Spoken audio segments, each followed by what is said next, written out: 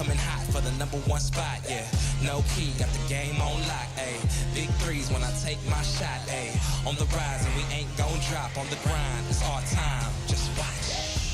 If you want it, you can get it. Life gets hard, but don't you let it get you down. Go get the crown, because our time is now. Ayy, we gotta get it. Gotta get up, gotta go, we gotta get it. Ayy, they won't forget us. Made it happen and we all became legends. We gotta get it, gotta get it, gotta get it. We gotta get it, gotta get it, gotta get it. We gotta get it, gotta get it, gotta get it. We gotta get it.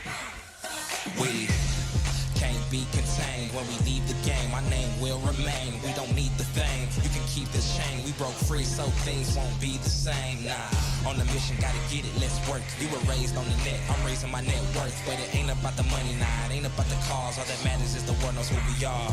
Stars. If you want it, you can get it. Life gets hard, but don't you let it get you down. Go get the crown, because our time is now. Hey, we gotta get it. Gotta get up, gotta go, we gotta get it. Hey, they won't forget us. Made it happen and we all became legends. We gotta get it, gotta get it, gotta get it. We gotta get it, gotta get it, gotta get it. We gotta get it, gotta get it, gotta get it. We gotta get it. Know that our time is now. Yes, life can get hard, but don't ever let it keep you down. See, we are all kings and queens and we all deserve crowns. So don't wait. Get up, go out and get it. Now. Hey, we gotta get it. Gotta get up, gotta go, we gotta get it. Hey, they won't forget us. Made it happen and we all became legends. We gotta get it, gotta get it, gotta get it. We gotta get it, gotta get it, gotta get it. We gotta get it, gotta get it, gotta get it. We gotta get it. We gotta get it. Gotta get it, gotta get it. We gotta get it. Gotta get it, gotta get it, get it.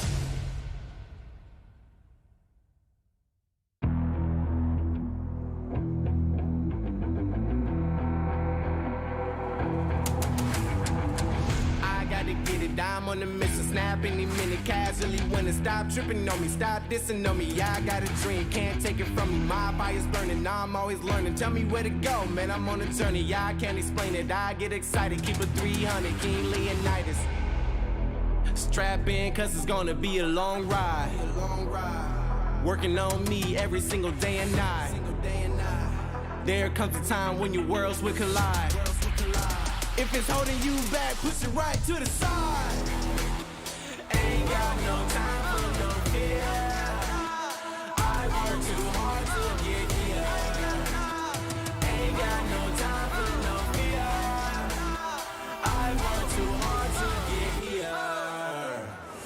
I don't got the time, put me in, coach. I've been going hard, time to let it show. Everything raw, give it to me now. Let me have the spot, man, it's going down. Gotta get it here, I don't wanna wait. Take what I want, then I go train. Gotta get a win, I won't lose the game. This is my year, I ain't gonna break.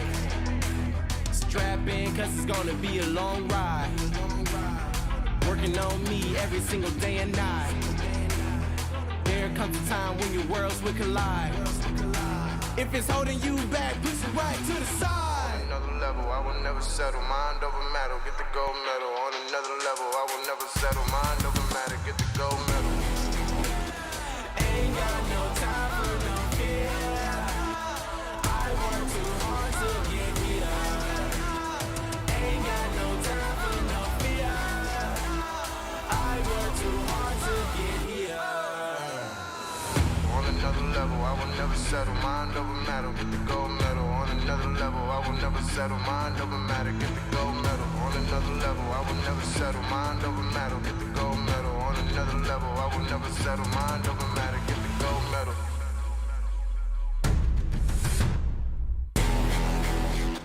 Ain't got no time for no fear.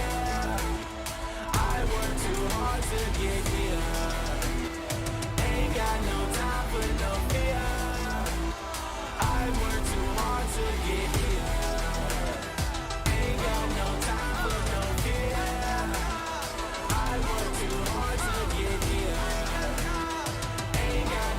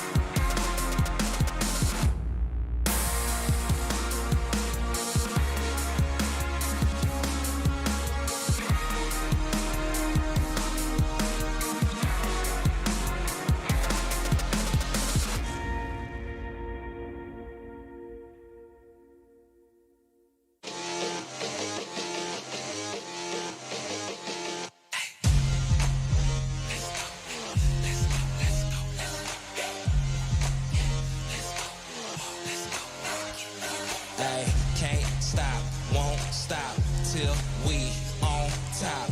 Quit, I think not. Coming hot for the #1 spot, yeah. No key, got the game on lock, ayy. Big threes when I take my shot, ayy. On the rise and we ain't gon' drop. On the grind, it's our time, just watch. If you want it, you can get it. Life gets hard, but don't you let it get you down. Go get the crown because our time is now. Hey, we gotta get it. Gotta get up, gotta go, we gotta get it. Hey, they won't forget us. Made it happen and we all became legends. We gotta get it, gotta get it, gotta get it. We gotta get it, gotta get it, gotta get it. We gotta get it, gotta get it, gotta get it. We gotta get it. We can't be contained when we leave the game. My name will remain. We don't need the fame. You can keep this chain. We broke free so things won't be the same. Nah, on the mission, gotta get it. Let's work. We were raised on the net. I'm raising my net worth, but it ain't about the money. Nah, it ain't about the cause. All that matters is the world knows who we are. Stars. If you want it, you can get it. Life gets hard, but don't you let it get you down. Go get the crown because our time is now. Hey, we gotta get it. Gotta get up, gotta go, we gotta get it. Hey, they won't forget us. Made it happen and we all became legends. We gotta get it, gotta get it, gotta get it. We gotta get it, gotta get it, gotta get it. We gotta get it, gotta get it, gotta get it. We gotta get it. Know that our time is now. Yes, life can get hard, but don't ever let it keep you down. See, we are all kings and queens and we all deserve crowns. So don't wait. Get up, go out and get it. Now. Hey, we gotta get it. Gotta get up, gotta go, we gotta get it. Hey, they won't forget us. Made it happen and we all became legends. We gotta get it, gotta get it, gotta get it. We gotta get it, gotta get it, gotta get it. We gotta get it, gotta get it, gotta get it. We gotta get it. We gotta get it. Gotta get it, gotta get it. We gotta get it. Gotta get it, gotta get it, get it.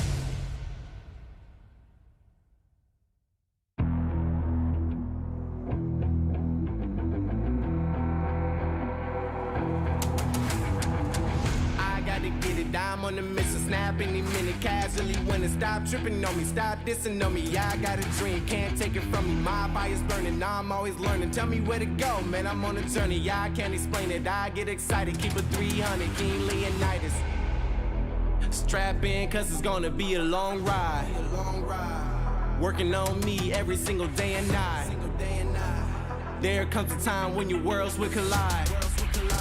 If it's holding you back, push it right to the side. Ain't got no time for no fear. I work too hard to get here. Ain't got no time for no fear. I work too hard to get here. I don't got the time, put me in, coach. I've been going hard, time to let it show. Everything raw, give it to me now. Let me have the spot, man, it's going down. Gotta get it here, I don't wanna wait. Take what I want, then I go train. Gotta get a win, I won't lose the game. This is my year, I ain't gonna break. Strap in, cause it's gonna be a long ride. Working on me every single day and night. There comes a time when your worlds will collide. If it's holding you back, push it right to the side. Another level, I will never settle. Mind over matter, get the gold medal. On another level, I will never settle. Mind over matter, get the gold medal. Ain't got no time for no fear. I work too hard to get here.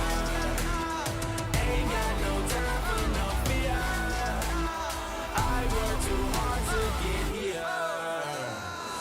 On another level, I will never settle. Mind over matter, get the gold medal. On another level, I will never settle. Mind over matter, get the gold medal. On another level, I will never settle. Mind over matter, get the gold medal. On another level, I will never settle. Mind over matter, get the gold medal.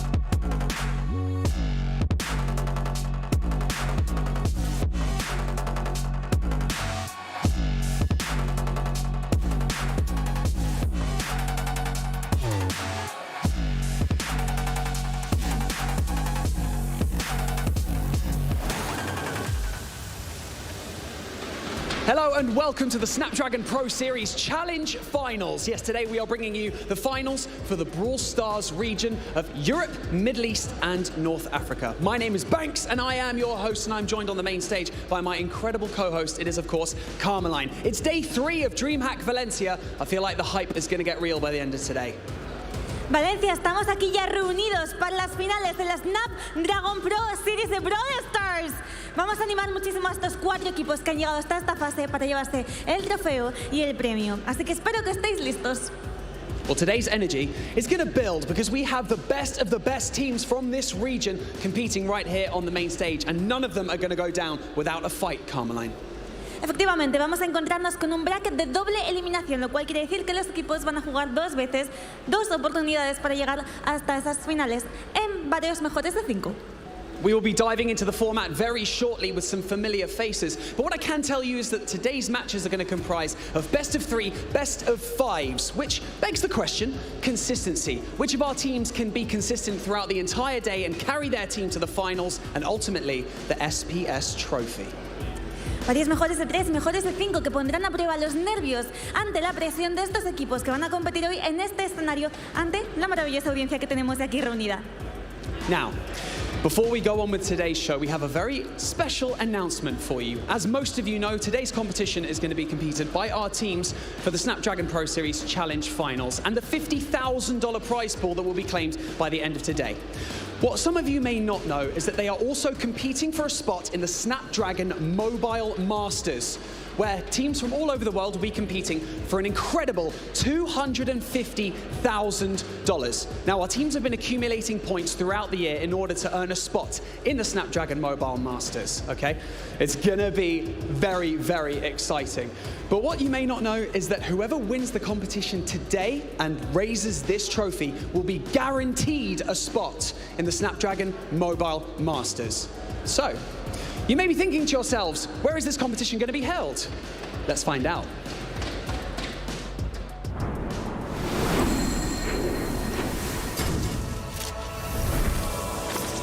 As I feel the weight of the world, I see it, I reach it. To the summit that I never known I need it, I reach it. Every step takes me farther from home. I see it to the end.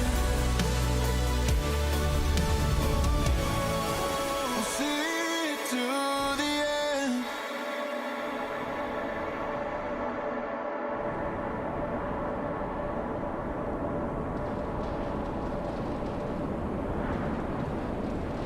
That's right, DreamHack Valencia, make some noise. The Snapdragon Mobile Masters will be held in Japan, home to some of the best Brawl Star teams in the world, so we thought that it was only a fitting location to have it there.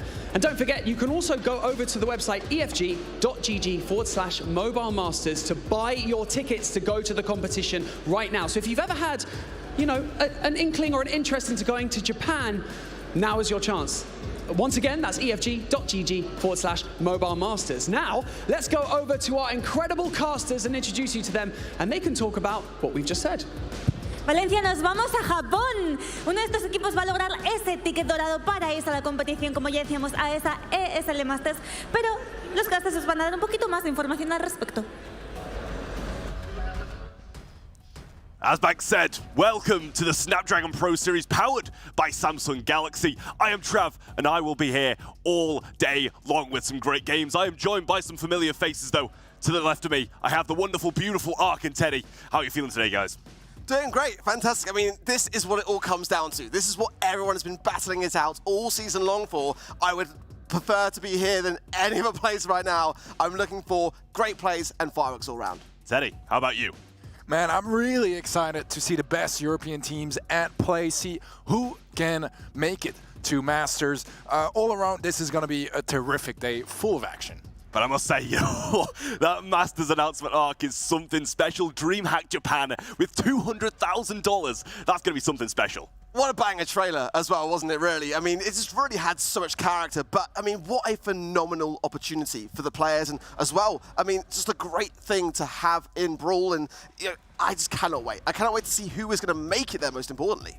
I mean, we're giving a home advantage to the best teams in the world, Teddy. I'm not sure how I feel about that, but I'm sure you're pretty excited about it. Yeah, it's super cool because, if you look at the Japanese teams right now, both Zeta Division teams, they've been dominant outside of their region. Now, playing on their home turf, that is something I want to witness. Yeah, let's take a quick look at the format, what's been in the past, what's in the future, and where we are today. We started with a season before this. Open finals, though, for Season 2 was back a while ago. Split 1, Split 2, 8 teams progressed from that to go to the Challenge season, where we were around about a month ago, finished things off with that really, really close game day number 7. Today, we land in Challenge finals for Season 2, where the 4 best teams from the Challenge phase progressed, and they will be fighting it out today to see who gets enough points to head to that Masters, which, as we have just said, is going to be absolutely incredible in Japan. 2 teams from each of the 4 regions will advance, and they'll be battling it out. Yeah, that's 2 teams from each region, of course, and bringing everyone together, that's what this is all about. It's one thing to be the best in your home region, but can you battle against those in other regions? And as we've seen, and as Teddy's already mentioned, the East Asia region really is leading the forefront of the Brawl esports scene at the moment. And it's not just the prospect of going to Japan for DreamHack. Today, we've got a big prize pool as well. Teddy, why don't you walk us through it? 20 grand, that's what is on the line for that first place, 10K for second place, 7.5 for third, 5K for fourth. Everyone is going home with something today, but let's be honest here, the big prize is that ticket to Masters. Oh, it definitely is, and I'm so excited for that, and I'm sure the players will be as well. It's really just an absolutely incredible event to have at the end of this, and at the end of today, we'll be finding out who's going to be going, and that's what makes today so special, not only that $50,000, but also some added perks as well, right? Yeah, exactly that. Again, I think that after how much work all of these teams have been putting in, what it comes to today is just making sure that they can perform on the day. We've seen everyone kind of go through the motions of having their ups and downs. For sure, some teams have had more ups than not. But take Tribe as an example. On that final challenge day, they showed everyone why they deserved to make it all the way through. They just turned everything around in their favor. I mean, the probability of them even making it there was so slim, but we were there for the ride, Exactly, and we will have a look at our bracket now, see what's coming up today, because can some teams carry on these storylines that we've been seeing throughout? Tribe, they were struggling, they brought it back really, really well. Totem, though, they ended their streak. SK ended out on top in the seed number 1, so they will be facing off against Tribe Gaming EU, who ended up in 4th seed, coming in at 3 and 4, which is something that you don't see too often, but the massive tiebreak at the end. Following up after that, we will have Reply Totem versus Chazmac Gaming EU, and as you can see, the format for today, it's going to be a double elimination bracket, so plenty of chances for teams to come back and climb back through this bracket to make some redemption arcs and face off against teams they may have lost against before. Yeah, you're saying plenty of chances.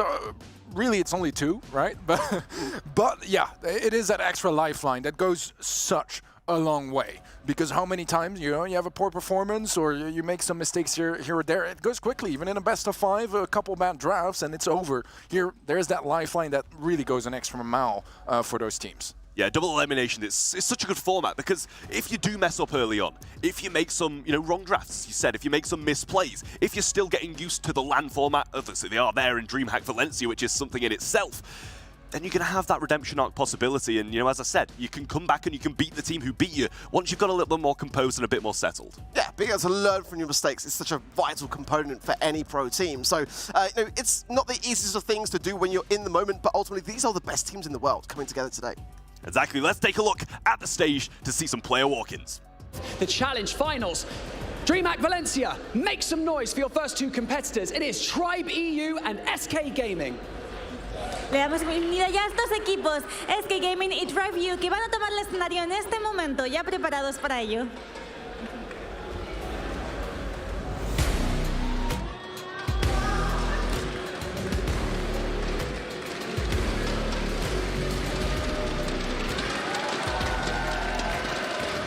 Walking onto the stage from Tribe EU, we have Drage, Tom, and Yoshi, and from SK Gaming, we have Semantic, Chaos, and Guille.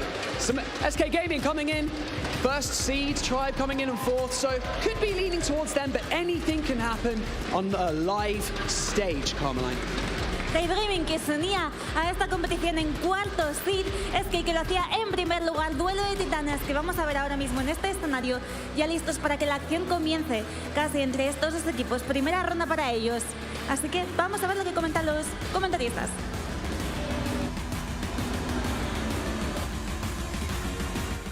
Well, there you have it. There's the players. I'm not sure about what you think about it, but I may have seen maybe a few little nerves sneaking in there again. Some of them looking a bit nervous whilst they were stood there. Yeah, I mean, it's a really important day. You know, ultimately, the World Finals of the BSC is normally where things get wrapped up, but we're bringing everyone back in today. We're saying, no, like, you know, give us your all yet again. So we've got to remember as well, some of these, you know, rosters and organizations, they might be shifting around a little bit. This could very well be the last time that we see some of these players playing together. It's a sad prospect, but I'm going to have to ask you guys, the Snapdragon predictions. What are you thinking today, Teddy? SK or Tribe? Well, you know, I think that if you look at the crowd, there's going to be a little bit of a home advantage on the side of SK Gaming, 2 Spanish players. There is Yoshi as well on Tribe Gaming, but I feel like most of the Spanish folks that are there in the live audience are going to be cheering for SK Gaming, and therefore I think that might be enough to just nudge them towards a victory here. Ark, what are you thinking? I feel like SK performed very, very well at the World Finals, but at the same time, so did Tribe. Historically, this has been a back and forth all the way through. In Season 1, the Challenge Finals, we saw this very matchup, and it was very neck and neck between both SK and Tribe. I feel like I'm going to go SK, simply because, again, Yoshi being, you know, in the team lineup today for Tribe Gaming EU has been something that they haven't really seen for quite a while. It's normally been Lenan fronting that roster for the most part, so I just feel like it has been a while since we've seen it. So is the synergy still going to be there? Yeah, I'm going to side with you as well. I've got to say SK Gaming, they just seem like they have more, you know, they're just more synergized as a team at the moment. Don't get me wrong, Tribe Gaming, when they were playing with Yoshi at the start of the year, it was some of the best gameplay we've seen it in a while. They were making grand final after grand final in those monthly finals, and this isn't a roster who we can just glaze over. They're not out of this because they haven't been playing with Yoshi. He is incredibly mechanically skilled and considered by a lot to be one of the best players in this region, if not the best. Quite a few of people I've heard say that at Worlds, and that is something that can maybe shake things up a little bit. He hasn't been part of this team, he's not got the synergy, but he's got the mechanics to make up for it, Teddy. I agree with you. I think the conditions where they came with this lineup here for this event are a little bit different as well, right? Because it's not quite that they wanted to have that roster. I think Lenan could make it. And that is quite a difference in how things got put on the table and how prepared they were for those specific conditions. So I don't know. I think Yoshi, as you said, is an incredibly talented player and can bring so much to the table, but he has to do that. And yeah, he has to do that today. We saw both of these teams losing the exact same round at World Finals in those quarters, going out between that, the closer places. And it was definitely tough for both of them. They didn't have easy matchups. Zeta Division 0 beat Tribe. It did look like Tribe was starting to get some footing, and then it got cut short. SK Gaming, though, they're long-term rivals of Tribe Gaming. NA took them down, so it's not like either of them are coming in with more of a momentum boost into this competition, but I just can't write SK off. You can never write them off, that's the thing, but you're absolutely right in saying that, you know, SK losing to Tribe Gaming NA, it's the same organization. True, not the same team that we see on the stage, but there is, again, so much history, so much background between this matchup, between these two organizations, and, you know, you cannot underestimate that. The mind games can take their toll sometimes, but again, these are the best teams in this region in the world. So they are able to put those things aside, focus very much now in the present. The question is, you know, how are Tribe feeling about this one today? You know, how is the team chemistry going to be? Because, like you rightly say, Trev, I feel like SK at the moment are just arguably in a better spot. Despite their loss at the World Finals, they are still very much a unit and have had better results throughout the season too. Yeah, you see, the thing is with Tribe as well, I do feel like they struggle quite a lot in person. They don't have, you know, the kind of ice in the veins that the SK players bring. Not as much experience, especially on the side of Drake and Yoshi, who have really only started to come into their own for the past couple of years, where we've seen Semantic Gear and Chaos since the start of Brawl Stars. Well, Tom as well, I suppose, but he's over on Tribe, and it is a little bit worrying. They might not be able to get their heads wrapped around the drafts or around the mechanics of the game. And you know, it's things we've seen. At World Finals, there was some sketchy drafts coming out of Tribe Gaming EU, and it could be caused by the nerves, Teddy. Yeah, absolutely so. And both teams have shown in the past that sometimes there are some no-shows, right? Where they're kind of there, but not really, and a bit underwhelming, especially at the start. And sometimes it's too late to come back. So I'm really hoping for both teams to bring their A game, be incredibly prepared, and start the series with a banger draft off the bat, make sure that, you know, you go in with confidence and just make it a series. Yeah, I mean, you've kind of got to question as well, as Ark said, you know, are the heads going to be in it? There are a lot of roster changes, and some poaching may have already started, you know? SK could be speaking to some of the players from Tribe and vice versa. It definitely could happen. Draft is coming in, though. Getting started today on Sneaky Fields. SK Gaming ban out the Ems, the Max, and the Buster. Common bans, I'd say. Tribe Gaming getting rid of the Surge, the Ems, and the Nita. Bringing in Otis the first pick, which is something I really like, Ark. Yeah, I love the Otis first pick. It's just something that we saw, didn't we, at the World Finals for the BSC so frequently. The pick rates and also the win rates so massively high for Otis. And the Buster ban for me, for SK, is a must on this particular map. It really can just cause such an issue. Both teams banning out the Ems as well, valuing that brawler so highly, I think is the wise decision as well. Now, SK going to be coming in with their choice. Gale going to be coming in first for them. Not so that we've seen quite a lot of SK playing Gale, haven't we? Actually, they were much more aggressive, though, it must be said, for Brawl Ball in the BSC. But I think that's a very smart first draft. I mean, ultimately, it then keeps the Tribe aware that they can't really bring a tank into this mix. Yeah, just something worth mentioning, in case you guys have been, you know, watching the Brawl Talk and Twitter. The balance changes are not live just yet, so Gale is still very much a strong option. He is going to be getting nerfed quite a bit. It's one of SK's staple brawlers when it comes to Brawl Ball, specifically Sneaky Fields, of course, because, you know, there's always a little bit of a scary element to tank your options, and Poco is actually an interesting thing to bring to the table here. Definitely a map where it can succeed quite well. I really want to see how they are going to pair that, but first we've got 2 more picks on the side of Tribe Gaming. Yeah, well, you're kind of looking towards the Poco Ash, right, for the side of SK. That's what they're reaching for. And Tribe are just going to say, no, none of that. We've got Otis, we've got B, and we've got Griff. 3 of the hardest counters to these tanks. They can get the map broken up. They can exploit the use of this B's range, the slows and stuff like that. But at the end of the day, regardless of 3 counters, you can never, ever, ever count out Ash Poco, especially, you know, if they're pairing up the scale. They get some good stuns, they get some good breakaway plays, and it can all be turned around.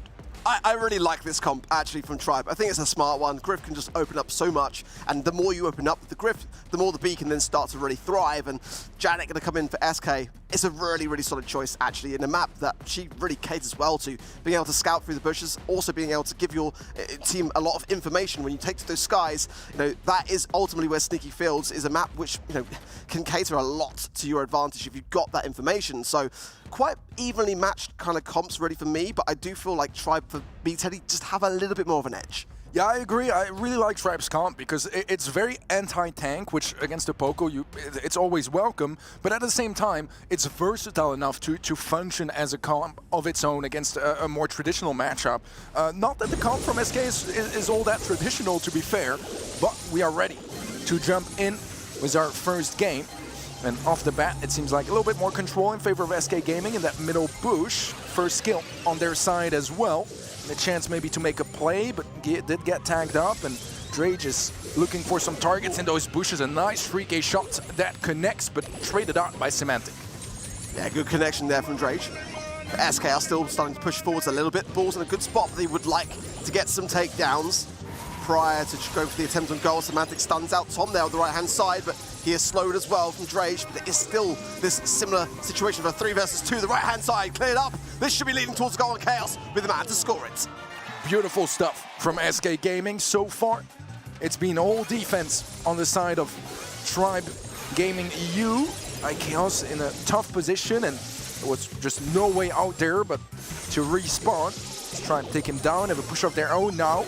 Tom with a nice mute onto Guille. That's a big opportunity. The kill follows up. Semantic low HP as well, but still in the mix for now until Yashi turns things around, takes him down. Drage falls to Chaos. Yashi, can he walk it in? He should be able to, but Guille shuts him down, and actually that gadget went a long way in getting his HP down so he could close out that kill. Wow, a bit of a reset now, but it is Tribe that do need to start to be more aggressive in this situation. Chaos there with another takedown. Tom low on the left-hand side. Now Semantic going to come in, place a twister there, not kind of sure whether that's the right play. It would be better to kind of reserve them ideally for when you are on a defensive, but for the most part now, Tom just trying to find the angle. 45 seconds left on the clock. At the moment, SK seem to be very much in full control over this situation and don't seem to be showing any signs of moving. Yeah, there was that moment of weakness earlier, but ultimately didn't result in a goal. So SK happy to play time from here on as we head towards the final 25 seconds in this game, and Tribe really need to find some sort of opening. Gotta get out of this spot, get a takedown. Ski comes in, keeps the pressure onto Yoshi. Drage goes down very quickly. 15 seconds though now, and the ball still in a position of defensiveness. I just can't see a way the Tribe will be able to bring us back in time, and SK just being very defensive, as we tend to often see, going back to their roots in that respect, because this is not how they played at the World Finals for the BSC. They were being much more aggressive, and I think actually that harmed them back in the World Finals then. It was that strategy and style which we saw a lot in last year, but now, going back to the roots, it was what worked here, and you know, if it's a strategy that works, you can't really look at it upon any other way other than thinking, well, you've just got to play SK at their own game here. Yeah, certainly so. It's very often a strategy employed here by SK Gaming in Brawl Ball to go for that early goal, an aggressive early push, and then play it super safe from there on, just not conceding any goals.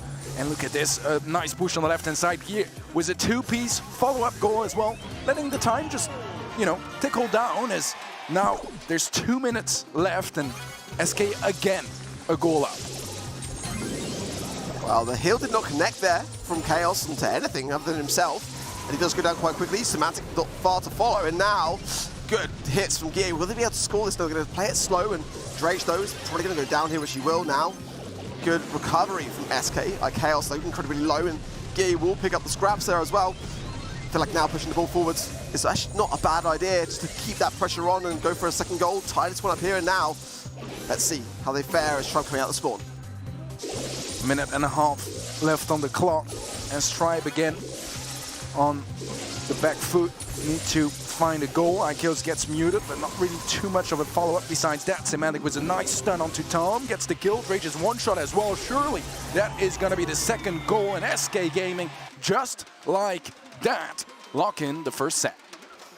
Solid stuff. I mean, it just looked very comfortable, didn't it? You've got to say, SK just doing SK things at the moment as well. You know, despite, for me, the draft not really being on their side as well, it didn't deter them. They had a game plan, they were raring to go, and Tribe just looked very sluggish, very slow, didn't really seem to have much, you know, activity going on. Just a bit lethargic for me, actually.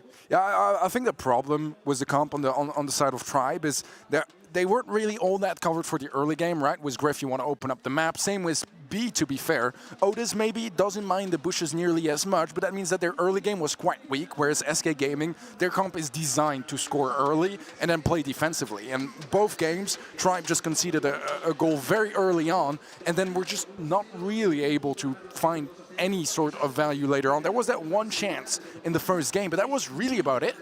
Yeah, it just seemed like SK had a strategy, had a plan going in, and Tribe were just kind of following and leaning into that. They weren't kind of making opportunities happen for themselves. They weren't really kind of, for me, having that same display of awareness for what they actually intended to do. It was just kind of playing into the trap, almost, actually. But the next set, a fresh chance to reset, to think through, you know, the draft itself, as Tribe definitely don't seem to be looking that comfortable. I mean, there's no communication, no discussion.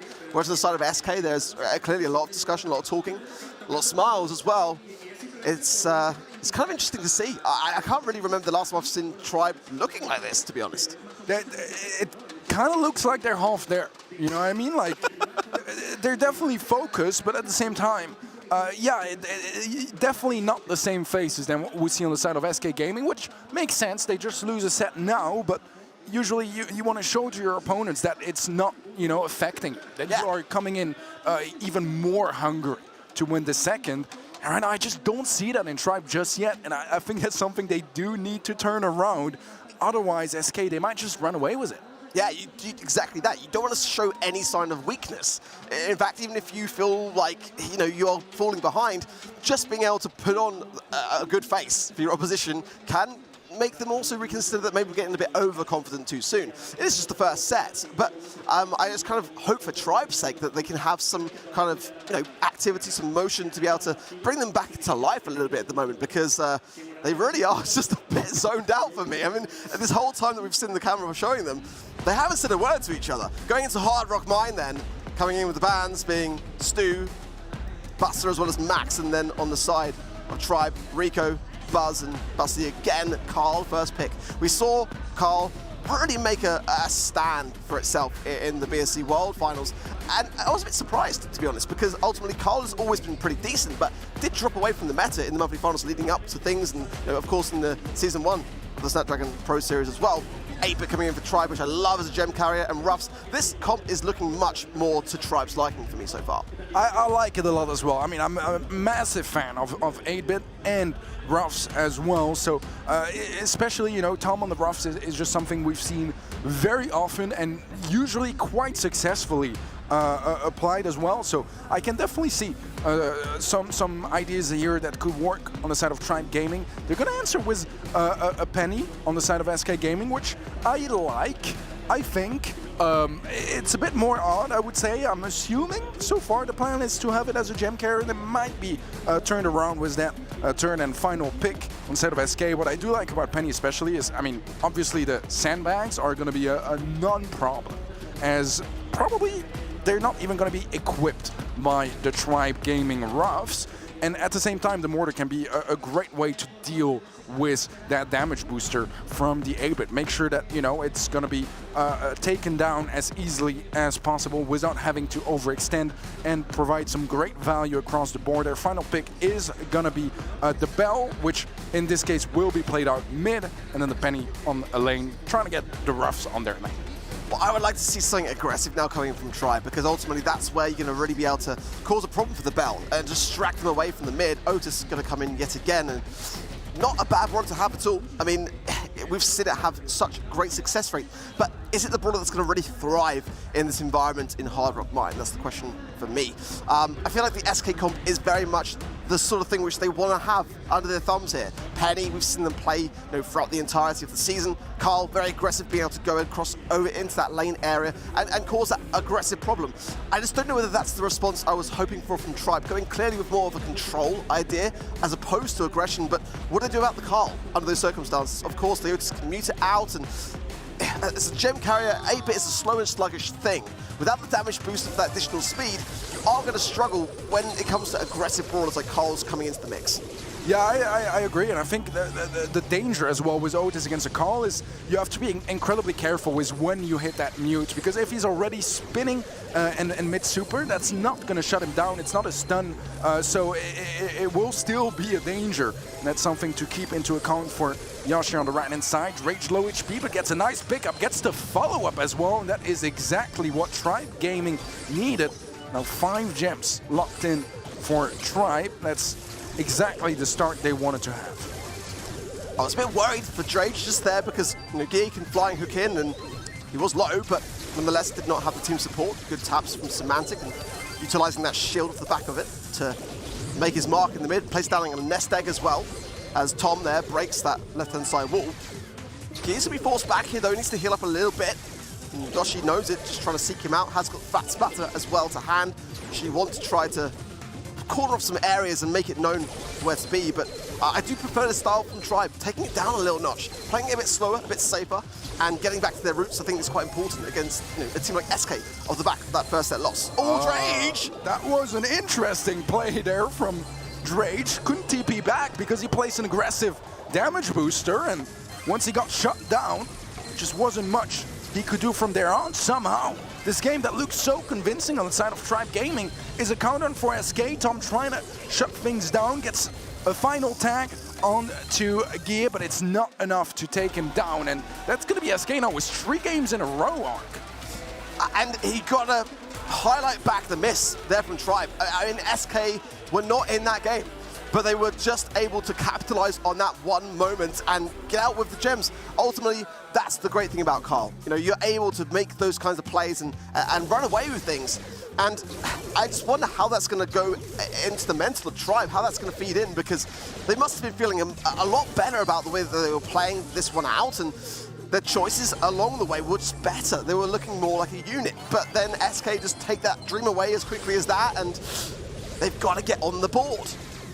Yeah, it's very interesting because it was a super good game for Tribe Gaming for the most part, and somehow a big mistake from Drage in the mid is something he will have to be careful for from now on, as the damage booster will still stand a TP back from Drage.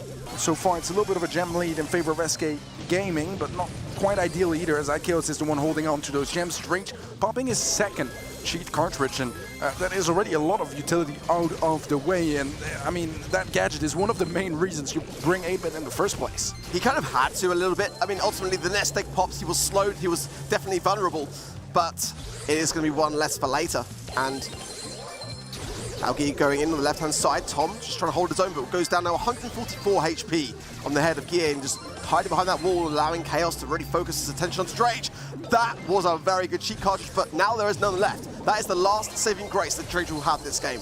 Yeah, and he needs to be incredibly careful from now on, especially as Tom falls. This means full-on mid-control in favor of SK, and Drage can't overcommit. He needs to be incredibly careful. Yoshi is low HP as well. Guille not quite able to take him down, 16 HP, but he lives until Semantic will connect the shot. Semantic again, as Drage falls, and the countdown is secured by SK Gaming.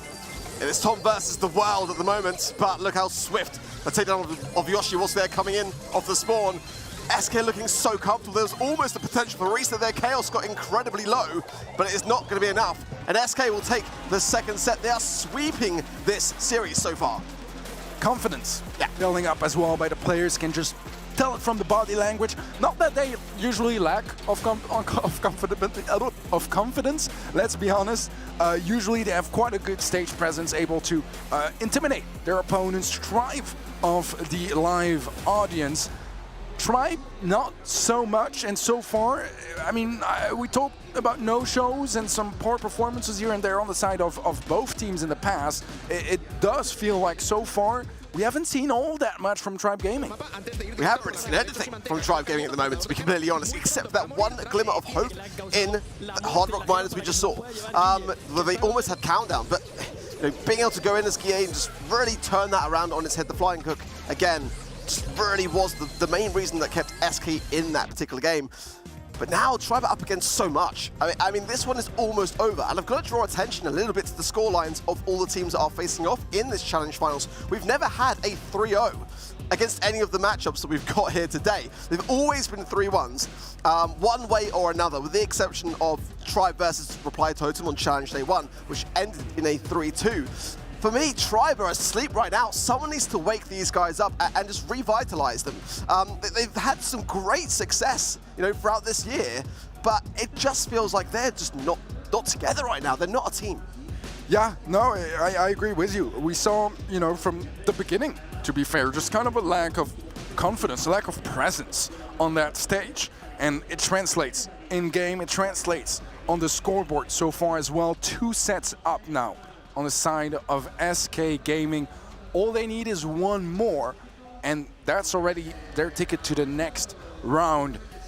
It's scary here for Tribe Gaming EU, especially since, as you said, there haven't been all that many glimpses of hope so far. There's been some chances here. I think they had a pretty solid shot at winning Gem Grab, but some mistakes, and the thing is, I don't think SK were playing phenomenal either in Gem Grab. Yeah. A lot of missed shots, especially from Semantic in the mid, where you should be able to hit your shots somewhat consistently when you're facing an 8-bit. Sure, you know, you can have the speed gear, you can move faster with your star power, all that good stuff, but you're still not exactly, you know, a hard target to hit, right?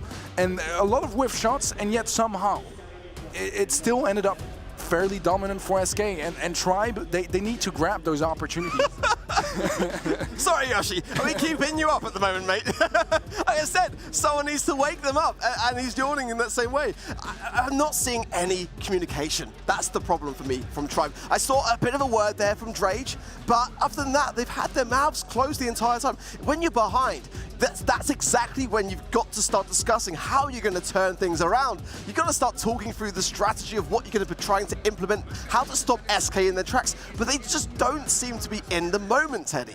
I think if it was an SK Gaming player yawning right now, it would be a very different meaning than someone from Tribe. It's not the greatest look, but this could very much be their final chance to stay in the upper bracket. After that, it's straight up going down to the lower bracket to that final chance. Our draft is kicking in here for Shooting Star.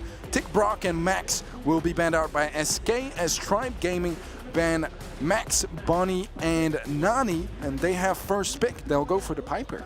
Yeah, I actually quite like that. Ultimately, with the Nani ban, with the Max ban as well, being a really key component to counter out Piper, it's not the worst idea to pick it first pick. Now, SK bringing in Eve, I really like. I feel that actually we are now in a stage following those buffs to Eve of you know, being present, bring actually a really good first choice in Shooting Star now. You get much more maneuverability over the mid, and ultimately the hatchlings can really cause a problem to be able to push back, and in Shooting Star, being on the back foot is really not where you want to find yourselves. Ultimately, let's see what they bring in for the second pick. I would like to see maybe a Bell coming in, but there are still options. Sprout, I was thinking Sprout, but I was thinking maybe as a third and final pick more than a second one.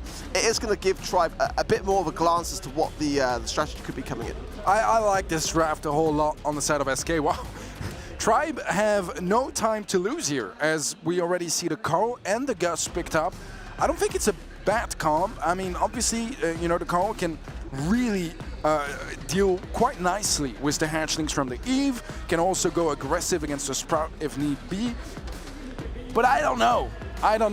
No destruction. I mean, there is that Piper super, but it's kind of more passive destruction, right? It's not straight up the plan to go open up every single wall. You can't quite do that all that easily. B is going to be the final pick on the side of SK.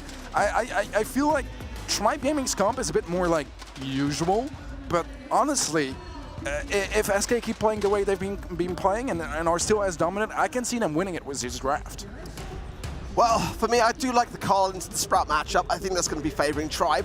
I feel like the Piper, having as much range as Piper does have, is going to go a long way as well. For me, speaking about this draft, I feel like Tribe should get the win, but they are not looking like a winning team here at the moment. We've got to see more from them. I mean, Bounty is a golden opportunity, in fact, to bring down that pace, and getting that first blue star, of course, is going to give them that early momentum, which they're going to need to have, especially with how much is against them currently. Drage with big taps onto Chaos and then big taps onto Guy also.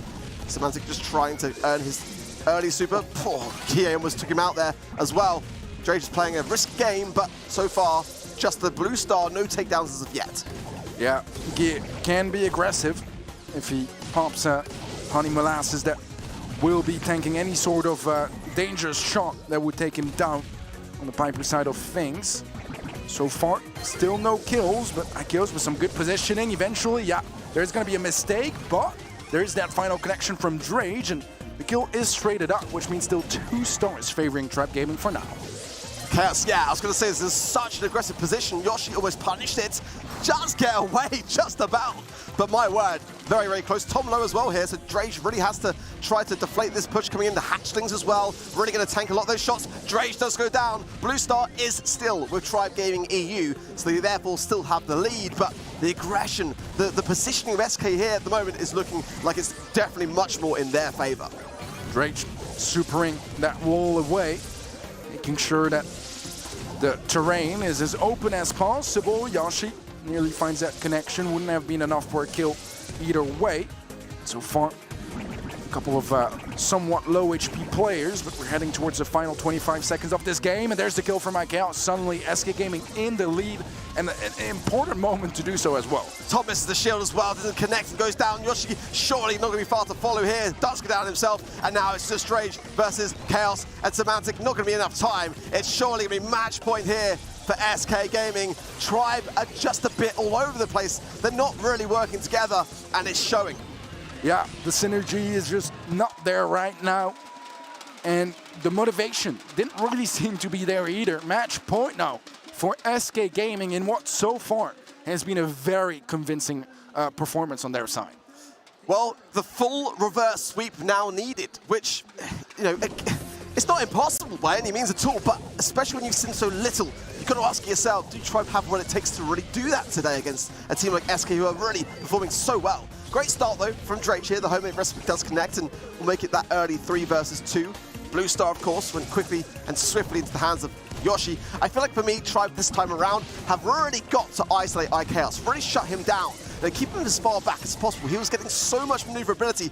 Drake is doing just that. So I'm pleased for what I'm seeing so far. And that just missed by a whisker. Key will pick it up. Yeah, that is quite a turnaround because it's still the blue star giving the lead to Tribe Gaming, but now any kills would be enough to give SK Gaming the lead. And IKaos surviving that, getting that kill is going to go a long way. Some aggression down in the mid now from IKaos as he plays down a wall, but so far Yoshi is dodging quite nicely and keeping himself out of danger. Tom creeping forwards, does pop the shield for himself as Yoshi goes in. It might have been better to reserve it for Yoshi because, yeah, that's speeding into stars. Realistically there, I don't know what Yoshi was really thinking. I mean, the 3 versus 1 as a whole without any shielding is just going to go only one way. Gi surviving there, the bottom left-hand side will be healing up now accordingly, but it is still SK with the lead. Yoshi going yet again. I don't know why he's doing this. I'm not entirely certain. But there is a kill there from Tribe. It's only a 1-star difference now, so definitely not unwinnable for Tribe Gaming, but they do need to win this one, otherwise they're going straight to the lower bracket. Final 20 seconds now, and still a 1-star lead for SK. They're looking for some tags. It's gonna fall. That was a beautiful wall from IKaos. He's had a phenomenal performance so far, and that might be just about enough to shut Tribe Gaming down and lock in a 3-0 clean sweep by SK Gaming. Not a single look in, not anything at all. SK did not give an inch to Tribe and are looking on phenomenal form here today. For Tribe, they've got to wake up, they've got to smell the coffee, they've got to get back into this. Not out yet, but now in the lower bracket. Tribe Gaming EU. I mean, I expected so much more from them. Yes, they had some hindrances. Yes, Yoshi had to play instead of Linane as he couldn't make it. But that's just not the performance you still expect. That was so clean from SK Gaming, and Tribe just had no resistance. They've just let them walk over them a little bit here and there in Brawl Ball. Still some missed opportunities, and then Gem Grab was just even more disappointing. It just really wasn't great, was it? Tribe just didn't look like themselves at all, in any way. Not a single game, nothing at all. Just very, very uncoordinated and looked a bit unprepared for me, and just not what we'd normally expect to see from Tribe. Yeah, as expected, statistics are going to back up Bounty any day of the week, aren't they, really, with stars obviously going the way of SK Gaming, and the majority of the damage as well, it goes without saying. But, like, Teddy, we can't have expected that from Tribe Gaming, right? It was just, I don't know if SK played well. I think they did, but I just think Tribe just didn't show up today ready to fight. I don't think SK needed to play well. That's kind of the thing, right? They could get away with a poor performance. We wouldn't really notice at this point. So far, I didn't even think they played phenomenally well, but Tribe were just very absent, and something that's not that characteristic from them, especially considering, the level of talent that they have on that roster. You'd expect that even if some team synergy, that it makes sense, right? That it's not quite as good than with Lena, the third they've been practicing with for the entirety of the year, pretty much. But then you still expect mechanics to be on point. You still expect some moments of greatness on individual lanes, some basics of Brawl Stars that just were not there. And that is why I'm quite disappointed of their performance, because it's just not on one level that they failed. I think there's a lot of different levels and layers where they just did not perform, and I expect more from a team of the level of Tribe Gaming. Yeah, it furthers my disappointment even more, because I don't think they even got outdrafted. Their drafts were fine. Brawl Ball, I was like, oh, surely they've got this. This looks good. I think a pretty similar story with Shooting Star. I'm not sure how you guys felt about that. They had some brawlers, good matchups in certain lanes, but as you said, some of the more aggressive plays from Yoshi were definitely a little bit questionable. They had to go in at certain points, but there were some moments that it just really didn't, and it seemed like mistakes were being made. And it's just difficult for Tribe Gaming to come back from that. They're now in the lower bracket, and honestly, it wouldn't surprise me if they go out from there straight away. Yeah, I mean, you can't go in as a Carl against a beat, and SK bringing that brawler in, it just provides that very quick and swift takedown, and the support network was always there, more often than not. Yoshi was 1 versus 2 or 1 versus 3. It was never going to work out. And I also feel like, what you guys were saying is very true. SK didn't really ever take it to 5th gear. They were pretty much just sitting on 3rd gear the entire time because they didn't need to go to that place. Tribe never really tested them. They weren't really put under that kind of scrutiny. So they are surely now feeling incredibly comfortable and confident going into the next matchup. Tribe, on the other hand, I mean, we just didn't see anything from them, to be completely honest. There wasn't much to really grasp onto. If we saw some communication, some discussion, something uplifting, something positive, then I'd be feeling better about their hopes in the lower bracket. But as we didn't see any of those things, I'm a little bit skeptical. Tribe looking sketchy, and SK Gaming, they're looking good, but overconfidence is sometimes not a good thing. They're going to be facing the winner of Reply Totem versus Chazmak Gaming, shortly coming soon.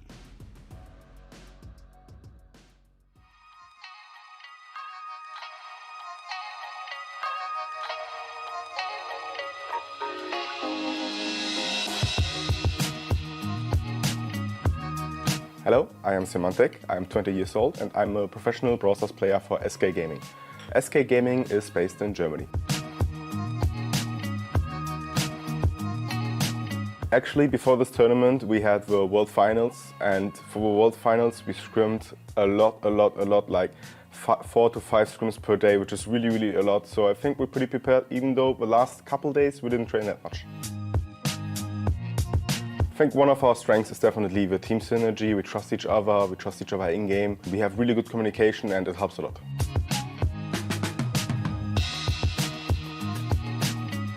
Obviously, we want to play perfectly. We want to try to do as many mistakes as possible. We want to play pretty passive, but punish the enemy if he does a mistake, and especially try to play easy to execute comms, so we have it a bit easier for us.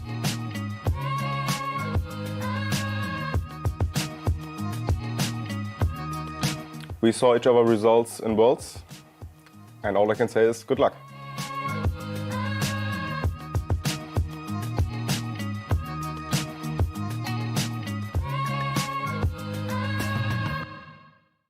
The Snapdragon Pro Series is brought to you by Snapdragon Elite Gaming, Samsung Galaxy, Monster Energy, and DHL.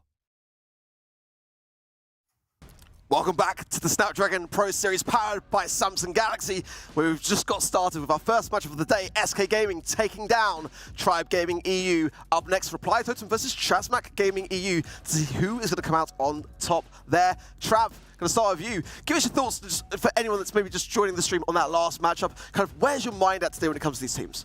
I mean, so far, Tribe Gaming didn't look like Tribe Gaming of usual. They're coming in with Yoshi, yes. He's a mechanical master. You'd have thought that would at least make up for some of the synergy issues they're going to be having. But that was not the case at all. SK Gaming completely wiped the floor with them, and it was just really worrying for Tribe, and it's looking good for SK. SK looking great, Teddy, but let's talk about Chazmak and Reply Totem. Reply Totem have had definitely better results, but Chazmak already coming up. I mean, they had a great performance in the World Finals in the BSC against Zeta. They really stood their own. Absolutely so. They're a team that has improved so much over the course of the year. They were one of the first teams to adapt to the draft format in the first place. Kind of fell down afterwards as other teams caught up.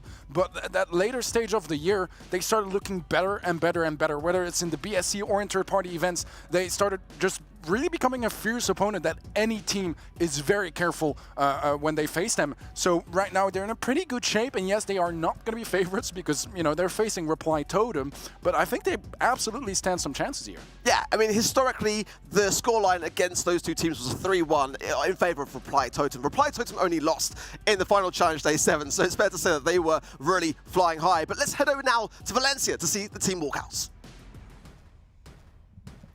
Gaming, they will move into the upper bracket final that we played a little bit later today, and Tribe Gaming EU will unfortunately slip into that lower bracket where they'll have to battle it out. A much tougher journey, but definitely not impossible.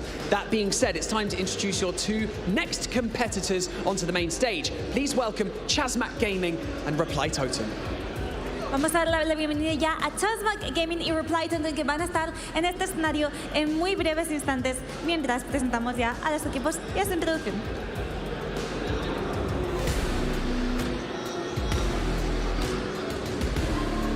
As they walk onto the stage, Chazmak Gaming is made up of Noe, Gero, and Rama. We also have Reply Totem is Maru, Maori, and Joker. An incredibly important match to kick things off. Like we've already said, you've got to get the wheels in motion in order to set the scene for the rest of your day. Because fighting out of that lower bracket, it's just a tougher journey, let's be honest. Efectivamente, es un camino muy largo el que han recorrido para llegar hasta aquí. Estos equipos que ya podemos ver colocándose aquí, preparándose para tomar sus puestos para las partidas. Y nos vamos con los comentaristas. Well, the teams have taken their post, and I've got to say, for me, Reply Totem are the team to beat. They were the team that lifted the trophy in Season 1. Question is, Trav, are they going to be the team that are going to lift the trophy in Season 2? I think it might be likely. They have been looking very good. They kind of slipped up a little bit here and there, but we can't forget as well, they might have lifted Season 1, but they had the longest streak of wins possible. I think it was somewhere in the mid-20s or something like that, low to mid-20s. But SK Gaming, they cut that short just before the end of the season. That might have been the momentum. It can either go one way. They're either going to get a kick in the backside and get going, or they're going to be coming off the back of a pretty hefty loss in Snapdragon Pro Series. Yeah, this is a really crucial moment because obviously, Reply Totem and Teddy coming into this one, they've got to start as they mean to go on. I mean, it would be disastrous for them to be pushed down to the lower bracket early in this stage. So, Chazmak, where is your mind at when it comes to Chazmak versus Reply Totem? I mean, you've historically always favored Reply Totem, right? So I'm assuming that's where your head is going, but put a number on it.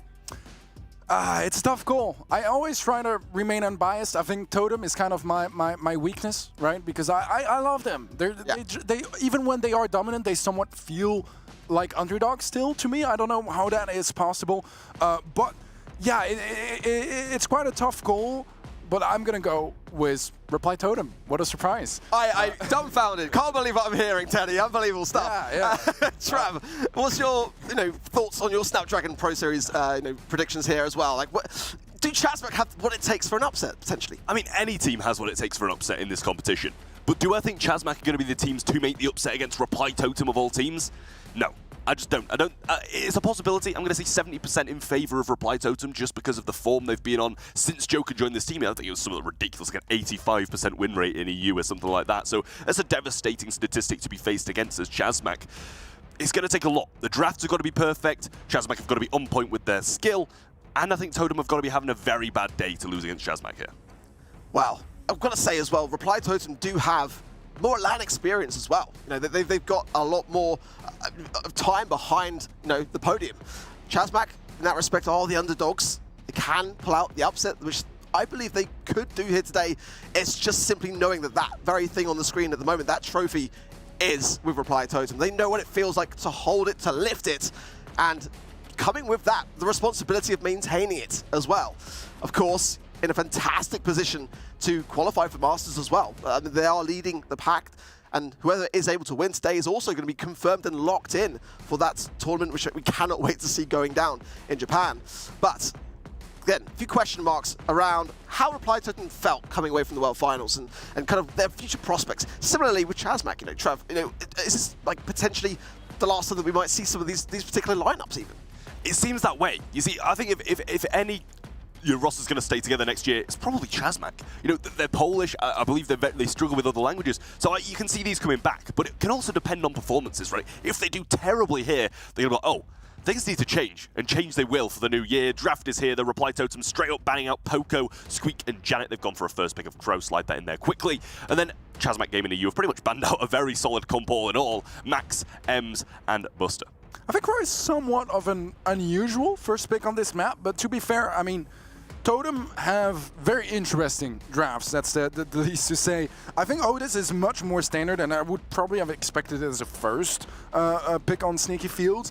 So I like that quite a bit on the side of Chazmak, just really versatile and good all around. Tons of damage. That mute can literally open up the map, unlock situations, get you a free kill, and just weaken up the defense or the offense of your opponent in crucial moments. Well, I don't know about Crow first pick for me. I'll be honest. I don't mind it. It's great for information, but it is going to be something which is going to struggle a bit against aggression. Penny coming in and notice for Chazmak, so clearly thinking about control and that kind of thing. But the bushes are definitely going to be something which is going to help and potentially Gale coming in for that reason as well, be able to shut things down. Rico is an interesting one. I quite like it, but it's not that common, is it, on this particular map, Trev? I mean, it used to be, right? Yeah, it used to be massively played here. Just the ability to scout out the lane, keep them at arm's length. I think it's pretty solid, but it's been a while since I've seen it. I think it can be good against Otis, right? Otis has got great DPS, close range, long range, no matter what, so keeping him at arm's length and keeping him out of way. Bouncing around these walls can be a massive thing to have. Penny, it's a difficult one, really. I think if you can get the map broken up, which is something they might do with their last pick, it can target quite nicely. Yeah, they're going to go with the roughs. Bit of a breakup, you'd imagine, because Penny's turret in Sneaky Fields, if they're in the grass, it's not getting the vision it needs. Yeah, I agree with you, and I think one of the reasons why Rico has been a little bit more rare to be seen on Sneaky Field is because of that roughs, right? That is just, you know, has the same sort of bounce capability, but just more utility across the board, the ability to open up the walls, and sometimes on Sneaky Fields it can be incredibly hard to convert and actually go from having mid-control to scoring, and I think that for the most part it's easier to do that with a roughs on your team than with a Rico. I think this is a very odd draft on the side of Reply Totem, but let's see if they can make it work either way, as Rama is deep in the mid, but quite low HP now as well, and that poison is not looking too good for him. 52 HP, does survive for now, but control is going to be now in favor of Reply Totem. Yeah, Totem hit. They took a hit early on, but it seemed like they were under control of the greater map. Great bounces coming around the left-hand side here from Joker as well. Bouncy Castle being popped early and doesn't get that much healing off it, as the bounces weren't that great. But now he is going to be taken down across the map. Snipe from Joker coming in left to right, and it works quite well. Yeah, I mean, that was quite a beam there from Joker to lock in that angle. So far, does seem fairly even across the board, but 2 supers available. Maru goes for the stun. Can he get the kill? Not quite yet, but Joker is there, and that should be a scoring opportunity. But they're taking things slow here. Now he gets a grasp of the ball. That Twister is in an interesting position, and the push deflates as Shazmak managed to defend quite nicely, and I feel like that's a bit of a missed opportunity for Reply Totem. Yeah, huge waste of one of the most valuable gadgets in Bouncy Castle up the top left there as well from Joker just before he went down, but a good wall break coming in from Giro. You know, as you said, Rico was so good, but Ruff's kind of replaced him. He can sculpt the map to his teammates' advantage and still can bounce around these walls. Nice dunk coming in from the right-hand side of Maru there. Gale Force showing its power. Giro, though, getting pinched down by Mori and Joker, but now it's all him. He's getting the shots connected. He's got another super, and that's another power-up for his team. Yeah, no more bouncy castles means it takes quite a bit longer to heal back up and get back in a good spot. The supply drop to destroy the bushes, make sure that no one sneaks up with a charge shot and just supers that ball into the net. Problem is, they might not need to, as we have a nearly team wipe, eventually team wipe. Reply Totem slotted in, and that's going to be a 1-0 lead now with only about 25 seconds left on the clock. You've got to have a certain level of confidence for that, considering he has his mute as well, and he connects onto Maru. This is going to be a big push coming in from Shazmak here. They get one. They're going to be focusing down on the left-hand side now. Pinching around the right is Naui. Giro getting some shots in. Mori's falling low. That's going to be a walk. They don't even need to. They get the kill, and they force it in. 10 seconds on the clock, and we're going to be seeing some overtime. Yeah, some over-aggression from Reply Totem there after they found a goal of their own. Shazmak tie things up. Push in that overtime. And there is that mortar as well now, making it a little bit harder to get some jukes in, and need to be a bit more careful and focused on the side of Reply Totem. A supply drop to buff up Rama. Make sure that he gets that extra damage, extra HP as well into the action. As we do have 2 supers available for Reply Totem, but there's nowhere that Maru can realistically stun his opponents from here on. Now he gets the ball, but not really able to do much with it just yet. Yeah, it's a tough overtime for Totem, but they had the kind of relief as Mori jumped in and got a kill. Now he falls low now and has to back up. Penny turret being placed to tank for him if need be, but it does go down quickly and seems like a bit of a waste of a super. Now he's still got his mute though, and that's something that Totem has to be scared of if he can get in range of Maru. He's keeping him at arm's length and he's doing a good job of it, but now it comes in, it connects, he can't use his super. Joker's low as well, and Mori's got to jump the pass to the right. Now he's a 50-50, but Joker grabs it. They get the kill, and there goes the first game as well. Beautiful closure there from Shazmak Gaming as they managed to outclass Totem. Totem that got a little bit confident, I feel like, after their goal. Not a lot of time left. Went for maybe a bit too much of aggression down in the mid. Try to keep that control, whereas maybe a more passive approach would have paid off more. Either way, slow up from Mari after that opening kill from Rama on the right-hand side. Mari needs to be careful. Rama needed quite a bit of time to heal up. The poison always makes it a bit more complicated. Catches Maru off guard with 3 connecting shots. That's going to feed straight into a mortar. Yeah, it's an early one as well. Quick super being grasped by Rama, but Maru's got the complete opposite. Gale Force there, Joker's giving the bounce castle. Not much heals off it. Now he does waste his super along the way. Falls low too. And now it's going to be them in control as it's a 2v3 for Totem, and Maru's already low as well. Mori got some nice heals off in the mid there. Good stuff from him. But the penny turret's raining down. It sees its target's fat splatter place as well, and Rama comes down the right side, gets one, gets some shots onto Maru, and this is a dangerous position. The first goal has already been scored, and Chazmak are running away with it. Yeah, I think now we're really starting to see just the poor draft from Reply Totem. I'm not entirely sure what the plan was, and I think the element of surprise managed to give them a bit of an advantage in the first game as Chazmak tried to understand the best way to deal with that draft from Totem. This is looking better, however, so maybe a bit of a chance here to make a push happen, as now we will be cornering up the ball. Maru not in the best position there. He takes down the mortar, but at the expense of his own life as he kind of gets locked in, and Rama and Naui just have to come in to secure that kill. Ball still locked on the top right as Joker finds an opening on the left side. Yeah, the bounce castle still remains as well. Mori flying under the radar in this bush and getting Naui down. Only got that single spray of shots. Can't really scout the bushes too well, and it is the issue with Chazmak's comp here. They are at the back foot now as they're pushed into the spawn, but Penny Mortar thrown towards the ball, and that's going to be able to scout some people out now that they're shooting. The knockback comes in from Maru, though, and a good lane swap coming in from Totem as well. Turret not quite targeting Joker, which would have been a saving grace for Chazmak at this point. Joker's going to use the super. Great there, and he gets two. The bounces line up perfectly. He has another one in hand, but Jiro's there. The super down from Ruffs, but that's going to be a goal from Maru, and Totem cling on to the last shred of hope. Yeah, where is Joker when you need him? And this was when Reply Totem needed him. 15 seconds left though until overtime. We saw earlier in game 1 that overtime was in favor of Chazmak. Maru does find an important kill, but now he has a mute, and that is going to be a devastating one for Maru because the poison will take him out. Pass to Garo, but not really much of a follow-up here. Reply Totem, they would love to corner up the ball, or at least make sure that this push is deflated for now. So far, no such opportunities on the Totem side of things as Chazmak are aggressive. Maru is one shot. Joker is low HP as well. The super does connect, but now he has a charge shot, and surely that one goes in. Chazmak takes set number 1. Chazmak are looking good. The draft was so much better, and we've seen Inso holding his book of secrets, and clearly the writing was not correct on it this time because that draft was just not it. It had its moments, but I just don't see why Crow was a first pick. It's questionable. It's got to have been something like a misclick because that's the only explanation I can find for it.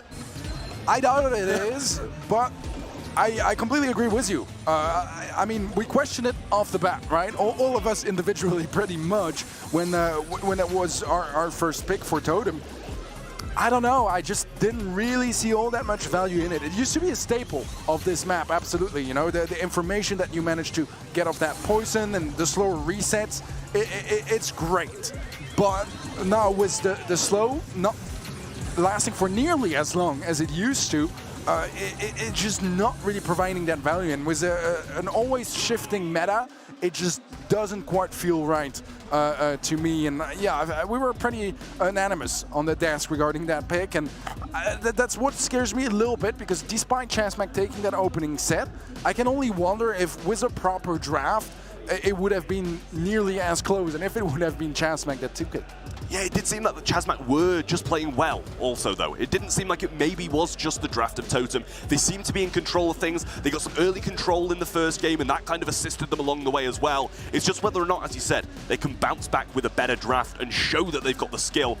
Because if we look at this, the stats are in their favor. They've had more damage, they've had more heals, which therefore kind of means more control, and it definitely was their control to be had. Difficult stuff, though, for Reply Totem to swallow, as Chazmak Gaming, they come out swinging, and it's working well for them. Yeah, I think that the stats are also going to be influenced by the amazing first game that Totem had. Despite losing it for the first, like, 80% of it, they were dominant. They had control, they got the first goal, and 10 seconds before the end, the goal from Chazmak, overtime, much more convincing on the side of Chazmak as well.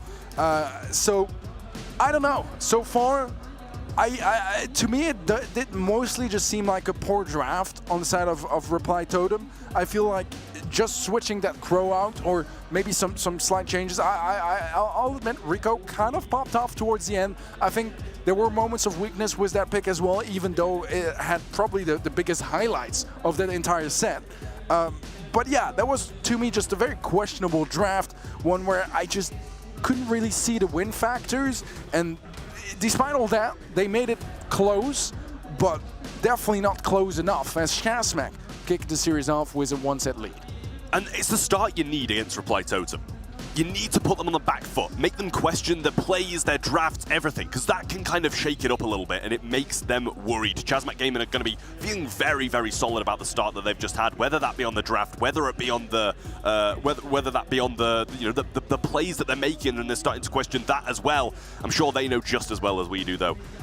Maybe that Crow first pick wasn't that good. Otis, as you reached out straight away, would have been a better first pick, and it proved itself. It worked really, really well. We're into the game, though, and let's see how it plays out.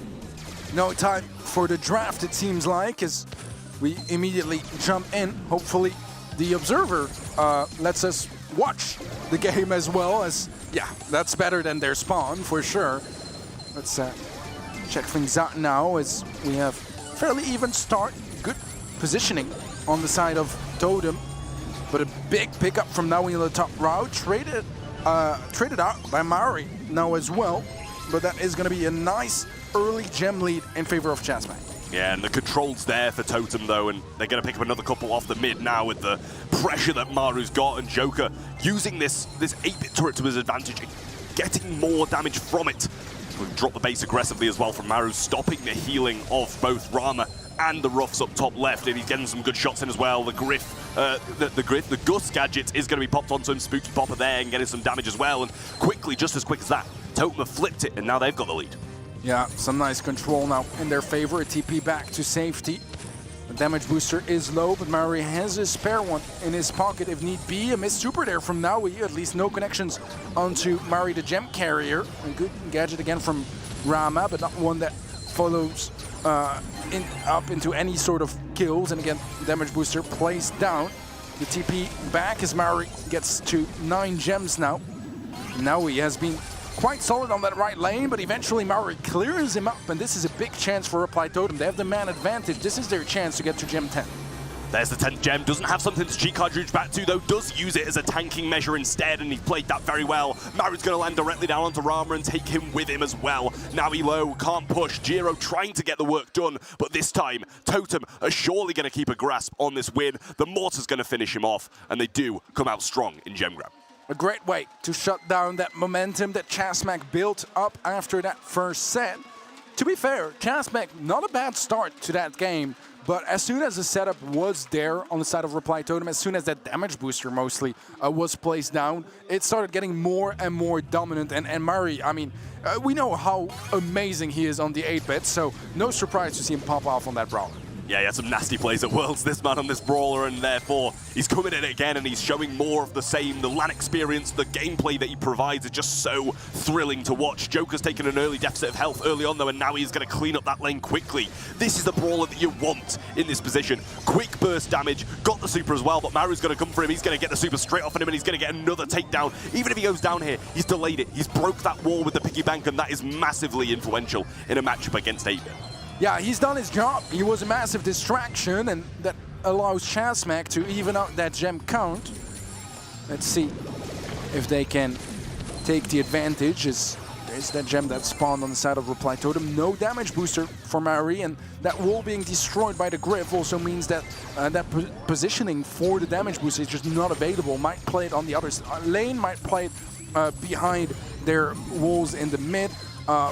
So far, he just doesn't have that damage booster just yet. Now he was a great super. Maori is going to be isolated, and that's a beautiful pickup from Naui. But those gems, can he find any of them? He gets one, gets another super down, but Maori was invincible. He just used a nice little TP there. The gems picked up by Rama. The shield keeps him safe for now. He gets quite low HP, but Maru is too low to really follow up and has to land back in a safe spot. Yeah, just the power of the Gus Super and Shield there, allowing him to stay alive in that position so well and reclaim those 4 gems that were dropped. They only need one more, but they don't seem to be able to have this anything that gets them the control without a Griff super or something like that, so he will be working quite heavily for that now as well. It's getting closer. We see a takedown as well, and now they're pinned into the top left corner. Totem need this win, and Chazmak, they want it as well. Giro getting the kills, takedowns on the left-hand side, but Giro does get the gems that Gus has just dropped, but he's going to fall as well. Joker's got a free claim of a few of those, and Totem start the countdown once more. Disaster for Chazmak, and just the absolute perfect timing for Totem as well. They took a long time to set up, but once they got that damage booster, it was all downhill for Chazmak, and this is gonna be a set locked in for Reply Totem, evening things out, one set each. Yeah, I mean, it was that early Griff pressure that got the control and allowed them to be in the game. The wall break was so good early on, and he knew it. He got it just before he went down, and it played out perfectly. Nowhere to place that 8-bit super, but once they got control, once they established themselves further up the map, it all fell apart, and some quick kills and quick succession for Reply Totem onto the Chazmak Gaming players. And this is the Totem we know. This is the Totem we love. The draft was good, the gameplay was even better, and they took home the set because of it.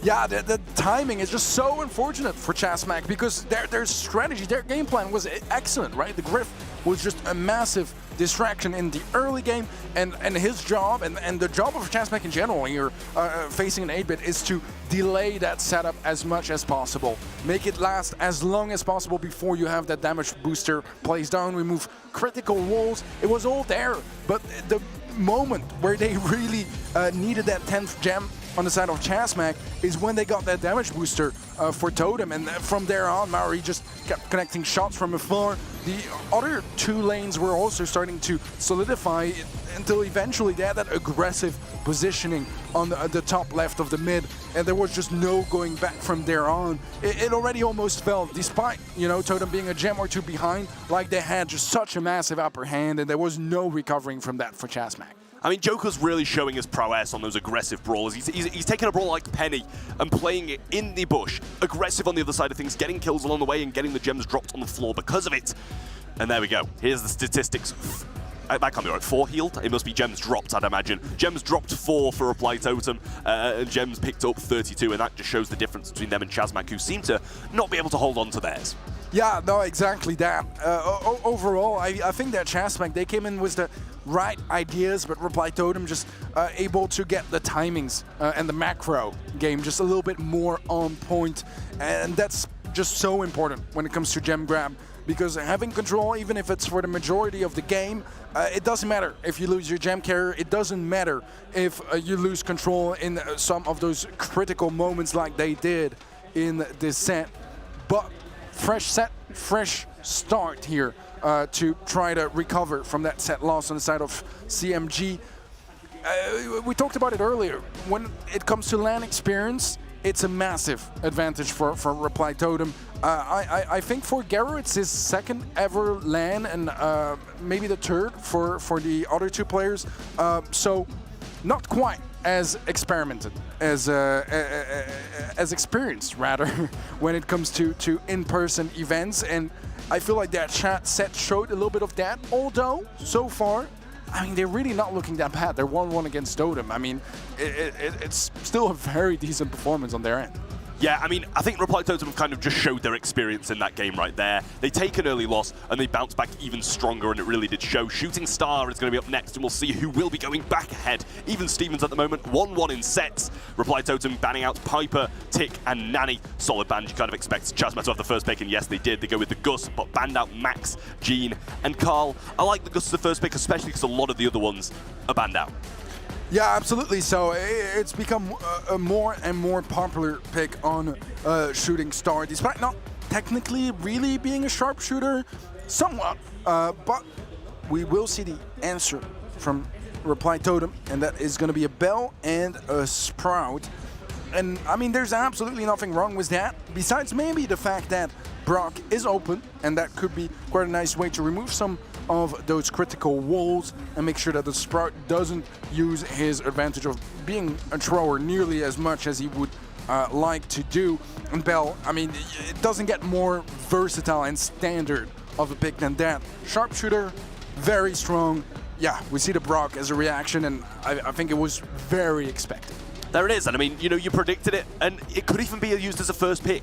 It's very solid, especially with the bans that we got at the moment, and even further solidified by Totem coming in with that Sprout. I don't know if it slipped their mind once again, and this draft could be a losing one for them. They're going to have to show how good they are at the game by kind of winning this Sprout versus Brock matchup, which is a tough one to do just that on. But I like what Chasmac have got so far. They've got the Brock, they've got the Gus, they've also got their third pick coming up next. But Reply Totem, they're going to have the last. They can counter it all. They're going to go with the Fang. And to be honest, I kind of love Fang here.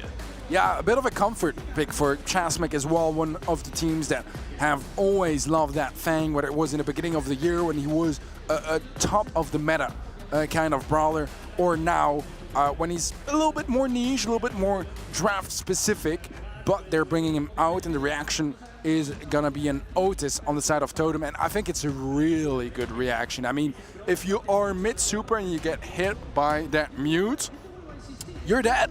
Pretty much. And not much you can do about that unless your opponents are low HP enough that you can just get the kill with your super that is still coming true. There's nothing to follow up after that. And I mean, just off that, I would, in my opinion, think that Reply Totem just have a slightly better draft. But there is some merit to that draft from Chasmac as well, especially if they can get a super onto the Fang before Otis gets his. That could be a nice way to kick things off with an early kill.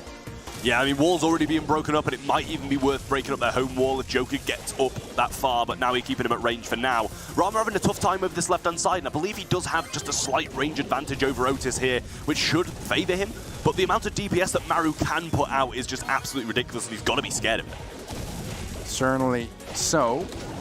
There is a Sprite wall, and beautifully placed by Joker. He's a bit isolated, so if now he gets a super, that might be a bit of a dangerous position. But so far, so good. Still just that one start in favor of Chasmac.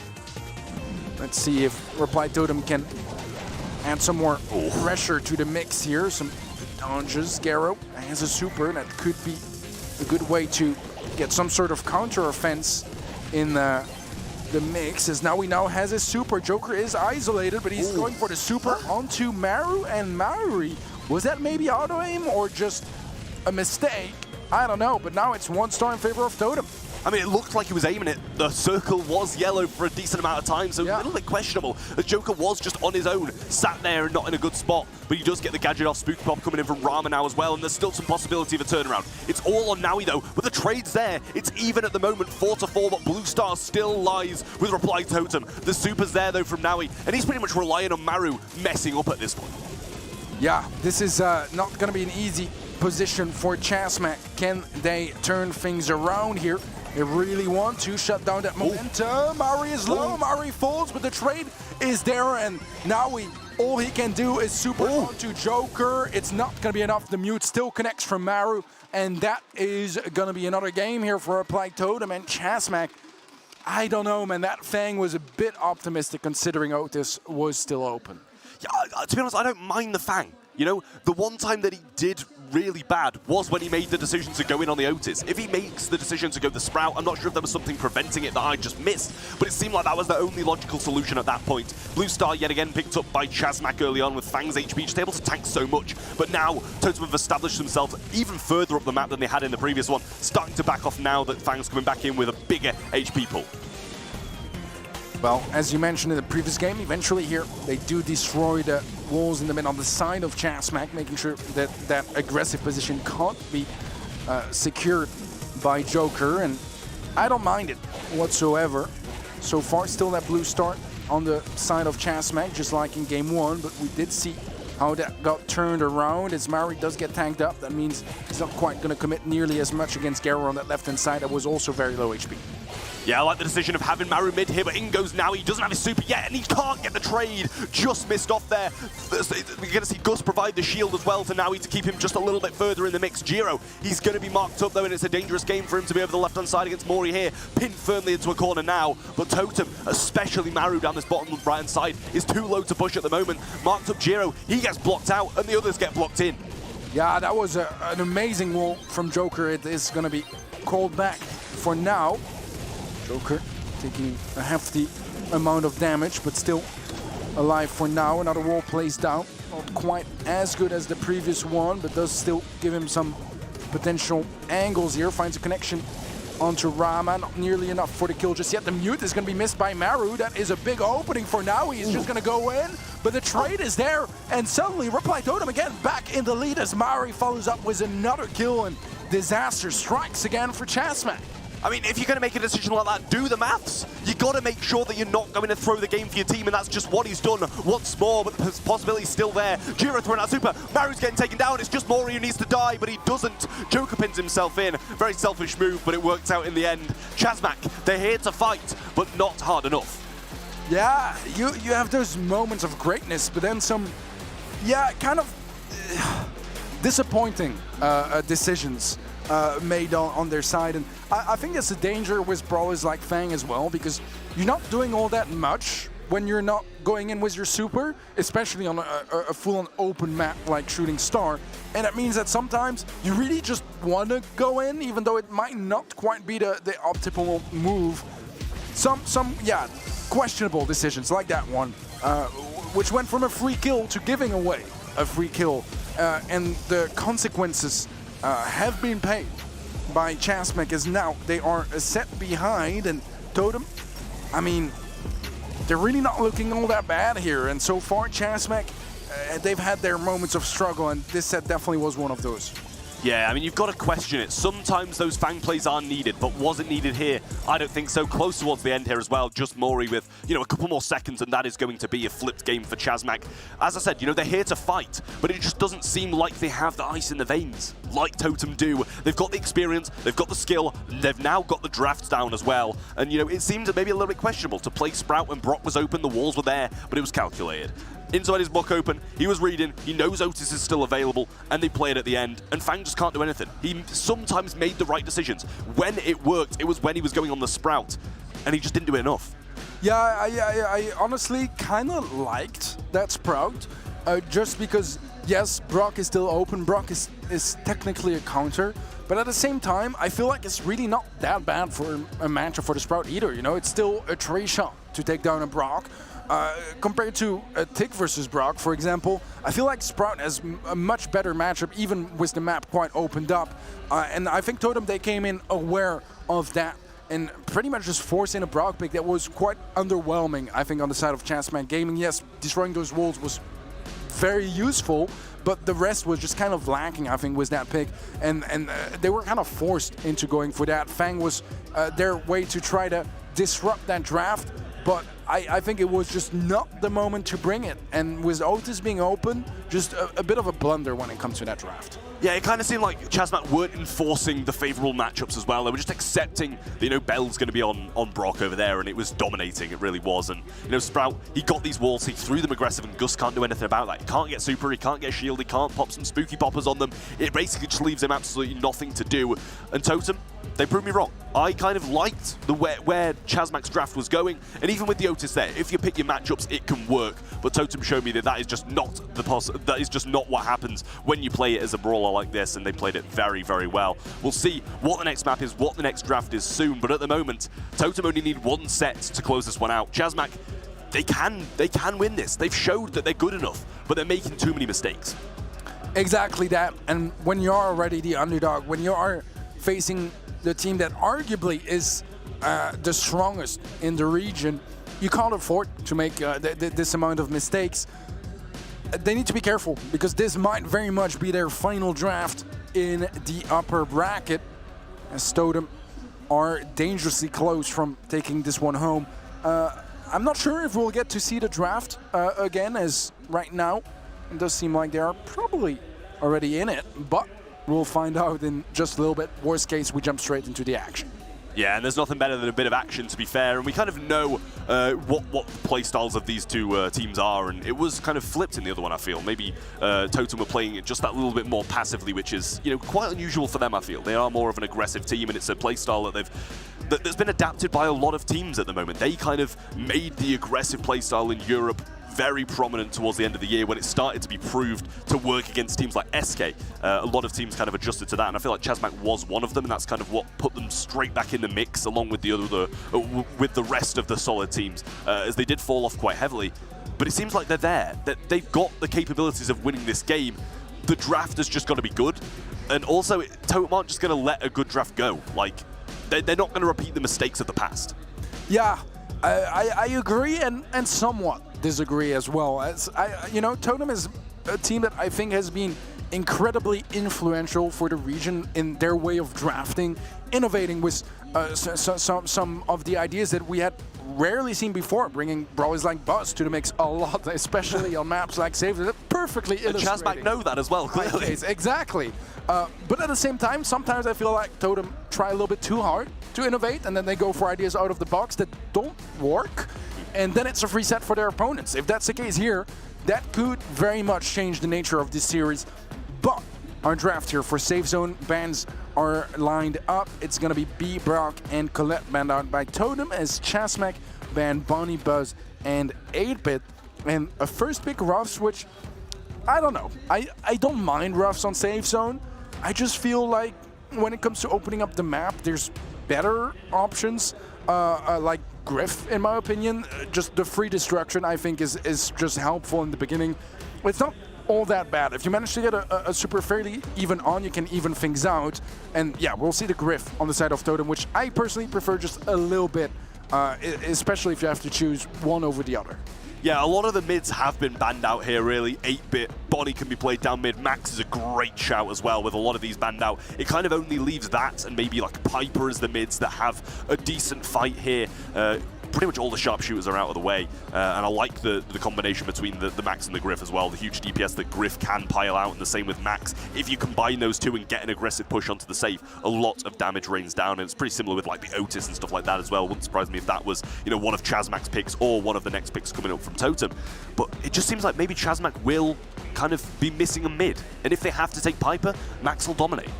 Yeah, they're going to go for the Bell, which slipped my mind. It slipped my mind. Yeah, I mean, it's still, you know, any sharpshooter usually struggles a bit against a Max, so I don't mind it all that much. Right now, their draft might be a little bit weak for a final pick of Daryl or something along those lines, so having something to deal with that, like an Otis, I think is going to be quite helpful. Is that going to be enough to dissuade Totem from going Daryl? I don't quite know. I feel like probably should be it. There's still plenty of opportunities to try to get some nice counter action here with maybe something like a Rico brought into the mix by Totem for that final pick, or a Carl. We'll see if any of those ideas are gonna actually come true. Even Nani could theoretically be here. Ooh, well, that is interesting. Not what I expected. We used to see Poco once in a while on this map, especially I think it was Pokémax BB that we saw quite a bit, but that was a while back. That was mostly during blind picks. It is a final pick, so technically it's a bit of a blind pick for that Poco, but I mean, I'm down to see it. The question is, you know, I was talking about the draft earlier from Reply Totem, how sometimes they set the trends for the region. Sometimes that is at the expense of some odd drafts that don't work. Which one do you think this one is? I don't know. That's the thing. I'm not sure if this is going to be either very good or very poor, I believe. You know, I said if Griff and Max can get these breakaways and get the damage in with a max speed, then it'll work. And they not only have a max speed now, they have the Poco heals behind it. So I think that it does have legs, and there's a possibility that it can dominate. Yeah, I think the Capo is an interesting choice. The star power that very few teams actually still bring to the table. I think Na'Vi is one of the teams that still really like it. The mark is going to be missed by Garo, so a big opportunity for Joker to make something happen. It's going to be a 1-for-1 trade. So far, no damage on save whatsoever. And Rama knows he can't really over-aggress Maru. He doesn't have the range advantage, but the sandbags, for example, are not going to be useful whatsoever in such a setting. Destruction to remove the wall and make Garo even more efficient in the mid. Yeah, I mean, this is where Totem's comp is going to fall apart. It needs the early damage and then play, you know, defensive or even finish it in one. Joker's marked up, Mori's going to go down again, and Joker's going to join him back in the spawn because now all the controllers with Chazmac, Fat Splatter onto safe, and that's going to be dealing damage. Mark going to be placed onto, placed onto Maru there, and that adds a little bit more pizzazz to the mix as well. Mark going to be onto Joker now from the Bell, and he can't really do a lot, but we see a gadget coming in from Mori. I'm not sure what that really did there, but all the control is in the hands of Chazmac, and the longer this game goes on, the more they're going to thrive. Yeah, so far I don't see what the idea is from Totem, to be completely honest. In general, Max and Poco is a solid pairing, but that means no DPS on save, no range either, really, and so far, every time there's been a Max Super, either the Max or the Poco were marked, so not really the opportunity to have that sort of breakthrough effect that you expect from such a comp, and this is a stomp and a half as Reply Totem. Again, I don't know why they are trying to experiment so much with their drafts, because they are the favorites. If it comes to mechanic, everyone is going to be cheering for Reply Totem, or at least expecting them to take those. There might still be a final chance here, but with 20 seconds left and now we alone on the save, it's a desperate final attempt from Reply Totem that should not be resulting into anything. Yeah, it's surely got to be a finish from Chazmak here. Otis going to finish things off down the bottom right-hand side. They've let him go. They needed to at that point, right? They just needed to take a gamble because it looked so one-sided in the hands of Chazmak Gaming. And as I said, they need that early pressure, the early damage, and then play it defensively and have this kind of respawn cycle going where they're going to be able to just pop a max speed, run at them over and over and over.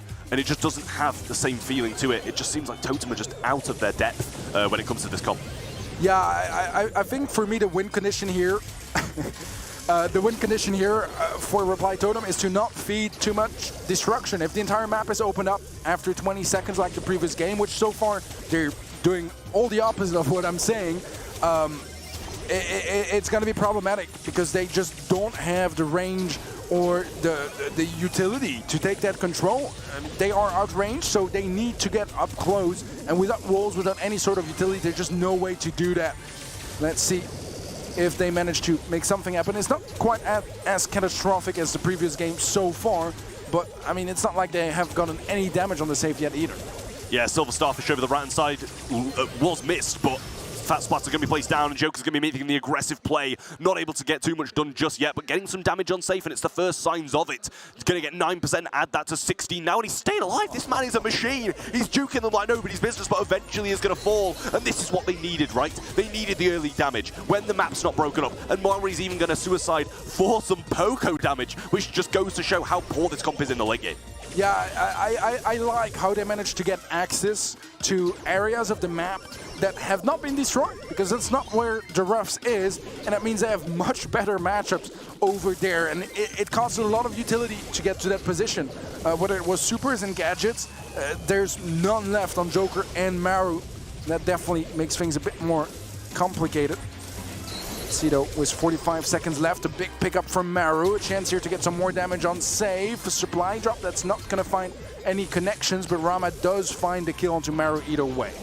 I mean, it's gone from extremely good for Chazmak to terrible. 30 seconds on the clock, and they need to pretty much finish the safe if they want to bring this one back. Silver Starfish going to be connected, muting out Maru, but there's the gadget. It gets rid of it. Nice play from him there, and it's a good choice of gadget to use. But they're just tanking. They can respawn cycle for this last 25 seconds. They're even going to add a kill to the mix as well. Nice super coming out from the mid of Maru there. Joker doesn't need speed. This is GG at this point, and Chazmak Gaming know it. Now he accepts it. It's match point to Reply Totem, or a potential 5th set for Chazmak. Influential point of the match. Now, it's match point, and to be fair, that was a night and day difference between both games here of Heist, but I still think that when it comes to the draft, the advantage is massively in favor of Chazmak, because this victory was not because the Poco was popping off, it was because Joker popped off like crazy down in the mid, Maru and a really good performance on the right lane as well, and Mauri held on somewhat on the left side. I think they need to isolate Joker, and this is a win for Chazmak pretty much. Let's see if they can make that happen, as they did swap lanes. Joker now on the left side, Mauri taking care of the mid, and Maru falls early, giving free access to that right lane for Naui. The mute as well to Joker is a disaster for Reply Totem, but still no opportunity to get any sort of damage on safe just yet. Yeah, the right side's already broken up as well, which is going to be pretty good for Naui to be able to get down this right side. Fat Splatter placed into mid to stop that pathway through and stop Joker from being able to retreat into the arms of Mauri as easy as he'd like to. Mauri now falls low, and the follow-up shot coming in from Rama, but he's not able to get too much done. The damage comes in from Joker. Super down the right-hand side from Maru, but that is a free push on safe for the Otis, and we know how much damage he can roll out. He's got 11, make that 17 now, and it's still burning down as well with that final Fat Splatter shot, but the damage booster is missed from Bell. They have power-ups, though. Both Ruffs and Bell are souped up. Joker, incredibly low HP. The Capo keeping him alive for a bit longer until Rama takes him down. Mute does not connect from Naui.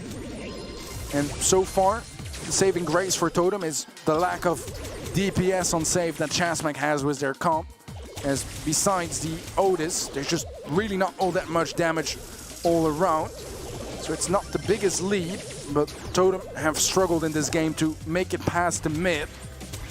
And so far, doesn't seem to be changing just yet. A beautiful mark there onto Maru. And that save almost below 50% now as well. Another mark now from Garo onto Maori. And just no opportunities to get out of that position for Totem. Pretty much every single valuable wall, even in Totem's home turf, is broken up at this point, but they've eventually managed to push out. 2 Nest Eggs still laying down in mid, but Mori, he's marked up. He can't do as much as he'd like to. Speed going to be provided to Maru, and he's going to walk straight over that mine. There down goes the Griff as well, and that's a lot of the damage. Double kill comes in from Chasmac Gaming, and we're going to a 5th and final. Wow, Chasmac with a beautiful game here, just able to shut down any of those aggressive ideas from Reply Totem. And again, Trav, I feel like it comes down to this draft, which to me was just an unnecessary risk from Totem. I don't think it's a completely dysfunctional idea, but I feel like the success they found with that comp was not due to the Poco, which was their final pick as well. And I feel like there's a lot of ideas that would have been just much more dominant across the board. So, I don't know. For me, it was just an underwhelming draft from Totem, where they took a massive risk whilst having the lead and being the heavy favorites of the match. Just weird decision making, I think, all around from Reply Totem, and not the first time it happens. It seems to be a systemic problem with their team, where they just go for big risks in the draft, which sometimes pays off massively, but I feel like they need to be a bit more disciplined in deciding when those are appropriate decisions to make. Yeah, it was just a leap of faith that wasn't necessary. Like, they had a very good comp. I was liking their comp. I said it's probably better, you know, up until the point of Poco. And it's just like, why Poco when you could take anything that has semi-decent range, pretty much any mid-range brawler, and you're going to be able to fight them off and play better because they know they're the better team. They know that they, well, are usually better at drafting at this point in the year, but that is just night and day. 35 kills in comparison to 9 here, 130,000 damage in comparison to a measly 39,000 from Reply Totem. Yeah, you have to take into consideration the fact that Totem won a game with that, which means they probably had most of their kills in that one, and then like 2 kills across the span of the 2 other games. Tough, and again, you know, they really missed the mark with that draft, and I'm praying that that's not the sort of draft we will see for that 5th and final set. Something just a little bit more traditional, and I feel like they should have this locked in. But then again, Chasmac, they have made sure to capitalize off every single mistake that Reply Totem brought and showed so far. They are performing and delivering on the stage. Let's see if they can do it for the 5th and final. Yeah, I mean, I don't know, 50% of the drafts have been dreadful from Reply Totem. What's stopping them from doing it yet again? I'm not sure if this is kind of, you know, a mistake from the coaching team or the players kind of insisting on brawls that they want to be playing, but it's just not working at all. And this could be the biggest upset of the day, all in all, even towards the end already. Because this is just such a massive game for Totem to lose. They have to fight all the way back up. They had like a 20-something win streak in Snapdragon Pro Series. They won Season 1, and now they're at risk of dropping to the lower bracket in the first round. That would be a massive story, but here is our draft kicking in for set number 5, the final one of this series, and it's going to be played out on Dueling Beetles for Hot Zone. Bans are Sprout, Ruffs, and Penny for Totem. Chasmac banning out Buster, Otis, and we'll actually see the B first pick already, as Gus was that final ban, sorry, for Chasmac. B first pick, I think I like on Dueling Beetles. Not the easiest to bring in, as you kind of want to pair it with some sort of destruction for the most part. You don't need it, but I think it can be welcome to have, you know, a Griff on your side to open up that map and just really enhance how useful that B pick is going to be on the ground. Well, I mean, Chasmac have kind of instantly accepted what the kind of game plan that Totem will bring into this game are. They probably want range. They're probably looking for a Griff. I was going to say they're probably going to add a couple of sharpshooters, but they don't. They get Poco, and I don't hate it. They need to kind of sway away and make sure that Reply Totem cannot break up this map. Brock might be a good shout for them at this point. Yes, it's going to be difficult to connect the shots onto a Poco from the range and stuff like that, but There's no Sprout. There's no potential of, you know, opening up with the roughs or, you know, it's just that is the wall break that you bring to this map, and I think without it, it's going to be difficult to win. I think that I love Poco, especially on dueling beetles, but I think it's an interesting way to go.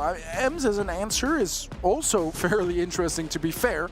Yes, you want that high damage, the slowing down the pace, also disabling a Chasmac potentially from picking Max with that Poco. That would be quite a devastating duo, and I think having both B and Ems can deal with that. I'm surprised not to see Griff picked up yet by Reply Totem, as I feel like it's a great way to enhance the playing field for your B, and also it does quite well against Poco in general, high damage. They're going to go Stu instead. Okay.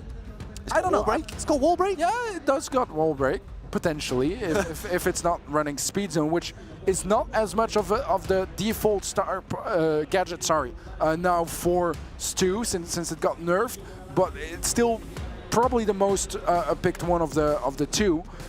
Let's see what the final pick is going to be on the side of Chasmac. I don't mind the draft from Totem, but I'm not overwhelmingly convinced yet either. Yeah, I mean, you know, you can take a Gale or something like that at this point. You've got the Twister, which hasn't been nerfed yet, as you mentioned earlier. They're going to go with the Squeak. I kind of like that, you know.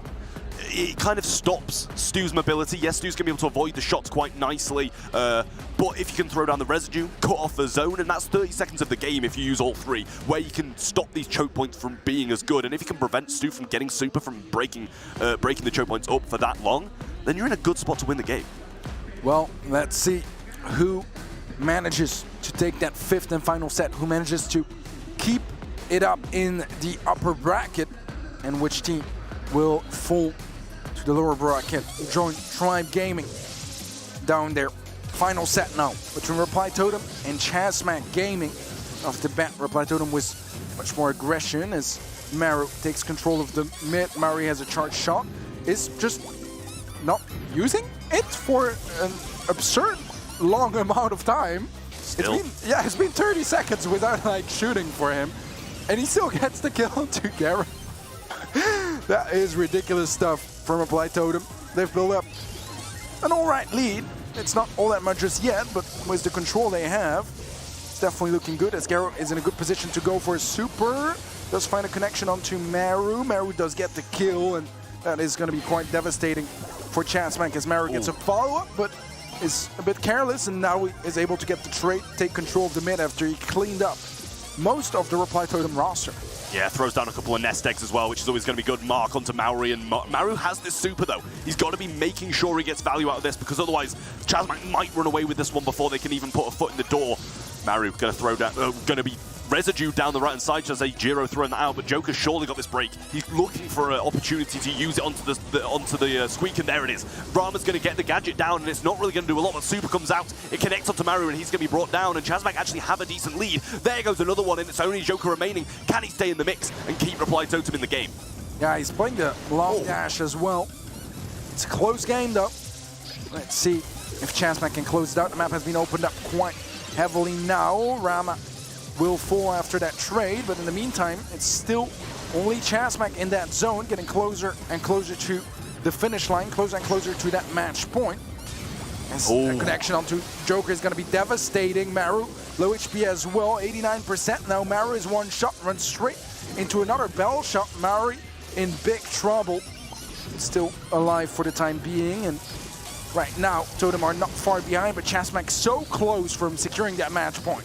Oh man, I mean, now he is absolutely tapping, but Totem's still in this. They get one, and it's a 2v2. The trade was there, but now they are on the zone. It's closing down. Super comes in from Jira, connects onto Joker. He falls, 1% in it. Can they push on? They've got the heals, but Ems is there. The gadget and the heal, and Chasmac are going to match point. What a clutch game picked up by Chasmac now.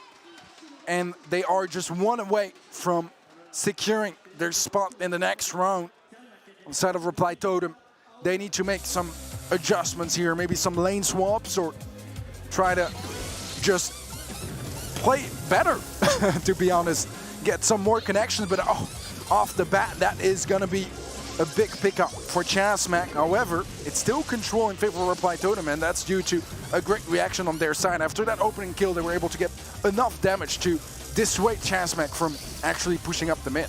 I mean, now he woke up today and he chose violence. Connections onto Joker once more. He goes down and he has been tapping. There's another one. He's not missing. I say that and he misses one, but still, they have the control. Maury's going to go down as well, and now this is where they establish themselves. If they get control, that's when they start to thrive. Joker's going to go down, but the wall break is there. It's going to be less favorable now for Chasmac. They've got the heals. They've got some nest eggs down, and they have control. They're chilling. Maru tagged up again. A wall break going in the mid for Joker. Chasmac quickly catching up. Some whiff shots from Joker now as well. And that means that Chasmac so far just free to stay in that zone.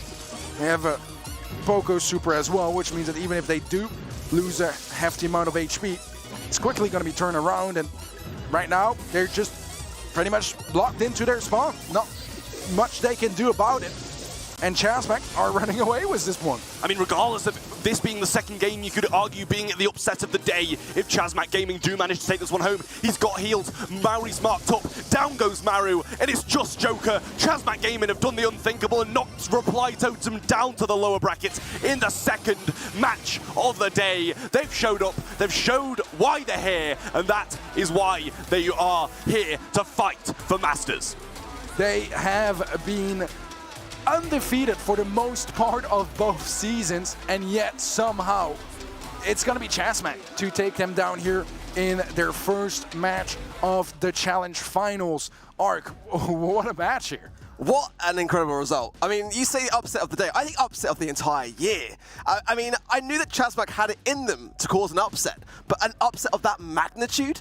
I mean, this is a team, Reply Totem, have been undefeated for the majority of both seasons.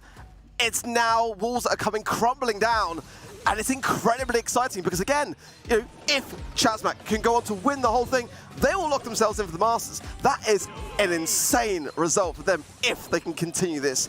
But what an incredible display. I tend to agree with you guys as well, actually, when we saw a bit of experimentation in Safe Zone. I wasn't too convinced myself. I feel like a lot of the time Reply Totem do have very good drafts, actually. Very safe and very secure, but this is not necessarily the time to be experimenting now, realistically, and you know, they might be punished for it here, Trav. Dangerous stuff. I mean, if they can beat Totem, who can't they beat? Exactly. That's the thing. Their prospects of Masters have gone from dreadful showing up today. They're possibly seeded against the team of the year in terms of Europe and MENA, and they've just beaten them 3-2. They looked great doing it as well. What's stopping them from going even further? Potentially SK? Teddy, what are your thoughts on that one now? Because, yeah. I love Chasmac. I really, really do, and I think they played really well today, but, and there is a but. There always is. I think Totem kind of just giving them a lot of free drafts. Yeah. And I think that, you know, if there weren't so many free drafts, I think it would have been quite a different story. And I think that Totem need to revisit their way of thinking. And to my eyes, this was more of a poor performance from Totem than a phenomenal performance from Chasmac. Don't get me wrong, Chasmac played really well, but I feel like, yeah, they were given a lot of free stuff all around, and they can't, you know, make that happen every single match. They can't rely on that to happen systematically, and I think that, yeah, Totem need to work on that. Chasmac, they are looking fierce, and they're always a team that, you know, teams like SK are always going to be careful of when facing them. Wow.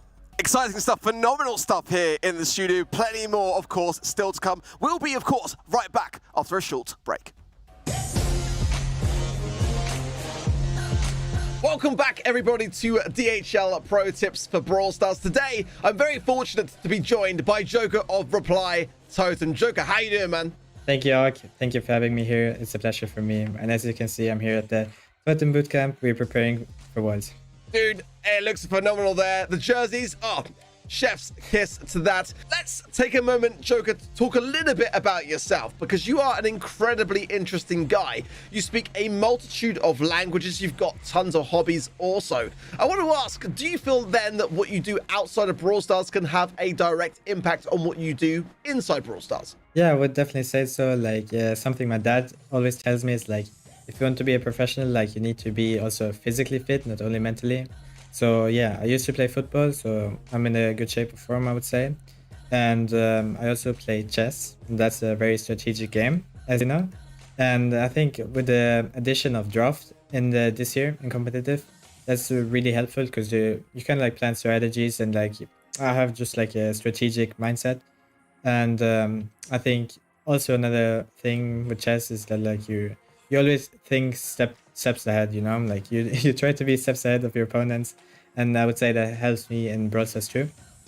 And as you said, I speak some languages, and I think that helps me because obviously when I joined Totem, like before they were talking Italian, and now we're trying to speak on English, but sometimes they still communicate in Italian, so it helps me to understand what they're saying. Now, we've got to talk about the draft, Joker. I know this is a topic very dear to your heart. You've got a very firm understanding of it, and you're always discussing it with players in other regions also. So what then are the most common mistakes that you see people making when they draft? And what advice would you give to aspiring players looking to improve their draft? I would say a common mistake is like just people are copying other drafts, like, oh, you see, oh, Zeta is playing this brawler, let's copy it, or Totem is playing this, let's play this. I think like what you need to do is like figure out what is your playstyle and work on by that. Like we, for example, we have like an aggressive playstyle, so that's why we're drafting things like Max, things like Stu, like these aggressive brawlers.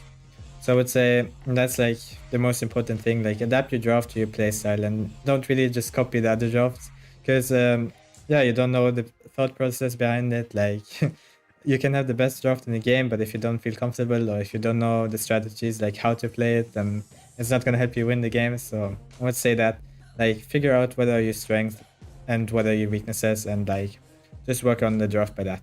Joker, in Brawl, it's no secret, you are a technical mastermind. There's no doubt about it. With that in mind, you know, talk us through some of the brawlers that you really enjoy playing and give us some of the reasons why you feel it suits your playstyle.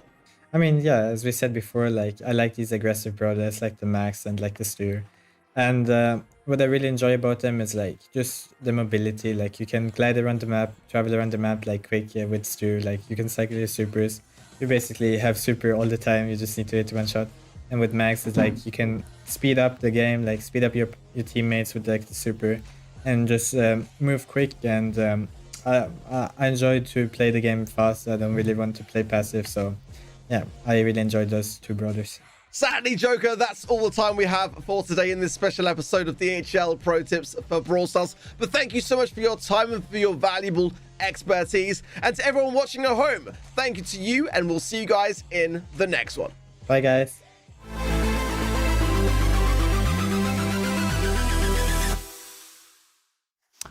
Welcome back, everyone, for the challenge finals. We have 2 matches behind us, plenty more to go.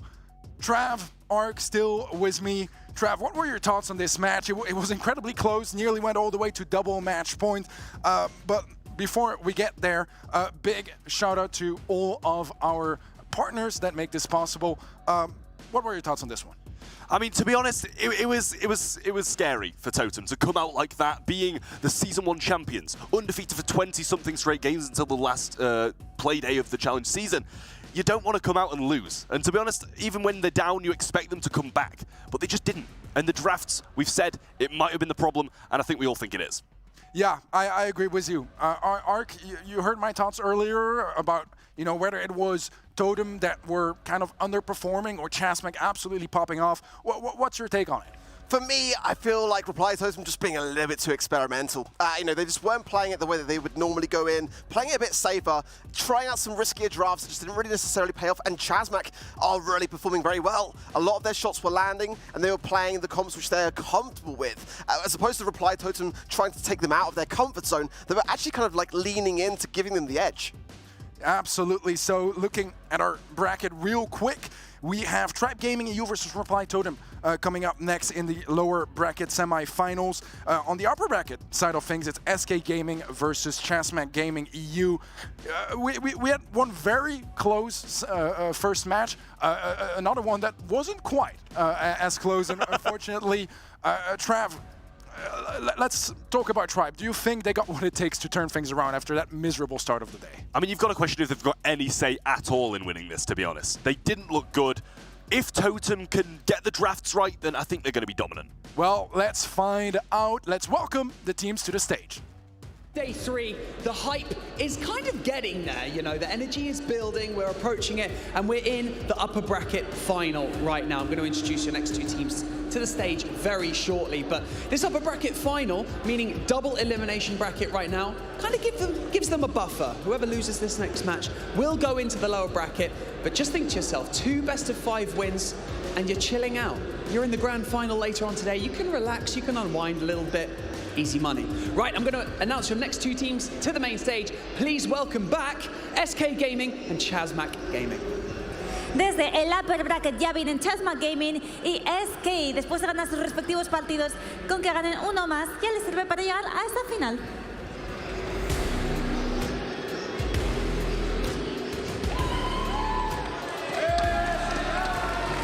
SK back to the main stage alongside ChazMac Gaming. ChazMac with a good upset. That was Reply Totem's second loss of the season. Extremely impressive performance from ChazMac, and SK continue to be dominant. But can they continue that dominance all the way through into the grand final? This is your upper bracket match for the day. Over to the casters.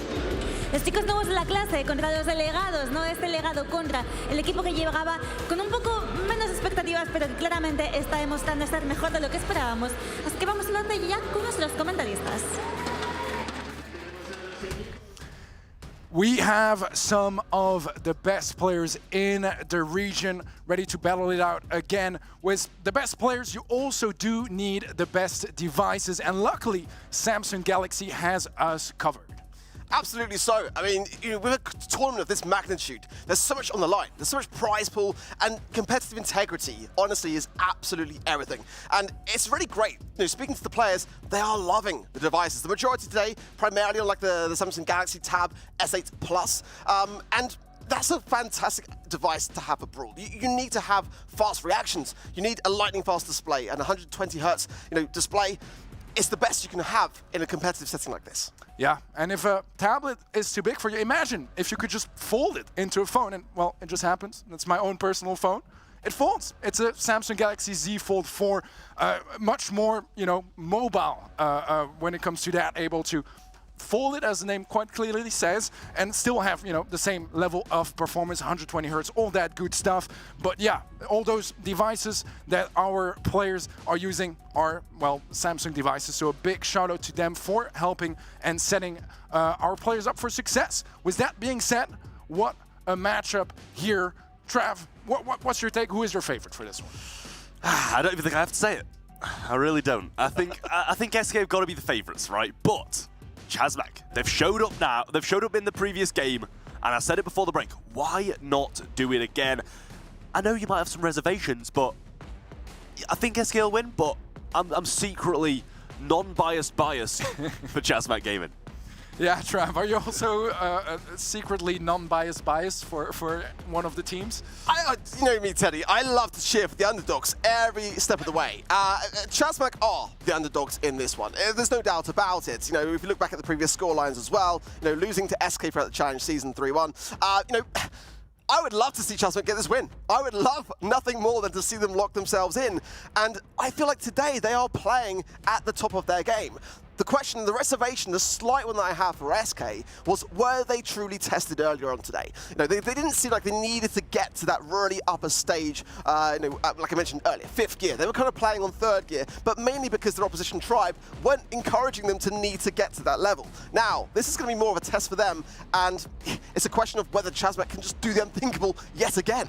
I think you make a very valid point, especially considering that ChazMac, it's polar opposites, right? They just come off an incredibly heated match, a bit of a comeback as well, as they were a set behind at some point. They are going to be warmed up. They're going to be ready for this series. Our draft is kicking in, out in the open for some knockout action as SK bans out Tick, Brock, and Max. ChazMac will ban out Otis, Gene, and Bonnie. Yeah, well, I like the bans. Gus being a first pick, it seems like a common trend amongst the current meta, and it always seems to be ChazMac who are getting a hold of it. They seem to be having the first pick quite a lot, and they definitely like this brawler of Gus. You know, the Spooky Pop is incredible, the shield even better. Just being able to assist your teammates, and even now it can pass through walls, that just makes it just a little bit better, but it is easy to miss. It's hit or miss, quite literally. Well, for me, so far, SK kind of playing it relatively safe. I mean, you know, knocking out the Max, knocking out the Brock, and the Tick.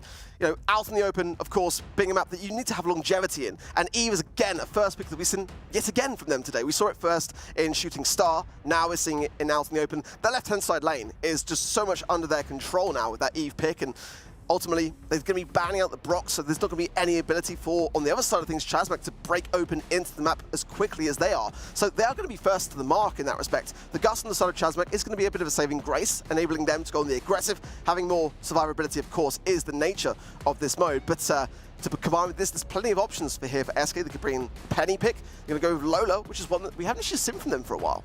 Yeah, it's quite an interesting one. Lola is a brawler that really has had ups and downs in the meta, right? Some moments where it's incredibly dominant, some moments not quite as much, and it feels right now like it's kind of fallen off a little bit. And you mentioned Penny, that would be a great counter opportunity. Bell still in the mix as well, that can do a job like that. I much prefer the Eve pick myself, because I feel like it's a great way to get access to that left side of the map without needing a wall break. And with Brock banned out, the more logical wall break left open is going to be Griff, which is not going to be nearly as quick at executing that sort of setup. We'll see the call as a response on the side of the Chazmak. A brawler I definitely like, and also counters both Eve and Lola, so pretty much the natural order here for Chazmak. Yeah, and who needs a wall break or the ability to hover over water when you've got a flying hook? That's my take. That's my take on this, and I think everybody in Brawl Stars competitive scene knows I'm a firm hater of Eve. But if you're going to play it, at least play it here. It's decent. I think it can struggle in certain matchups, and I think those matchups are both Carl and Penny, and it's definitely difficult for that, and both Lola as well with the piercing damage that these two bring to the table.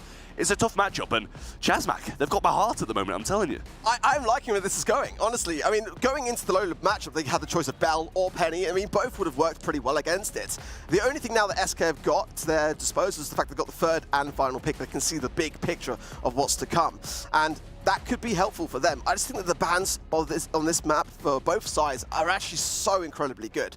I mean, the Gene would have been a great thing to have. The Brock, the Max, everything would have been fantastic. Now coming in with Squeak for that final ounce of control, which I do feel works well on this particular map. Having the residue to be able to lock in that mid lane, slowly advance or potentially slow a retreat back, as sometimes out in the open you do need to go back into your spawn, you sort of regroup, re-heal up. Ultimately, that could be a really, really solid thing for SK to force out the opposition into the side of the map and then take care of things and get things back under control.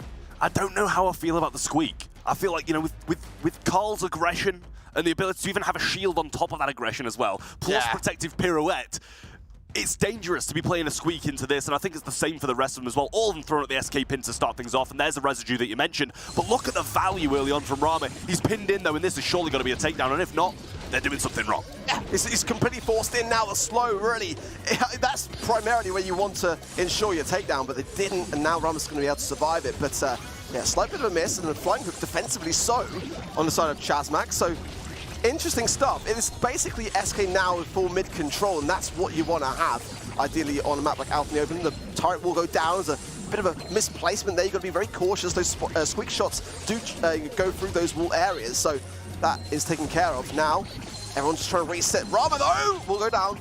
I mean, it just seems like they've used all of their stuff early on. Like, you expect them to kind of save this in the position they're in for the next. The Penny turret's gone. The Carl flying hook, probably used two by this point as well if he used one early on, and they're heading into the gas now. Now he was looking for his super first, but doesn't want to feed it Semantic at the same time, so he's going to join the gas as well. Just try and get his little last shot in, but that's going to be it. SK Gaming are going to take the first round. I like the patience there as well from Chaos, just not to throw out the ego and just try to ensure the takedown, just making sure that utility is available for this time round. SK there will, another Squeak residue into the mid, which is going to force out Gary there to the left-hand side, as Rama just survives on 300 HP. Now he does need to consider his timing here if he is thinking about going in with the flying hook, as I'm sure, no doubt about it, Gear will be ready for the support. At the moment, Chazmak have just found themselves in this back spawn area time and time again. They need to go a bit on the aggressive, but they've got to be a bit calculated in doing so. Yeah, and now he's got to find his opening as well. He needs the super. He needs a flying hook aggressively. Good little spooky popper there to keep Guy low, and that's going to open up a bit of space for them to maneuver. He's got the super here as well, and he can provide a shield. He's looking for Nowi shortly, but he doesn't want to miss it. He waits quite long. Super's available, but I don't think he's got any flying hooks left. Can't get in close proximity. There is the ego, and he uses it. They are getting the kills, but now he's going to fall down as well. Good positioning, and the turret's still raining down. That should be a Rama kill right there. Super available for the next round as well, and Chaos has got to go down. Yeah, short in this position, you'd think that is going to tie it up. I feel like actually Chazmak looked a bit nervous there in those moments, honestly. Just a bit indecisive when it came to the Carl and going in to ensure the takedown, because Guy was incredibly low. Obviously, he was trying to bait out the shots and trying to decide as to how he was going to do so. Either way, like you said, now he has no flying hooks. He went in with the spring jump before, and normally on this particular map say that you should just avoid that entirely. Guy, though, is super going to connect it primarily onto that penny turret. A swift and early takedown, and again, Chazmak on the ropes. What are your thoughts on that use of Squeak Super on penny turret, though? I'm not sure how I feel about it. Maybe a little bit of a waste, and surely Rama can get it back quite quickly, but they're just not getting any positioning. They have this super from Giro, but no flying hooks. He can't maneuver. I actually don't mind it. Ultimately, at the moment, that was their saving grace for Chazmak to have something more to defend this situation. But as Eski hold firm, time is ticking down. The gas surely coming in. Nice connection there from Guy and putting Rama incredibly low. Yeah, now he's forced out. They've got to make him play, and now it can be too late. It's too little too late. Surely the shots come through, and now he's falling low. He's one shot, but he gets one for his troubles. Gonna go down, though. Protective Pirouette can't save him from that. And SK Gaming starting strong with the first game. Good stuff, honestly, from both sides. I would say that SK, for the most part, really focusing on their control, their aggressive early game. But Chazmak, in that second round rather, did show some great perseverance, some ability to handle themselves. But like you mentioned earlier, the utility is being laid out very early on by both sides. I'd like to see a bit more reservations on the side of Chazmak, primarily on that side. The flying hooks obviously are such a game turner here, and now he's got to be very cautious on his timings and choosing when he goes in. I mean, they're both so low. Down goes one, and almost down goes another. The pinching should be there, and Giro can't provide much help because he's just going to feed supers and go down if he does. There you go. It's a 3v1, and surely Giro can't get this. He's got his super. He's looking for the gas, but I'm not even sure if it's there yet. I mean, the gas is not going to be there for a very long time. I mean, that was a phenomenal flying start by SK. I mean, at this point, they can just play with their food all day long. It's Guy who wants to super. Now he's got it. Now they can wrap this one up. But for Chazmak, they've got to go into this game more prepared. Like every time, SK win the first opening seconds and just continue to keep Chazmak back. They did bounce back in the previous, though, and it's the same again. Rama's making the same mistake for like the fourth time, and then in goes Rama. Nawi, I'm sorry, and he can't do anything either. This is it. Giro cannot 1v3 no matter what, but he gets one. Ego's thrown down, the shot's followed up for three, and he is done. He has a dream, but he can't execute it. SK Gaming come in with the first set. Really strong stuff from SK there. I mean, that's exactly how you want to play Knockout, and it was primarily Chazmak that should have just started to just step back from the situation, reassess themselves, ask themselves the question, where are we going wrong? Well, I can tell you, in the opening 5 seconds, you've got to really play out the timer a little bit, Again, saving some of that utility for those different moments in time as SK were always using that sticky residue during the mid, and that really played a big factor. As soon as Chazmak entered the arena in that respect, they had to make a decision. Do we go in super aggressive, or do we try to work around this? Because we can't retreat necessarily, and they got a bit lucky in the first opening rounds, but as time went on, SK really made that work so well. Yeah, they just seemed so in control, and as you said before, the residue was massively influential. And you even said that before we came into the game, and I kind of questioned the Squeak just a little bit. Yeah. But at the same time, they're just not making the right plays. As I said, he made the same mistake 4 times in a row, and the times that he didn't, Carl was at the back of the map doing nothing playing that right-hand side. Residue there, it's going to be there. Just play patient and wait it out. Yeah. Exactly, you have to. It's definitely a tough game mode to have in that particular map. It's the first opening set. If you're Chazmak playing a team like SK, ultimately SK were the team to take down Reply Totem to break their winning streak, and we've seen already today Chazmak having a fantastic result against that very team. But now SK are like the new Reply Totem for me in this tournament, and Chazmak really would like to open with a bigger statement than they did. It's just a question of just slowing down the pace. Something that SK do wondrously well. Their ability just to be able to control the situation and play it slow is really to their forte in this region, and something that other teams have really struggled to match. And you've got a question, we bring it back to what Teddy said before. Reply Totem, it might have been a gift. Them giving Chazmak this kind of run through the upper bracket so far. Their drafts in 3 sets were bad, and they're the 3 sets that Chazmak Gaming did win. SK don't seem to be making the same mistakes. They're a lot more solidified, less kind of risky with their drafts, and more run-of-the-mill, common compositions. Bans are in the first pick as well. We've got Griff, Carl, and Max, and then Chazmak Gaming have got rid of Ruffs, Griff, and Brock. Then we're going to bring in the B as a first pick.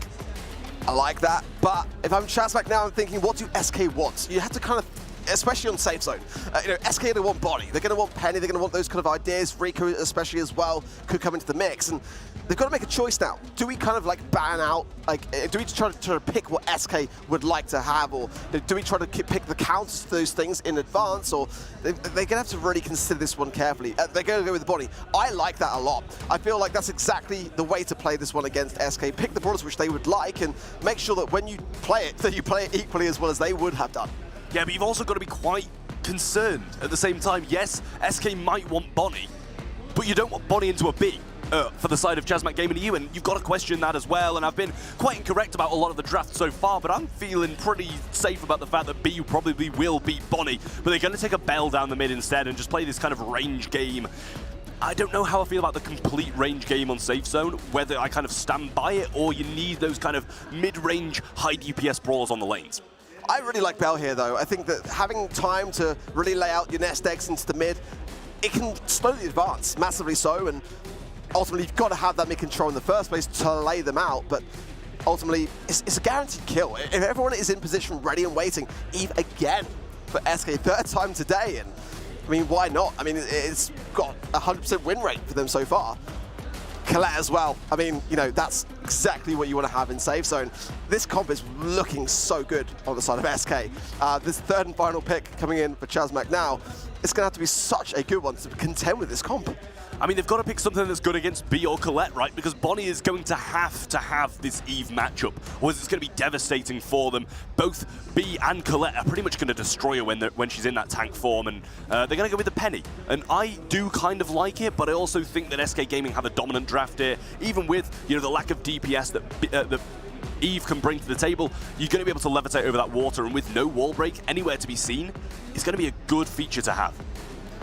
I mean, for me as well, Bonnie against Steve is a pretty rough match with the hatchlings come into the mix as well, so it's going to be a real tough one. Chazmac are really looking to have this control-based idea, but I just love the way that SK have got the B as a first pick, and like a bit surprised as well that Chazmac didn't kind of choose to ban that one out. Of course, Ruffs is a brawler which is very much a staple diet in safe zone, but I think probably one that I could let go a little bit when it comes to the draft. Let's see though, as the early outset begins, as Semantic taking that right-hand side lane, that matchup against Naui.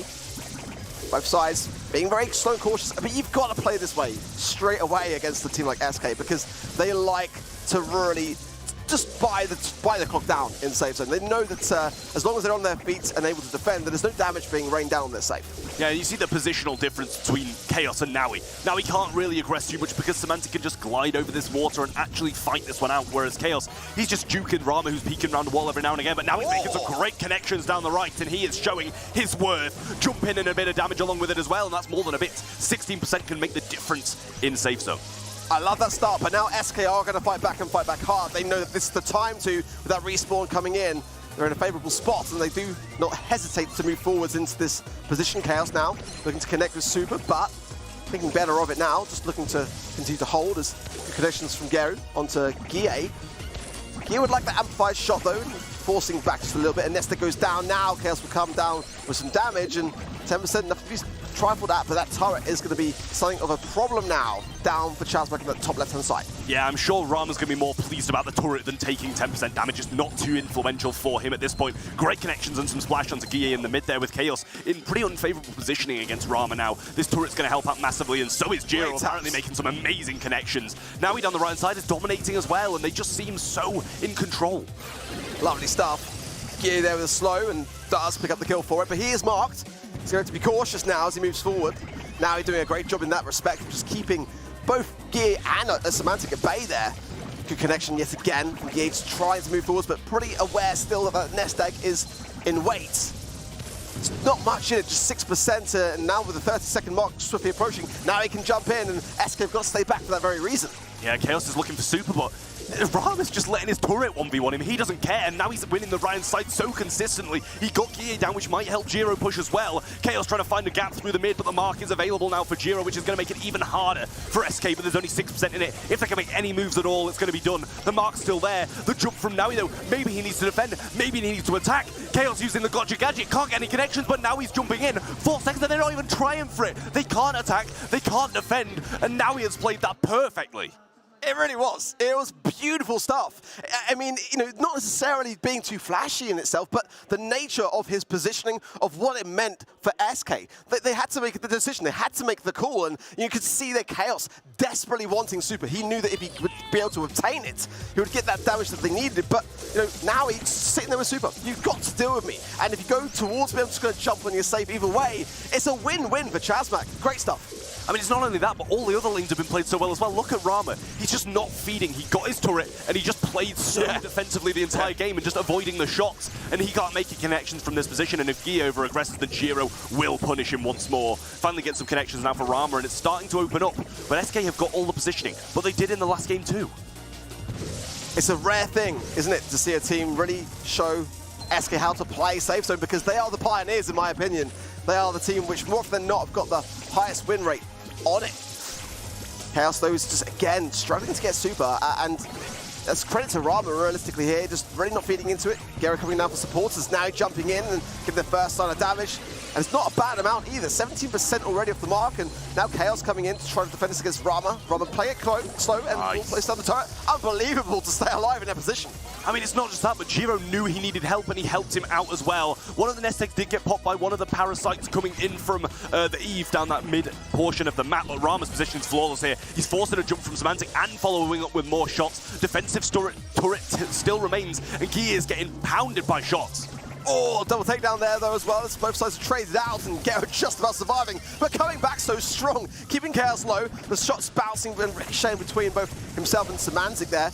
But now everyone's still standing on Chazmak. Great pickup. Everyone on Chazmak is playing out their minds right now. I mean, they're just hitting shots. It's as simple as that. They're hitting the shots, they're getting supers, and they're using the supers effectively. Chaos is playing the right-hand side now, and they need to make something happen. Semantic's got to move this left-hand side because the turret is a fourth man, and CMG with 4 players will dominate SK no matter what. Giro just playing this so passively down mid, 30 seconds on the clock, and now they're even further ahead than the last game with a 10% difference. But this is exactly what you have to do if you're Chazmak. You know, you've got to stop and prevent SK from taking another set. Now in the right-hand side, great gotcha gadget used to be actually used it defensively to try to get away from Chaos. That might not be the best play. There's plenty of time now for SK to come back and get the percentage they need. They have the lead now, 14 seconds on the clock. Can they relieve this pressure and go on the aggressive? Parasite surely got to be connected with Giro there, and it does. 8 seconds on the clock now, and he needs a jump. They need a miracle, and it's just not there. The penny turret thrown aggressively, but they accept it. They know, and now he stops moving. SK Gaming fighting back and evening it out here. It's a decisive game, this next one. What a turnaround for SK, because honestly, I felt like Chazmak were able to deflect and counteract everything they had to throw at them. It was that last final right-hand side lane moment again, wasn't it, with Naui? Again, that same idea of like, what is that body going to do? And I just felt like the defensiveness and full credit to Chaos in that position there. Forcing the aggressiveness that he needed to under those circumstances is what gave SK, in my opinion, the win. I mean, why is it? Now he jumped in a straight line. He could have just gone straight over the top and gone for damage, and it was a decision that I'm sure is going to haunt him if they don't manage to win this set anyway. Gia's got that early 3K, can eat a few more shots or just try use it aggressively, ends up missing it and loses both of those valuable things to have, but good connecting shots from Giro once more, and it's just stalemate, 50-50 at the moment until someone makes the big move. Nest egg there for insurance for Gero, and at the moment Chaos still trying to earn that left-hand side super, as it would be that basically free 10% on the safe and immediately back into the mix. Good taps though, and Gear's got to be a little bit cautious to not feed too much more into that. Semantic's doing pretty well on the right-hand side this time round. Now he's struggling to connect with it, but at the same time, we've seen what he can do. Put one pop of the gadget, and now he is going to be very, very present on that right-hand side. Yeah, definitely so. He's just playing it passively, avoiding and evading so far and waiting for Giro's assistance. He can't push when there's 3Ks in hand either, otherwise that will happen, and he made the mistake of not getting behind the wall fast enough. SK are in control. There's still no damage, but Chaos is going to pop a gotcha gadget. I'm sure to no avail here. As he does actually make a connection and get super off it as well. It's a good play to make. Yeah, I wasn't sure whether he was going to be able to see it have any value, but all this mark as well there from Gero could prove costly as the shots went ricochet through everyone from SK, just really trying to assert themselves that way and spread themselves out. I think this is actually much more in favor of SK for me at the moment. They are starting to earn the utility that they need, and we need to see a bit more from Chazmak here. Now he would love to get his super to be able to be the person to lead that charge, but good taps from Chaos, but being very slow, very cautious. I mean, I'm surprised that they haven't gone in for damage yet. Yeah, I mean, the keywords are it's with SK at the moment. Chaos is going to use his super as a damage, but he gets it back and he gets another kill as well. He is marked though. He's looking for the opportunity, but now he's got his super. 25 seconds on the clock. Chaos is going to add some damage to the safe, but Jiro gets the kill. It's only 10%. That can be done, but they are pinned in spawn. Defensive jump, and Semantic just says, no, I'm going. Rami uses a defensive volley barrel, but the turret's thrown up. That could tank could be enough. Jiro coming aggressively, but Honey Molasses is there to tank. Can they get the Chaos kill? They can't, they can. 10% left, and it's not targeting the safe. Semantic is there. One shot's not going to be enough. And SK Gaming, they're going 2 sets up. I don't quite get it there from Chazak for me, because they knew themselves after that first game exactly what they needed to do with the Bonnie pick. The 2 games that followed which they lost was entirely a result of not utilizing the Bonnie to go on the safe to get the damage that they needed, and otherwise using it in a defensive manner. You know, I felt like that should have been a Chazmak Gaming round for me, and unfortunately for them, SK left them in the dust a little bit, and now have got 2 sets in the bag. The very thing that I said that Chazmak had to avoid them doing, because we know what a team like SK can do with momentum. It's got to be 3 in a row from Chazmak to move on to the grand finals. SK Gaming are looking by far the favourites at this point, and coming into it, they were as well, but we had hoped that Chazmak would be able to hold on to something. And to be honest, they're not playing bad. They're doing all right, but it's just in these massive moments where they need to make the plays. The plays aren't being made the majority of the time, and SK are the ones making them. And the timing was great, wasn't it? On that first game for Chazmak to get the win, but then that was where it started to dwindle. You know, it really is in safe zone against a team like SK a matter of those final moment seconds. SK know that better than any other team. It's the timing of where you need to be in those moments to give yourselves and the opposition no time to respond. That's where Chazmak really tends to struggle, and the Bonnie is the prime thing to have in the circumstances. It's more like the seconds that lead up to that final 10 seconds that are the most pinnacle when it comes to that map. Yeah, SKR 2-0 up now, and Chazmak Gaming, we can't forget, this isn't their last life. They still have the lower bracket, but they are going to be facing fierce opponents down there as well. They managed to beat Totem once, but if they beat Tribe, they would have to do it again, and it's a long road. Not only did they have to reverse sweep this one, but if they go down to the lower bracket and don't manage to do it, it's going to be even longer. Yeah, no one wants to be in that lower bracket. You know, like you say, somewhat of a saving grace, because you're not going to go home immediately, but it just really turns up the pressure cooker as we go into Hard Rock Mine. The bans are in. Stu, Buster, and Max banned out for SK Gaming. Janet, Buster, and Ruffs banned out for Chazmak Gaming EU. That early first pick of Carl for SK, which, I mean, I really, really like. But I am surprised that it's not Rico. Given that it's SK and like Chaos, I mean, that's normally what you'd be thinking, wouldn't it? It is indeed, but Chazmak, they might pick it up and give him a little lesson on the Rico. That'd be quite good to see, wouldn't it? Give him some of his own medicine. But Carl is the first pick. I don't dislike it. I'm not sure if it's first pick material, really. It's very good. But we can see from both of the bans of Buster that even if it wasn't banned from, you know, the opposing team, SK didn't want to play anyway. It's clearly not first pick material for them, which does surprise me quite heavily. Gut's going to be the return pick from Chazmak Gaming EU, and this is their comfort pick. They've played it time and time again, but recently, and definitely against SK, it didn't work. Yeah, I mean, the choice now for SK is this draft still continuing on the side of Chazmak is like, they've got so much decision-making when it comes to their mid-controller. I mean, you know, teams like Zeta really like to run the Gene here. Teams like, you know, Tribe Gaming EU would love to run the 8-bit here, and I think that both are viable. I think SK probably would mind running Bell here themselves as well. There's so many options for that mid, which is why they've kind of gone with the aggressor. Otis to follow up there for Chazmak Gaming EU, one that I really, really do like. Fat Spatter especially can help out considerably so when it comes to the information of knowing where your opposition lies to the left or the right-hand side of that in terms of the bush. But they do need to add something to the mix here. Gem carrier-wise, that's what I'm thinking, and there's the Rika to follow up. So surely now, a Gene, a Bell, something for that mid-control, because I just can't really see Carl being that one. You want to be able to go in the aggressive with Carl, they need something to follow up with that. Yeah, possibly an 8-bit, you know, and I feel like something that Chazmak might be reaching for as well. They might be playing Gus mid, but I'm not 100% convinced on Gus as a mid kind of player here. Yeah. I'd like to see something else along with it, but there's the 8-bit from SK Gaming, and that rounds out a beautiful comp, and honestly, this is looking to me like a 3-0. Yeah, we don't even need to see the final brawler in a way from Chazmak, but I feel like they have a chance. They've sometimes brought Buzz actually in on Hard Rock Mine. They need something bold like that, but they've also got to have something to back it up with when it comes to skill. Needed Griff going to come in for them, something to break open, and Obviously, you know, if the Carl wants to go in with the flying hook, then the Griff is going to be a very hard counter to it. But I agree about the Gus. I'm not the biggest fan of that Gus mid on this particular map, and I assume that is their sort of plan going in. The Griff obviously will eradicate some of the effectiveness of the Rico, but SK is going to keep swapping lanes if that's the case, and you know, it's down to Chazmak to really be on top of them. In that respect, I feel like this is the comp that SK were hoping for, waiting on, and I feel like Chazmak just kind of giving it to them.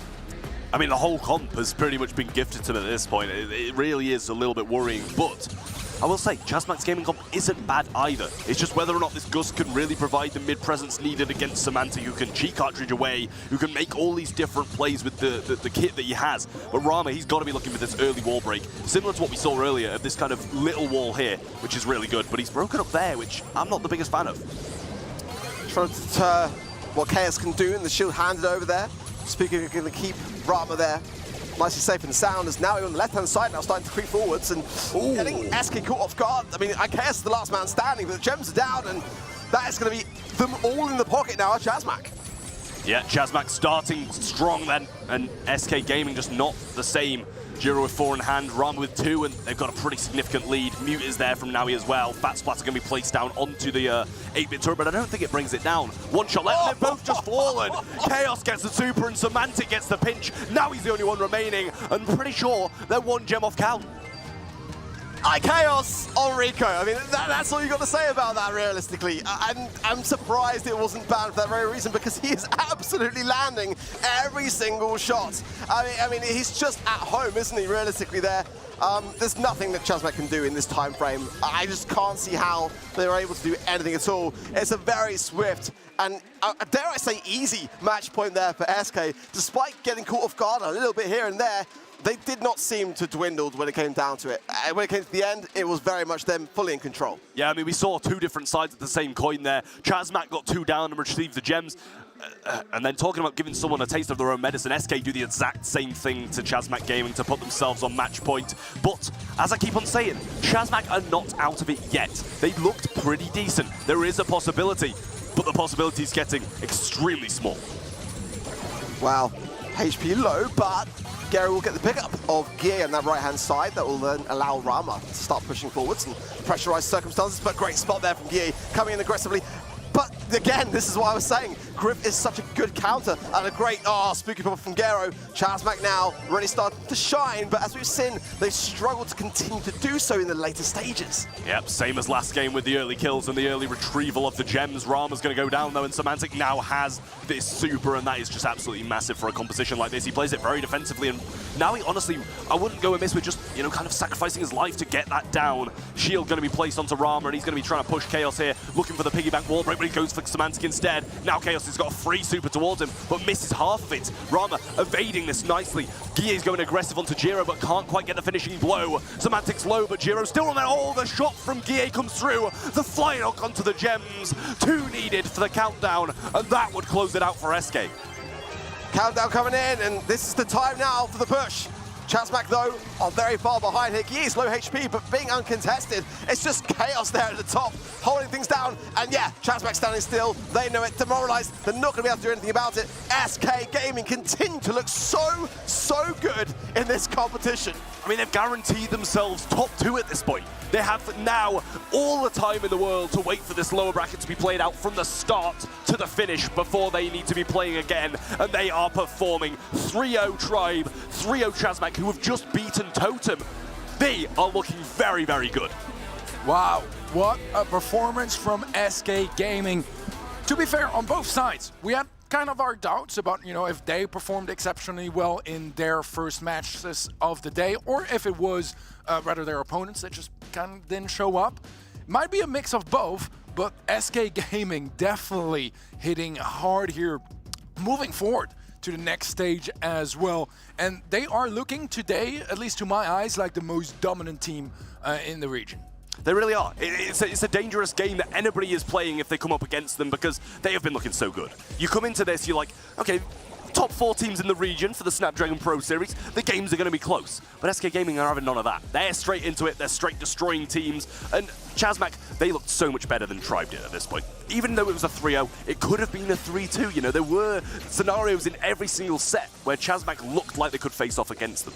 Yeah, certainly so. It felt like there were those moments of greatness from Chasmac where they could have taken a set or two away and it would have been a very different story. Exactly, there was definitely an open door there to be had, but going into the Hard Rock Mine, I felt like when the draft was there, I worried. I really, really did for Chasmac. However, I've got to say that they are performing very, very well today. I mean, they might even be, in that grand final. We might see this very matchup again. I wouldn't be at all surprised. But SK, in Season 1, made those challenge finals, the grand final there, coming short to Reply Totem. This time round in Season 2, I've got to say, I feel like it's like the other way around. I feel like SK this time, they got the edge, they got the ice. I agree with you absolutely, actually, because right now SK Gaming are just looking like the best team out of the 4.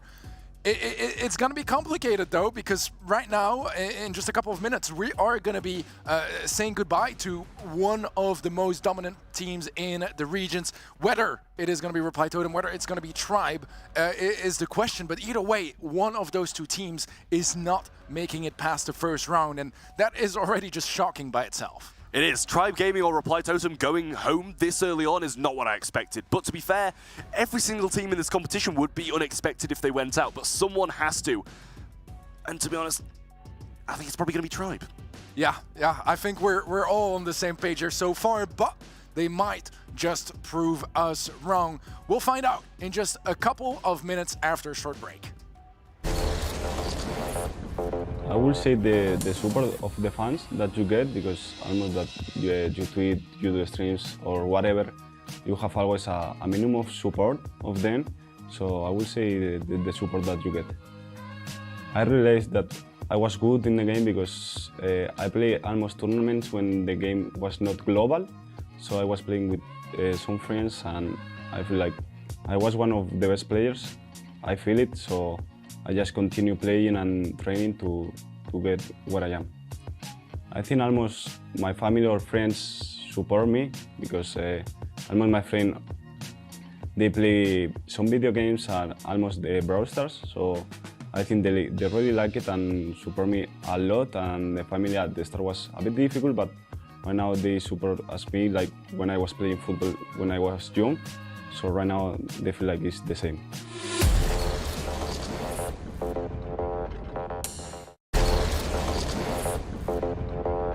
I had a plan, right, to become a coach. Again, that was my strategy, definitely. But then, again, there was not a pinpoint, if I can say, a specific time that something blew up. But like I can say that I was consistently improving. And then after a longer period of time, like you can see, there's bigger differences. But it was consistent. Like there was no bigger jump, so it was stable. In terms of professional approach, professional behavior, stuff like that, because I was playing football again at amateur level, but still had that same aspect of being professional. Like you need to have those characteristics. So it translated very well for me. It was quite smooth because I already had the experience. So it was just it was consistent, and again it is still very competitive. So it fit very well with me. What's most important thing to succeed in anything is definitely in the head. It's all up here. It all starts from here, and then everything else is just gonna go in that direction. Like once you have a plan, no matter what kind of a plan is, you just need to work it, and that's it. Like it may sound simple, but you just have to put hours, and then everything is gonna come at place.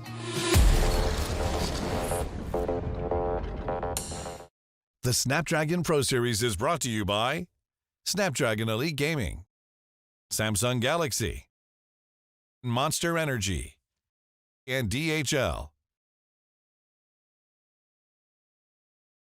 Welcome back to the Snapdragon Pro Series powered by Samsung Galaxy. We're 3 games down, and what a 3 games it has been. Upsets left, right, and center. But, Teddy, that last one, it was definitely a little bit more expected. Yeah, we've had some close series, some not quite as close. That was rather the not as close one.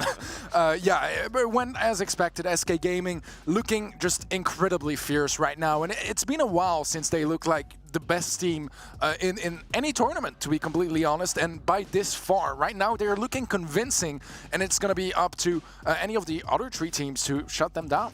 Yeah, and you've got to question what it is, because it's not like they've had a massive boost from Worlds. They lost at the same stage as, well, two of the other teams and went further than Chazmac.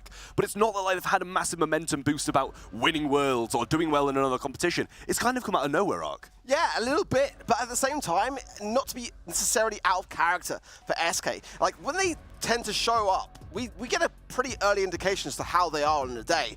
And, you know, they probably just had a really good breakfast, to be completely honest. I mean, they are looking phenomenal. They're enjoying themselves. That's the thing that I think I take away from this the most. They're happy, they're communicative, they're talking, they're discussing, like they're in the moment. Whereas a lot of the other teams look nervous, or they're being quiet, or they're being reserved. That is not SK today. And it just goes to show that you know, that is such a vital component. You've got to bring energy and you've got to bring confidence. That is true. They are probably the most seasoned professional team. You know, they've been at every event, you know, except from 2019. But since then, they've had players making it to every single event pretty much. And it is that experience and that knowledge of just knowing if you keep your nerves under control, you're going to be able to do better than the others. And I love the point you made. They're happy. They're doing all these to each other. You know, they're like laughing, joking, talking. And you look at Tribe. You look at like Chazmac and they're nothing. Just nothing. Yeah. And it's worrying to me. And I'm not sure if Totem were the same. I didn't get a good enough look at those. But they've got issues as well. Their drafts have been terrible. Yeah, they have been very questionable. I think one of the important things with SK, just to close that topic down, is even though some sometimes say that they are quite bad winners, I think they're very good losers. Every time they go after a huge loss, which is devastating, and you can tell that they are devastated, they come back really strong into the next event, and I feel like that is kind of what we're seeing from them as well after Worlds, that they took the L. They definitely expected to go further than they did, but they kept working hard, and that's SK Gaming, right? Hard work, paying off so far today, absolutely delivering. Well, let's do the Snapdragon predictions. What are you saying, Ark? I'm pretty sure we're going to have a unanimous decision across the board, but Tribe or Totem? I mean, the thing is, this whole season long, we have had some unexpected things occur. And Tribe were pretty much the center of that activity. It wouldn't be the craziest of ideas to say that maybe they will get an upset here. I'm going to play it safe, as I think it's safe to say that you should under these circumstances. Predictions are important for us on the desk, right? So I'm going to say Reply Totem should get his win. But I don't think that those watching at home should count out Tribe based upon how they looked earlier today. They've had a chance to talk that through, to try and iron out some of those moments, but you've got to remember, Reply Totem took a big knock there. Not to say that they can't come back, but they've got to bear that in mind. They definitely do. We'll get a quick look at Teddy's prediction just after we go to the stage quickly. One will continue in this competition. Like we've already stated, morale might be a little bit low at this point, but this is when experience comes into play, because if you manage to collectively get together, this is where coaches come in really important. They can come in clutch here and manage to get the kind of mentality of the team back on track in order to win and fight their way out of the lower bracket, Carmine. La experiencia que algunos de estos jugadores tienen va a jugar a su favor en este sentido, ya que esa positividad va a ser muy necesaria para mantenerse en la pelea por conseguir de nuevo pasar de fase. I'm sure amongst the dull faces there, we saw Tom crack a slight smile in there somewhere. Maybe he's feeling a little bit better about himself. But we did say beforehand, Teddy, I'm going to need your prediction. You can't avoid it that easy. Well, you know, I love Tribe, and I want to cheer for Tribe. I want to predict Tribe. But so far today, I feel like they kind of let me no choice but to go Reply Totem. Just because, yes, they didn't look too good today, but Tribe just straight up looked quite bad, to be frank. And I really don't want to be harsh, because I want those guys to succeed. And no matter what, like I want, you know, one of those two teams to go out with an absolute, like, bombshell of a final match. But right now, Tribe, yeah, they just didn't quite look like the Tribe we're used to and the Tribe we love. It is unanimous. As expected, I'm going to have to say Totem as well. I feel like it's just, they are who they are, and they are what they've achieved, and they've achieved a lot. So it is definitely a bit of a worrying thing for Tribe to come up against. But we've seen, you know, Totem not willingly give lifelines to certain teams today. They've had 3 dreadful drafts in the first game, and they're the 3 sets that we did see Chazmac Gaming win, but we also kind of saw Tribe Gaming lose drafts that I thought were favorable to them as well, so they might be kind of like back and forward trying to sell this match to one another, Ark. Well, again, I want to see just a bit more in terms of the morale of these two teams. I mean, even Reply Totem there, when we were looking at the stage, they looked like deer in headlights as well. They were still, again, they are in a position where they are not used to finding themselves. And that's a big hit to their ego. That's why I feel like this is actually going to be quite a lot closer than what it seems. You've got to remember, looking back to Season 1, in the Challenge Finals, Tribe almost beat Reply Totem. It went all the way to the 5th and final set. So in these environments, under this kind of pressure, in a LAN environment, it's not the craziest of things to see Tribe get this win over Reply Totem, but there is that big elephant in the room. You know, Lenan not being on the roster today, Yoshi coming in. There hasn't exactly been a big amount of high fives going around as a result of the team chemistry at the moment. Yeah, it's been a difficult day so far for both of these teams taking early losses, but this is their chance to repair their losses. Now we've got Nani, Max, and Bonnie banned out from Reply Totem. Tribe Gaming going to get rid of the Colette, Brock, and 8-Bit. First pick of Bell, which I do think is pretty solid. Yeah, absolutely. So it's a very versatile way to kick off that draft. I think Piper is a fairly natural answer to it as well.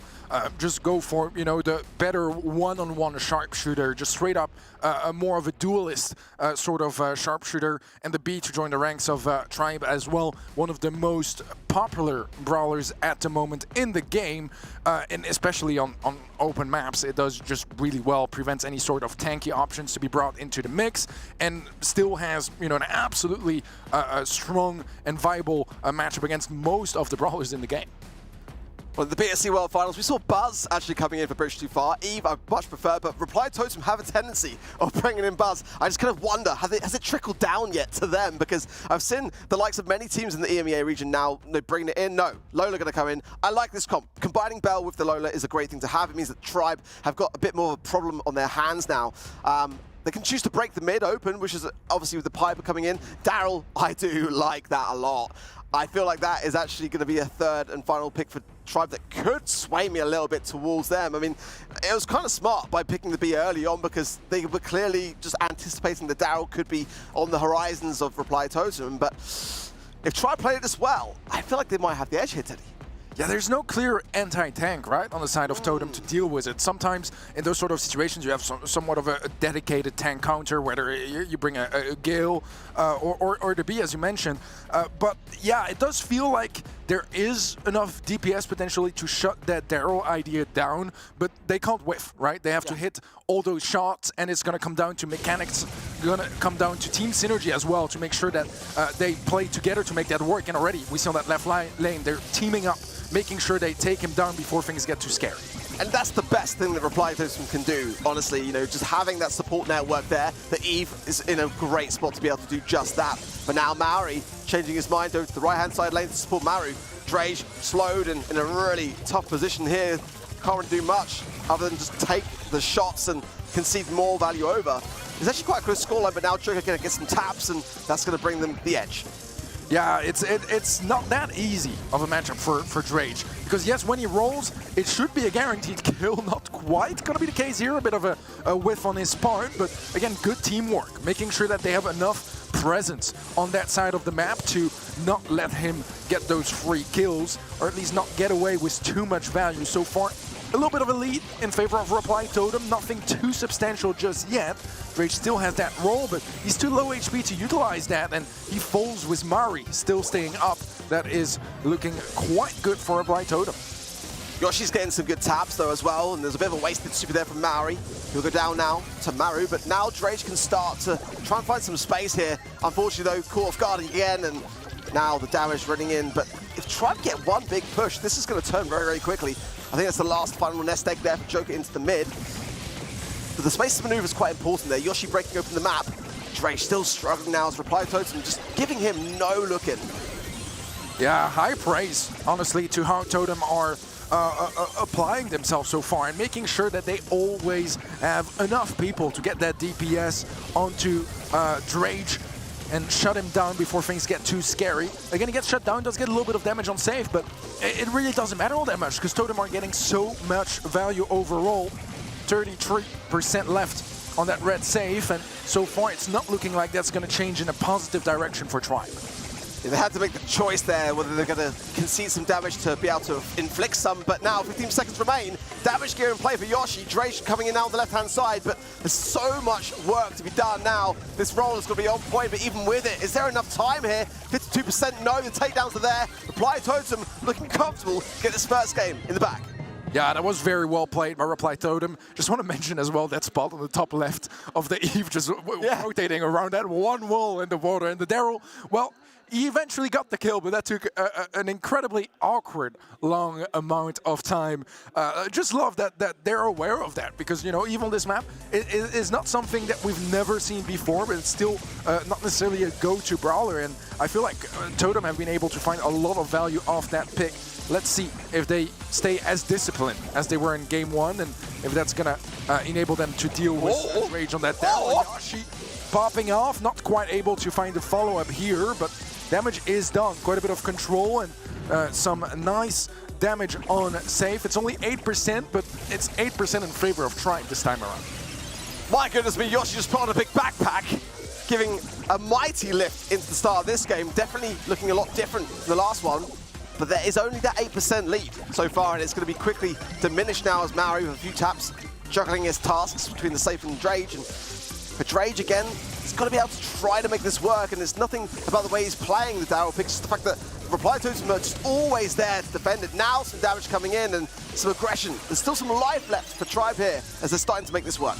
Yeah, much needed damage there from Tribe as they solidify their lead furthermore.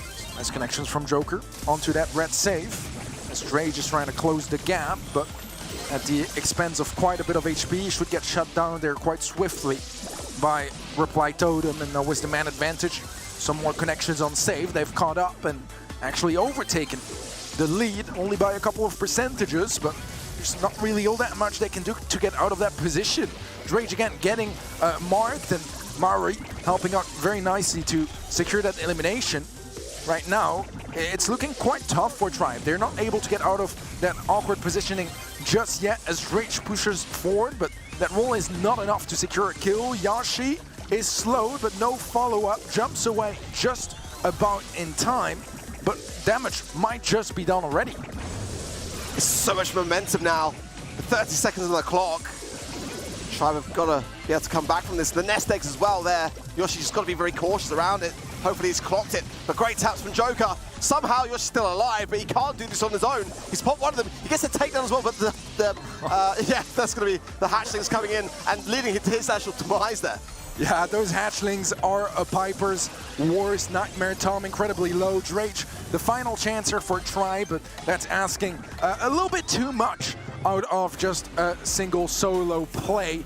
And this opening set goes quite convincingly to Reply Totem. Now, Tribe did show some stuff in this opening set, but yeah, I feel like the Daryl pick, it's a very disruptive idea, right? It completely changes the way that draft goes. The problem, I think, is kind of the lack of synergy that Daryl had with any of the other brawlers on the side of Tribe, and the fact that it almost expects, or rather relies, on Reply Totem making mistakes, on them not playing together as a team. That's how it can work. And they were playing so well together, making sure that any sort of aggressive ideas were shut down early, that there was just not all that much that Tribe could do. Yeah, it was a pick which I felt could have swung the balance, actually. Daryl on that map obviously can get a big roll in, utilizing the lake for extra distance, and it was a credit then to Reply Totem as to how they handled it and just were able to support. That was really quite key there. That Eve pick having as much maneuverability and space to move as it does, and really was a credit to how they were to play it. The draft, it's got to be said, was much better for Reply Totem. We sort of questioned it a little bit earlier on today, but that was much, much safer, much better. And now Eve really starting to show just how versatile she can be across the majority of game modes in this game. Yeah, it's quite interesting, right? Because this is one of the maps where we don't see all that much Eve. It's, again, not unheard of, but still quite rare. and it's a map that fits it really, really well. And I think that overall it gave Mari just so much room to maneuver, to rotate from lane to lane as well before that the Piper opens up the map. And even once it's opened up, just an extra layer of mobility that was not available to Tribe, despite having a Daryl wall that can also cross water and access some positions in a very short amount of time. I just feel like, yeah, it was maybe a little bit naive and optimistic with that Daryl pill that relied too much on Totem making mistakes, and so far they haven't really been making any. Yeah, that is very true. They've been very consistent so far in this series. Bans coming in for goal on Gulch, Ruffs, Tick, and Gene banned out by Reply Totem. Fang, Sprout, and Grom banned out by Tribe.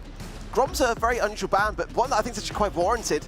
I think Grom is in a very good spot, actually, especially when it comes to knockout. So definitely as well, I feel like the bans for Reply Totem, though, in particular, really do resonate quite highly because, you know, Tom on Ruffs, Antic, Gene on Drake, you know, they are really classic brawlers, and it just kind of goes to show and display just how beautifully Reply Totem have kind of read the situation here.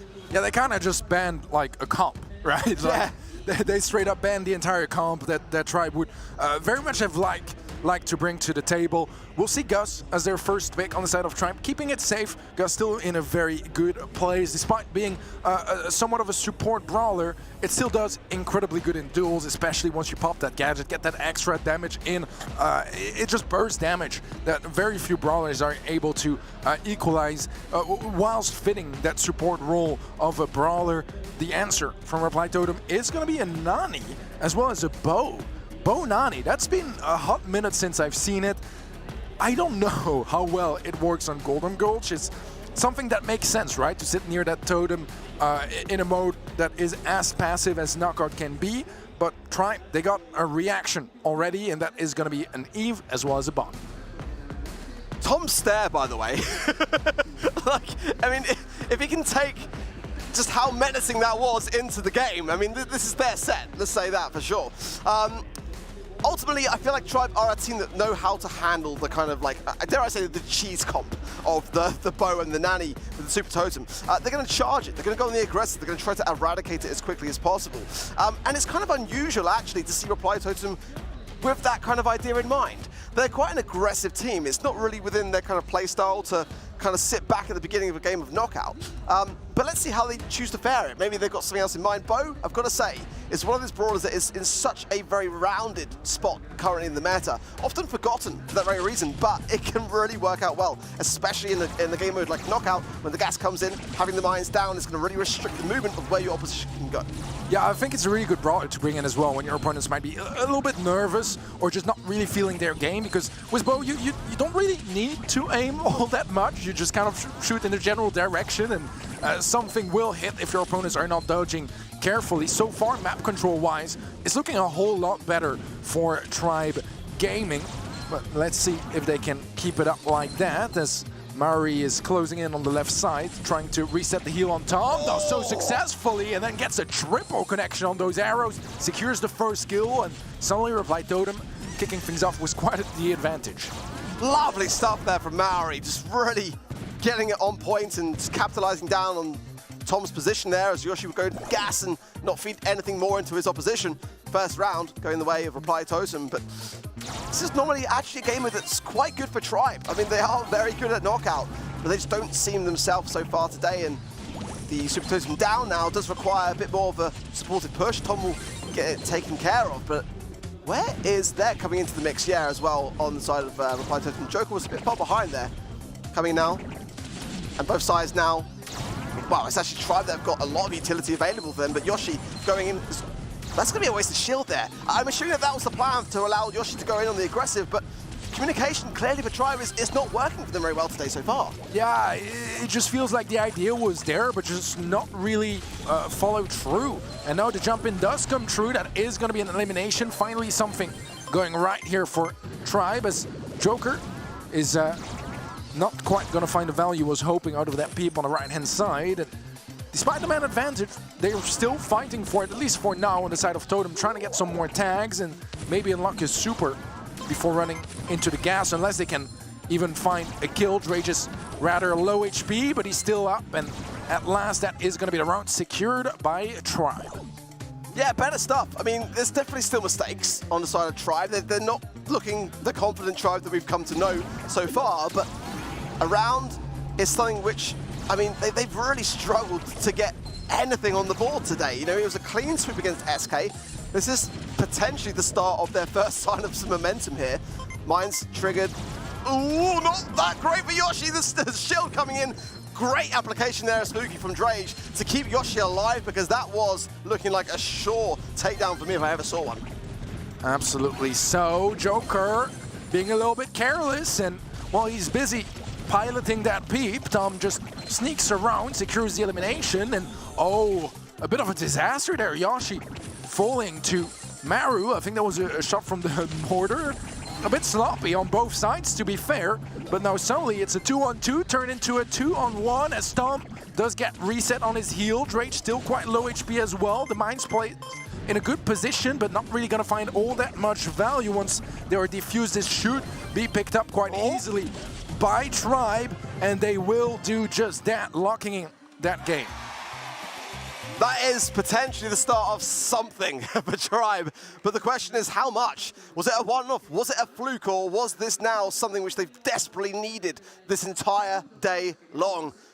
They're looking a bit more focused on the game. They're looking a little bit, well, they're still struggling to communicate, but at least they're looking like they're a bit more absorbed in what's going on.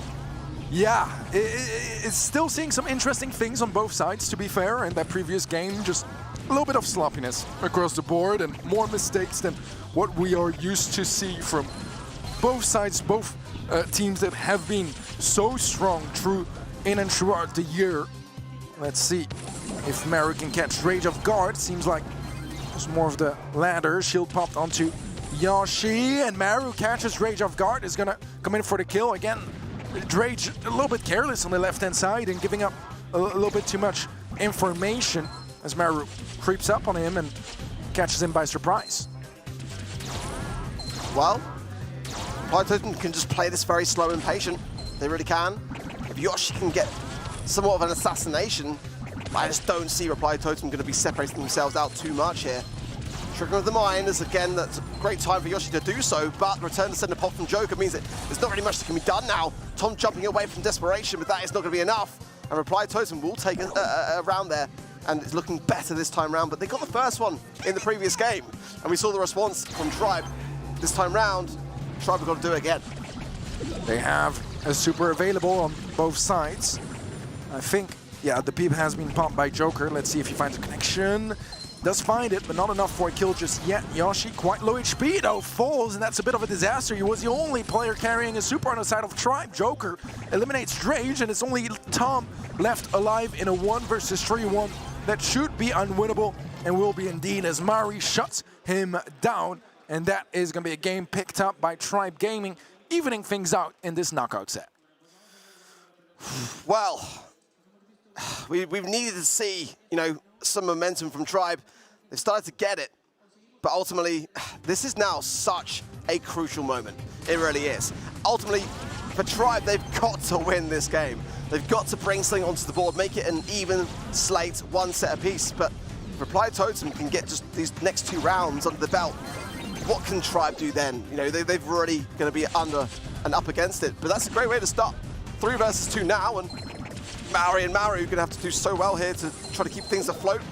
The pressure continuing to mount, and a turret going down. I mean, that might not be the best use of the utility. I mean, normally in a 3 versus 2, teams will tend just to kind of allow it to, you know, be settled. But I kind of admire that though from Reply Totem. They're not giving up. They're not giving up the fight. And now though, they might decide better of it.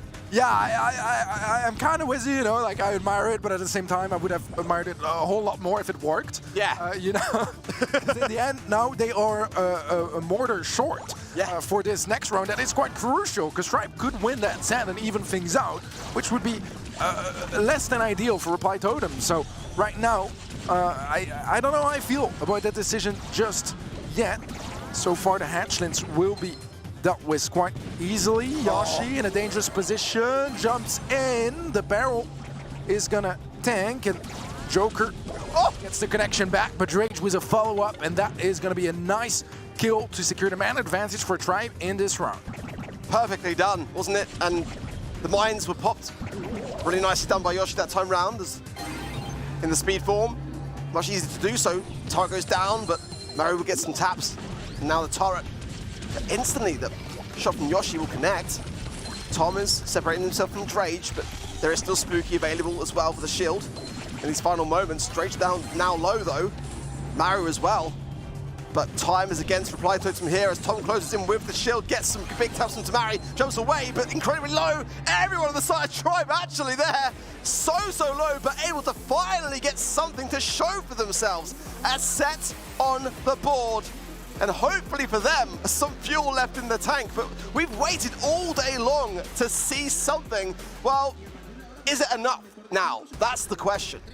Yeah, it's an interesting match so far because I feel like it's a bit of a mess. It's a bit of a mess. I feel like both teams are really not bringing their A game, at least so far. But eventually they'll have to, because if they want to have a shot at a ticket to Masters and grab some of the phenomenal prize pool that's on the line both today and at Masters, we need more from them. We need more, because teams like SK Gaming, they've already been showing a whole lot more than that. So far, yes, Tribe, they take this set, but I feel like it was very sloppy, just not all that solid on both sides. Just Tribe able to capitalize a little bit better off their opponent's mistakes than Totem did. Yeah, I pretty much agree with that assessment. It's just from the very beginning, from the very outset, a bit of a surprise to me that Reply Totem were going to kind of run with the Super Totem concept, with the bow and the penny. It just didn't really feel like very Reply Totem.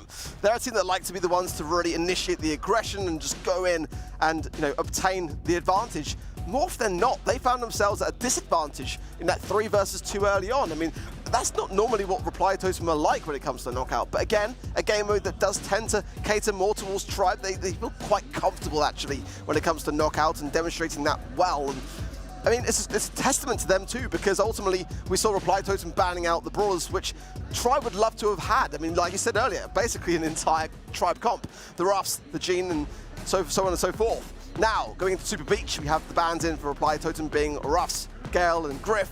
For Tribe, Buster, Gale, and Poco coming in, and then very swift and early pick of Otis for Reply Totem. Yeah, that absolutely felt like, you know, Totem came in with a plan, and they are ready to execute it, as that Otis first pick is one we've seen more and more often. And the fact is, it's a brawler that hard counters a lot of brawlers, pretty much any sort of tank or close-range brawler, and at the same time doesn't really have any large weaknesses. Very versatile, a bit like Max-like in a certain way, right? Where it's not too hard to hit shots, it can get people out of positions, it can shut down pushes, it can help on the offensive side of things as well. The reaction from Tribe is going to be a Penny as well as a Janet, which I like. Both of them, Tribe always have loved Penny on this map, Brawler that they've brought very often, even as a first pick. But Janet as well is a Brawler that can just cover a lot of ground with both range and zone damage. Just make sure that there's no surprises on the enemy side, and I think that there's great possibilities with Janet as well to open up tough situations and help your team secure an early goal. The response being Squeak and Carl for Reply Totem, which makes me worry a bit, because Reply Totem really utilized Carl in such a fantastic way. Buzz coming in for Tribe. In fact, I've got to be honest, it's like the comps are kind of reversed. I'm so used to seeing Reply Totem be running Janet, be running Buzz, and it's literally that. I assure you, it's not a UI error on our part. It's genuinely the way it's gone. And I mean, I'm excited by it. I'm also kind of curious as to how it's going to fare, as more so for Tribe. I mean, this is definitely Tribe being experimental if we've ever seen it. I can't really remember the last time I've seen them play this kind of comp, to be completely honest. Yeah, I'm completely with you. I mean, it feels kind of odd to not have Joker on the Buzz and Maru on the Janet, but it turns out that this is the draft for Tribe instead, and so far quite passive on Dre's side of things. Gadget popped by Maori to help lock in that left lane. Maru does have a super, but oh, a beautiful pull there from Drake. He's going to be very low HP. He needs to be careful. If there's a connection here, it might end up going down. He won't just yet, but it is definitely going to help Tribe Gaming to lock in some more control, some better positioning as Maru takes a hefty amount of damage. And Yoshi is now going to attempt to push the right-hand side, wants to reset the heal with the gadget. The pass to Drage, is that going to be enough for a goal? It should be, and he just walks it through. And early on, Tribe securing the lead. Fantastic start. Drage comes in again, but muted out just at the right time to allow the defense. Flying hook from Maru, and Tom is surely going to be swiftly going down here. Yoshi and the turret, though, are able to start to pick up the pieces of the situation.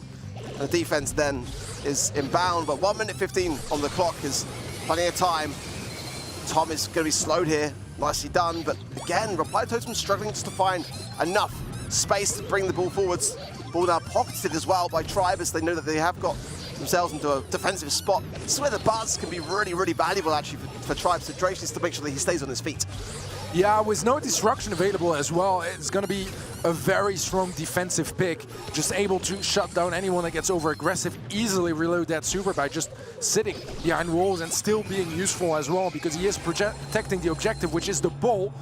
Got a little bit messy on the bottom side of the map, but eventually it's just Joker alive and not all that much he can do in that position. The mortar is going to be clearing him up as Drake goes in again for another kill, finds it, but there is a trade as Squeak is able to get that elimination in the end.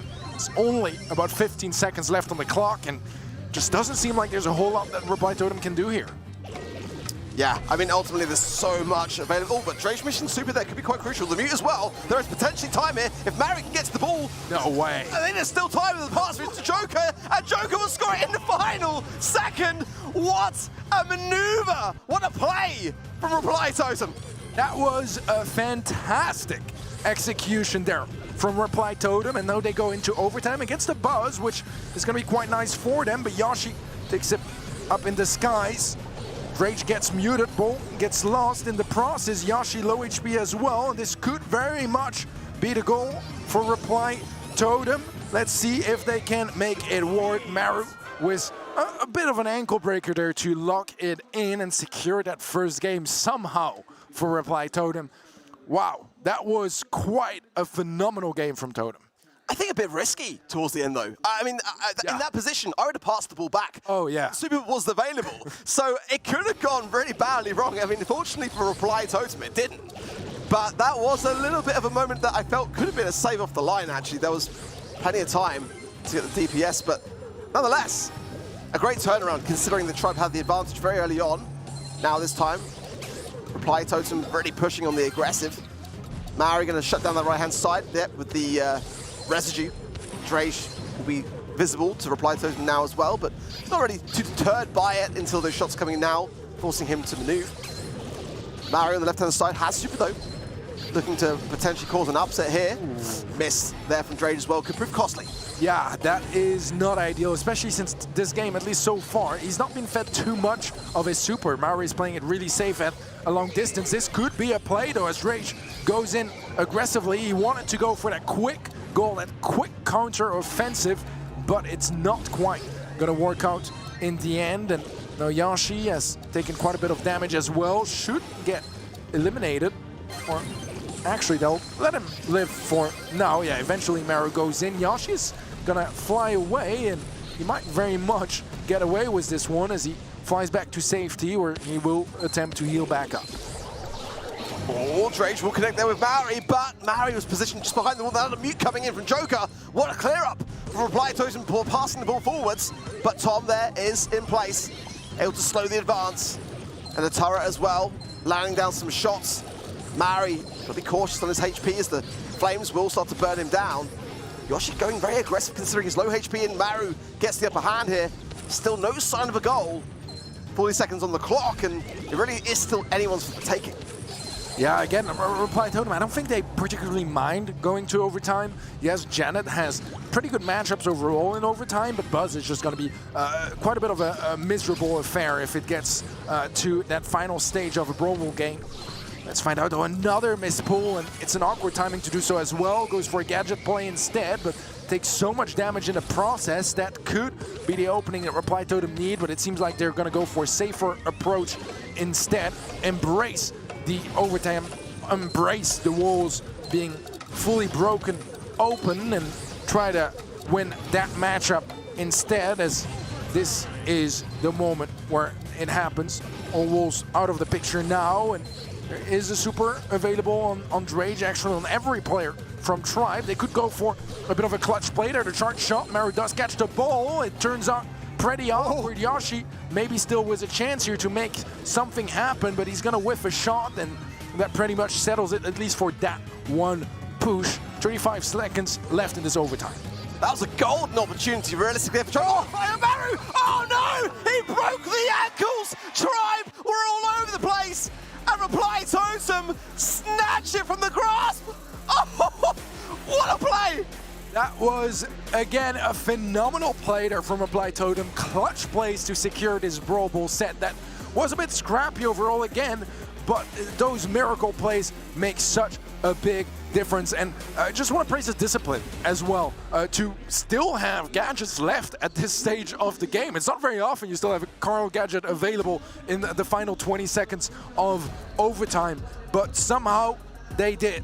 And that is going to lock in a second set for Reply Totem. Stats-wise, I mean, they have the upper hand pretty much across the board, especially in damage, about 20k difference. But when it comes to healing, it was a bit more closely matched. What a play. I mean, you know, especially when you consider that Tribe finally getting a set, you know, and then that's how they lose the third. I mean, that's going to be a really tough thing to come back from, in my opinion. I mean, no amount of FPS, honestly, is going to be helping Tribe at this present moment in time. They've got to dig so deep now. I cannot wait to see it back on the replay. But I do feel like Tribe should have probably scored leading up to that moment. I mean, Yoshi, to be fair, was on his own, but there was definitely potential for that to be a different outcome. Oh, absolutely. So, I mean, it was, the first game was about a second away, right? Like, literally a second away from a victory for Tribe Gaming, and it could have been a very different story momentum-wise as well, and that can carry over from game to game and devastate your opponent's mindset and overall mood. Right now, we're back with Totem with a single set lead. Problem for Tribe is they can't afford to lose another, but our draft is kicking in as we'll be moving to Ring of Fire for Hot Zone. Totem batting out Lou, Bell, and Ruffs. Tribe taking out Buster, Otis, and Crow. And it's going to be the first pick of B for Reply Totem, which I like a fair bit, because B is in a really, really good spot. Not necessarily the flashiest brawler by any means, didn't get any huge buffs or anything like that. It's just been very good for a very long time, and with the current meta, it just really solidified its position as one of the most picked brawlers just across the entire game. I'm looking for Meg, and there it is. I was playing this last night with Trav, actually, and it's so much fun. And we saw it, you know, back in, I think it was even Challenge Day 6 or 7 for Reply Totem, and it just caused such a stir. I'm surprised the Tribe didn't kind of see it or read it, but I don't like the chances against it, if I'm honest. I feel like it's a smart thing to have locked in the B following up with a Meg, and it's in such a good spot. It really has got so much pushback potential. I feel without any swift kind of takedowns, I think the Lola's probably the best shot the Tribe have got to eradicate it fast, but I don't like Tribe's chances here, to be honest. Yeah, I'm kind of with you. I might be wrong here, so chat, don't roast me, but I'm covering myself, you know? But I think they nearly lost to that exact comp at the World Finals, actually, Reply Totem, facing Zeta Division. So I don't know, we'll see how they execute it here, but this is an interesting one to bring to the table, and one that I definitely don't mind. As even without the mech, just look at the position already, fairly dominant, a 15% lead, and I feel like it should be getting more and more one-sided once that mech is available, and eventually, yeah, Maru picks it up and now is free to push forward and get some big damage onto those opponents from a distance, and it's a big early lead already in favor of Totem. I mean, they are literally the definition of an immovable object at this point. They've just been on the zone and been unshakable, unstirred, but now Tribe coming back in with some feist of their own. Great spooky pops, by the way, from Drage there, just to keep everyone on the side of Reply Totem low, as Yoshi coming in here. Needs to come out, though, with a kill, and doesn't. Goes back, thinks better of it. That's going to keep everyone in position. Yeah, Maru back again in the mech, and immediately Tribe respect that. Give them the space to maneuver, try to take down the mech from a distance, but a super pop from Maru in just one swipe. That's an elimination on the right-hand side, and a lead that's getting more and more scary in favor of Reply Totem. Tribe, they're getting closer and closer to facing a match point. They need to open things up, they need to change things around, but so far with no results. Oh, the heal there was not quite on point, but Maru's going to stay firm in that pocket there, getting that percentage straight and able to contest it. And now the might of this entire situation coming to its peak. Tribe have got to hang on or they are out of the competition. At the moment, Reply Totem are in a formidable position with a comp to match. Yeah, this is going to be challenging for Tribe Gaming.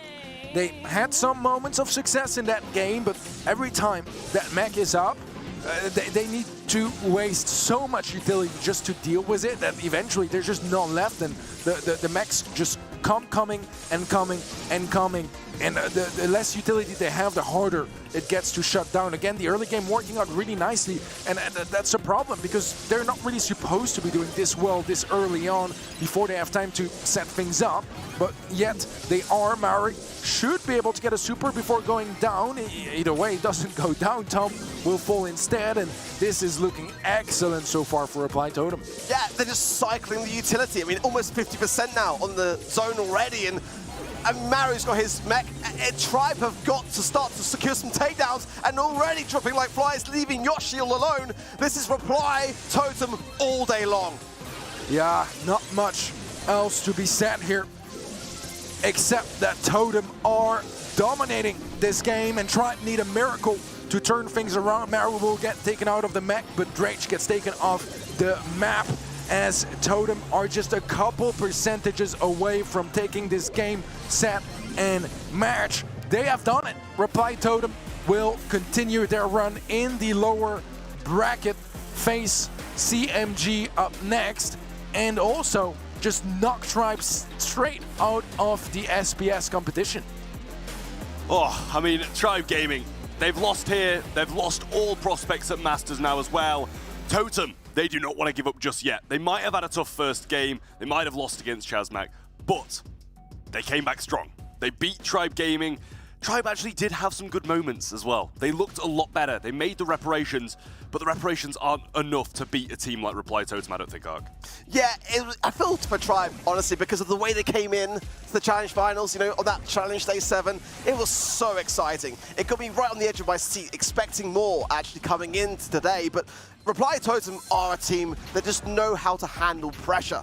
You know, they were the Season 1 champions. They know what it takes to go all the way. And in that same idea, when they're under pressure, they're able to fight up against it. I think the drafts looked far, far better. We had some question marks, didn't we, coming in to the matchup as to whether they were going to be on point enough, and they were. They were back to themselves, back to their normal selves, and capitalizing a lot on these moments. I love that play in Brawl Ball, especially with the flying hook. They were saving utility a lot of the time, and you saw how much that really came back around to serve them well.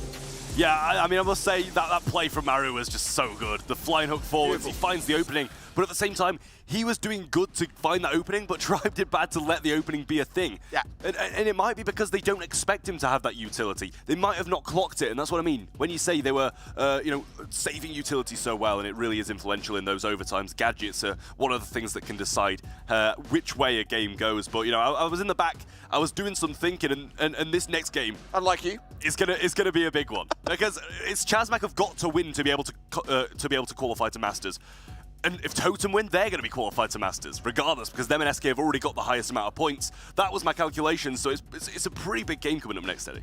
Yeah, it absolutely is, and it's a bit of a revenge story as well, because if you guys watched earlier today, well, it was a matchup that we had already, right, between Reply Totem and Chazmak. It went the way of Chazmak, just that close. Literally just that close. A 3-2, but let's see if they can do it again. If Reply Totem can turn things around and have their revenge story, that would be quite something, but it's all up to them now.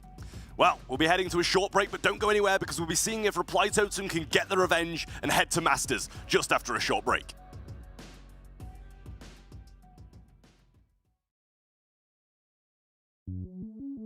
Welcome. We never will fall. We never will fail. We just get up, get out, go get it, we get it, prevail. We never will fall. We never will fail. We just get up, get out, go get it, we get it, prevail.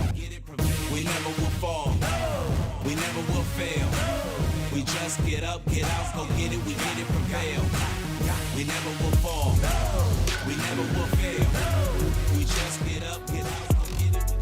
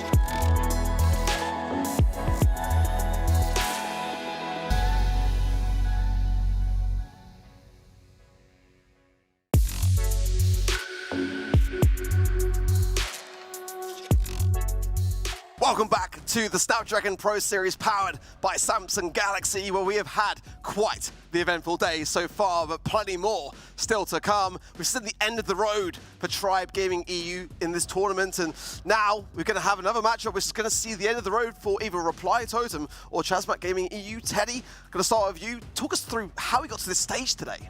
Yeah, a lot has happened. In our opening matches, we had just one incredibly underwhelming performance from Tribe, which kind of translated throughout the rest of the day as well. But also Chasmac just kind of showing up and popping off, taking down the mighty Reply Totem.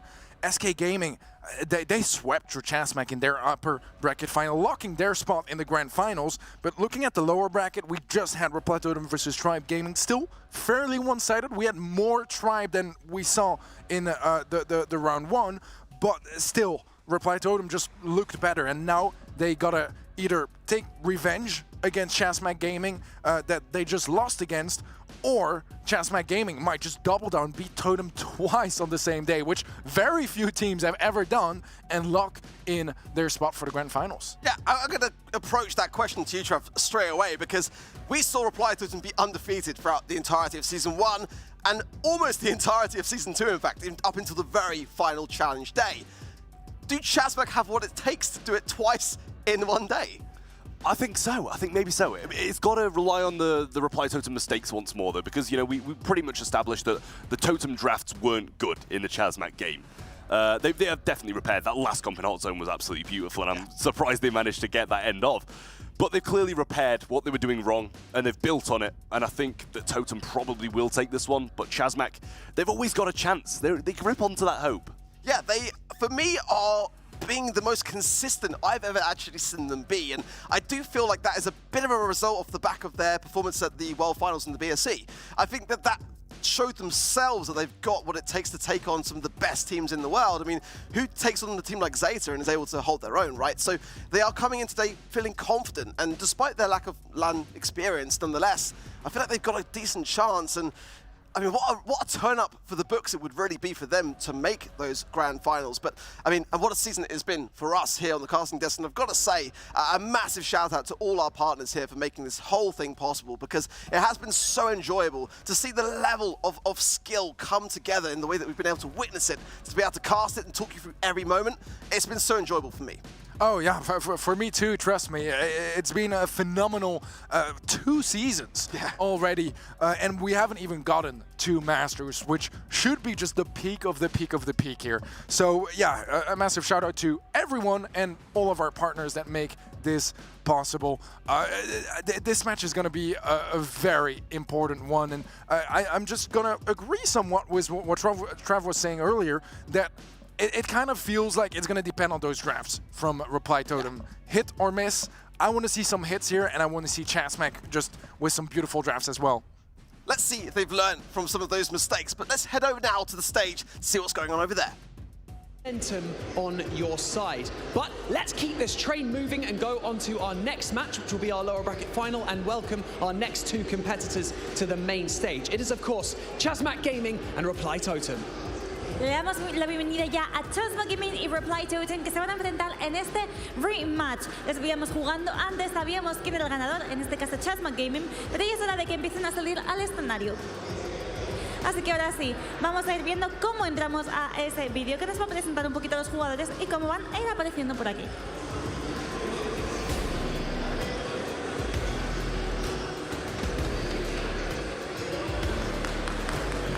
That's right, DreamHack Valencia, make some noise. 2 teams enter the main stage. 1 will be sent home, and 1 will remain in the competition and go on to face off against SK Gaming in the grand final later today. This is a very interesting match. Need I remind you that we made an announcement earlier today that the winner of today's competition, once they lift that SPS trophy, guarantees them a spot in the Snapdragon Mobile Masters next year for a huge prize pool of $200,000. That being said, let's go over to the casters to bring us into our next match. De estos 3 equipos, solo uno de ellos va a ganar este trofeo y este premio, pero ahora mismo 2 de ellos se van a enfrentar, así que vamos a ver lo que ocurre. This is such an important moment here. If Reply Totem take this win, they'll lock themselves in for Masters. If Chasmac Gaming EU can get this win, they lock themselves in with a chance of being able to get their hands on gold. If they are able to lift that trophy, then they will lock themselves in. But for Reply Totem, they've been here before. You know, they've been in this position, not necessarily in the lower bracket, it must be said. They obviously went through in Season 1 through the upper bracket, but they're looking a bit more confident, Teddy. That's kind of what I picked up from them on the stage there. A few more smiles. They didn't seem so nervous. Did that kind of resonate with you as well?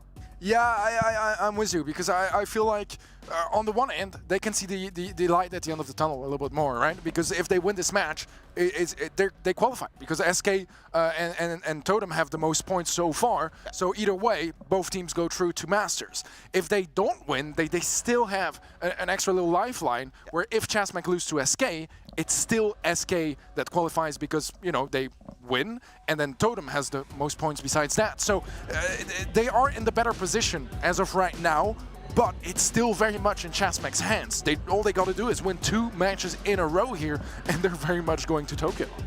I really kind of feel like I want Chasmac Gaming to win the whole thing now. I think it would be such a great underdog story of redemption, a great journey for them. This is getting close to that final stage now, Trav. I mean, they're looking good. They've been looking good all day long. Is that a period of, you know, in your mind that feels like the tension might be getting too much? Is Reply Totem could have learned from those mistakes and ironed some of these out now? I mean, it seemed like they already have learned from mistakes and ironed some about going through from the Chazmax to the Tribe games in the previous ones. It's already an improvement. But the question is, can they improve even more, or will they kind of spiral back into what they were doing before and being, you know, too overconfident with some of the drafts? I don't know if they're underestimating Chazmax the first time, but they definitely won't be doing it again, because that was a mistake that they cannot afford once more. As Teddy said, you know, even if they lose, their fate isn't in their hands anymore. SK can beat them, but you want to be able to win. You want to go to the finals, because it's not just Masters that's at stake. There's the Season 2 trophy as well, and they want to retain their championship. Yeah, and the prize pool, the lion's share, they really want to get their hands on that also. Can't forget that. And for Chazmax, it's going to have to be a slow and patient decision as to how they approach this one, because they've shown their cards on the table already. Reply Totem now have got a lot of an idea as to what to expect and where they went wrong.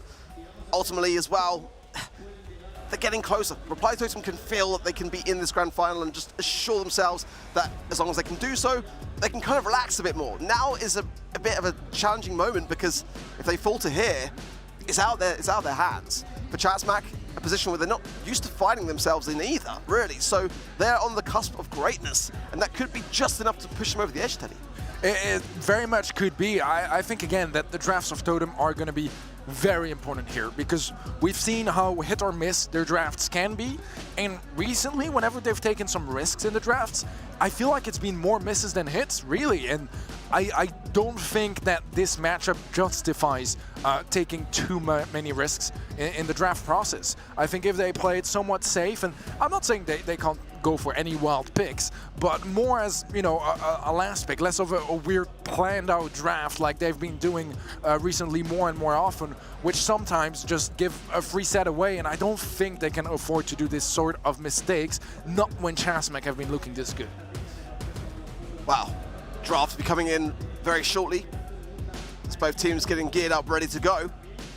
Again, if you are just joining the stream, getting so close now to those grand finals, and SK already there, lying in wait, and it's just a question of whether the team to join them will be Reply Totem or Chazmax Gaming EU. If Chazmax Gaming EU win this matchup, they get ever closer to being able to lock themselves in for Masters.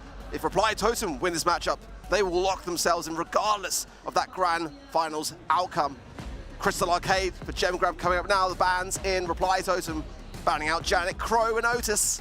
Chazmax Gaming EU banning out Stu, Max, and Penny. The Roughs being the first pick, I think it's decent. Especially with Penny Band, which they've obviously done themselves, you can use the sandbags a lot more effectively, because there's not much stuff that can just pierce through those with some good value. And also, if you walk up to a decent lane's face, place sandbags and auto-aim 3 times, then you're absolutely chilling. But I do just want to say, you know, I love an underdog story, right? I would love Chazmax to go to Masters, but, like, Totem have earned it. Come on, they won the first season. So, I mean, I kind of feel bad if they don't make it, you know? Yeah, it would be a little bit of a robbery, wouldn't it? But at the same time, I mean, it's kind of the name of the game sometimes. And Chazmax, they'll do everything in their power to make that a reality. Buster as a second pick, rather first pick, I guess, on the side of Totem, is an interesting one. We've seen it work. We've seen it not work always, to be completely fair, but he's not nerfed just yet, so he might still be able to do a lot of work, a lot of damage, especially paired up with that Squeak. If he can connect some nice slows, that can be a nice way for Buster to close the gap and get up close and personal. But I do worry a bit, because on a map like Crystal Arcade, you can make this whole map so open. I mean, if you bring in like a Griff and just blow open the left-hand side, and then obviously Reply Totem will swap lanes, but then you can just do the same there. Well, there you go, yeah. I mean, if Chazmax want to double down on the wall break idea, Buster's only going to be that relevant in the early game here. So I like where Chazmax are leading this, but they do now lack a little bit of range to add to this mix, and that's going to be a consideration next. But so far, I feel like, yeah, and B's, I'm liking I love how Chazmax have read this situation and their approach to doing so. Yeah, I think that Chazmax have drafted this really, really well. But another thing to think about Buster, whilst he's waiting for the walls to be broken down, he's going to be in the grass. And if you're at close range, you can, you know, get past that shield. You can get past the barrier and shoot inside of him. Yes, he does decent damage, but if you time it right, when he's got no ammo, that's another thing you can exploit as well. Sometimes, although he's a tank, grass isn't his biggest ally, and I think that can definitely hurt Reply Totem here just a little bit. I imagine they're still looking for a mid. Residue down one of those sides is probably going to be quite a solid thing as well, but they take the bow through the mid, which I think is very solid. Bow mines in pretty much the one choke point through the mid can be really devastating for whoever steps near it. Yeah, I think it's a brawler as well, where you can focus a little bit less on your aim compared to a B and more on your dodges, which is quite nice when you're facing a B, where you really want to dodge those big charged shots. So overall, I don't mind the comp from Reply Totem. I do agree with you guys that Chasmac's comp looks just maybe a little bit more well-rounded, and just an idea synergy that might not be quite as present on the side of Reply Totem. Just open up the walls and play it from there, play range, play the long distance game.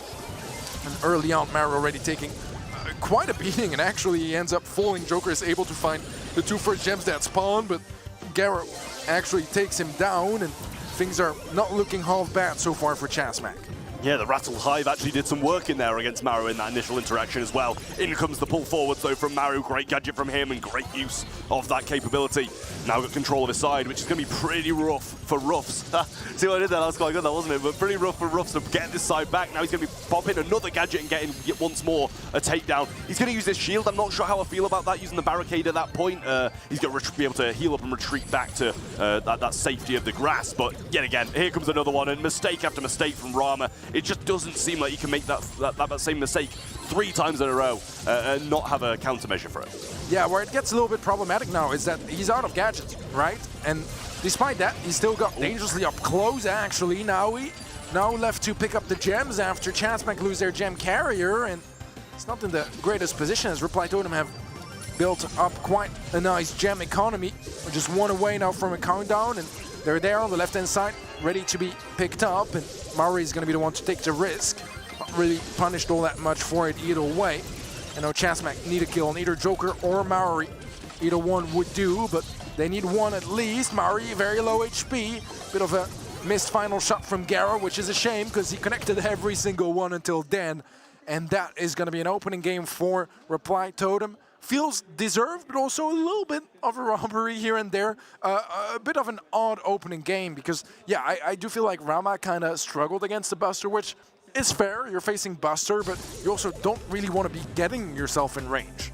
Even when the map was open, it was a struggle, and it seemed like when it was actually closed off, it went better for them. Jiro really didn't help out against Maru enough towards that late game period. Going to go aggressive now because he can't really walk backwards thanks to those meteors coming down behind him, and he does actually get taken down. This time, though, it's better for Totem. In comparison, they had a much worse start in the previous one. Rama actually has control of this lane now and got to be keeping his range, getting some power-ups and providing those to his team, and that'll be the saving grace of this game, really. Yeah, I think the challenge here as well for Chasmac is to deal with the Buster without having to commit Garo to that lane too, to help out and leave Joker with so much space, because even though the first skill easily went the way of Chasmac in both games, in the meantime, Joker is just running around the mid, picking up every single gem. Garo too busy helping out Rama, and that just doesn't quite cut it here for Chasmac, as Totem again are getting dangerously close to a countdown, just 1 away now. If Joker finds 1 more gem, they are going to be in just an incredible position all around. I mean, it just doesn't seem like the same Chasmac we saw before. The last gem spawns now. Now he's got a super, but he's not using it. He's waiting. He's being patient for this late game, and that might have been a waste because he is the only one alive. He goes for Maru, who's the only person who can't make a difference about getting the kill at this point. He pops his gadget, but doesn't manage to get a lot done with it. Rama trying to push forward now as well. Super comes out. Now he gets hit, slowed down, 2 seconds on the clock, and Reply Totem are going to take the first set, and that's fairly surprising considering we thought the Chasmac comp actually did have some legs. It was dominant. Yeah, I think it was a matter of balance for Chasmac. Balance out how much you want to commit your resources to dealing with the Buster and how much you want to have that mid presence. And they opted to go maybe a bit too much towards dealing with the Buster. And yes, they won that lane more often than not. But in the end, it was at a sacrifice of a lot of map control, especially around critical areas of the mid, that just gave Reply Totem such a big head start, such a big advantage, whether it's in gems or in positioning. And eventually, they kind of snowballed from there and were not able to recover on the Chasmac side. Yeah, Reply Totem, they've got the finals in sight, they've got Masters in sight, and now they're executing it perfectly to try and get there. Set number 1 goes their way quite convincingly, and some would even argue that it wasn't their composition that was better. That's Chasmac Gaming should have completely walked away with this one. And to be honest, I would be one of those people. I think certain lanes you've got to win. And certain lanes they were losing. I mean, Buster, yes, it's Buster. You can lose against Buster if you want, but you got to win other lanes and make up for it, especially with the B. You should be able to dominate that mid at a range against Joker there, but it just seemed like he didn't have any opposition through that mid at all. And Reply Totem, they've turned it around since the first time, and now Chazmak are getting the full force of their actual good drafts. Yeah, exactly that. I think some of the ideas as well were just not all that functional with that draft. I think a slower approach just would have fit a little bit nicer, right? Because you want those walls to be opened up for your B in the mid, and it's just something they didn't really get to do because there was just no time to set up. Especially that second game was just very, very fast, and they got away before there was that open map that should be, you know, very much Chazmak's game.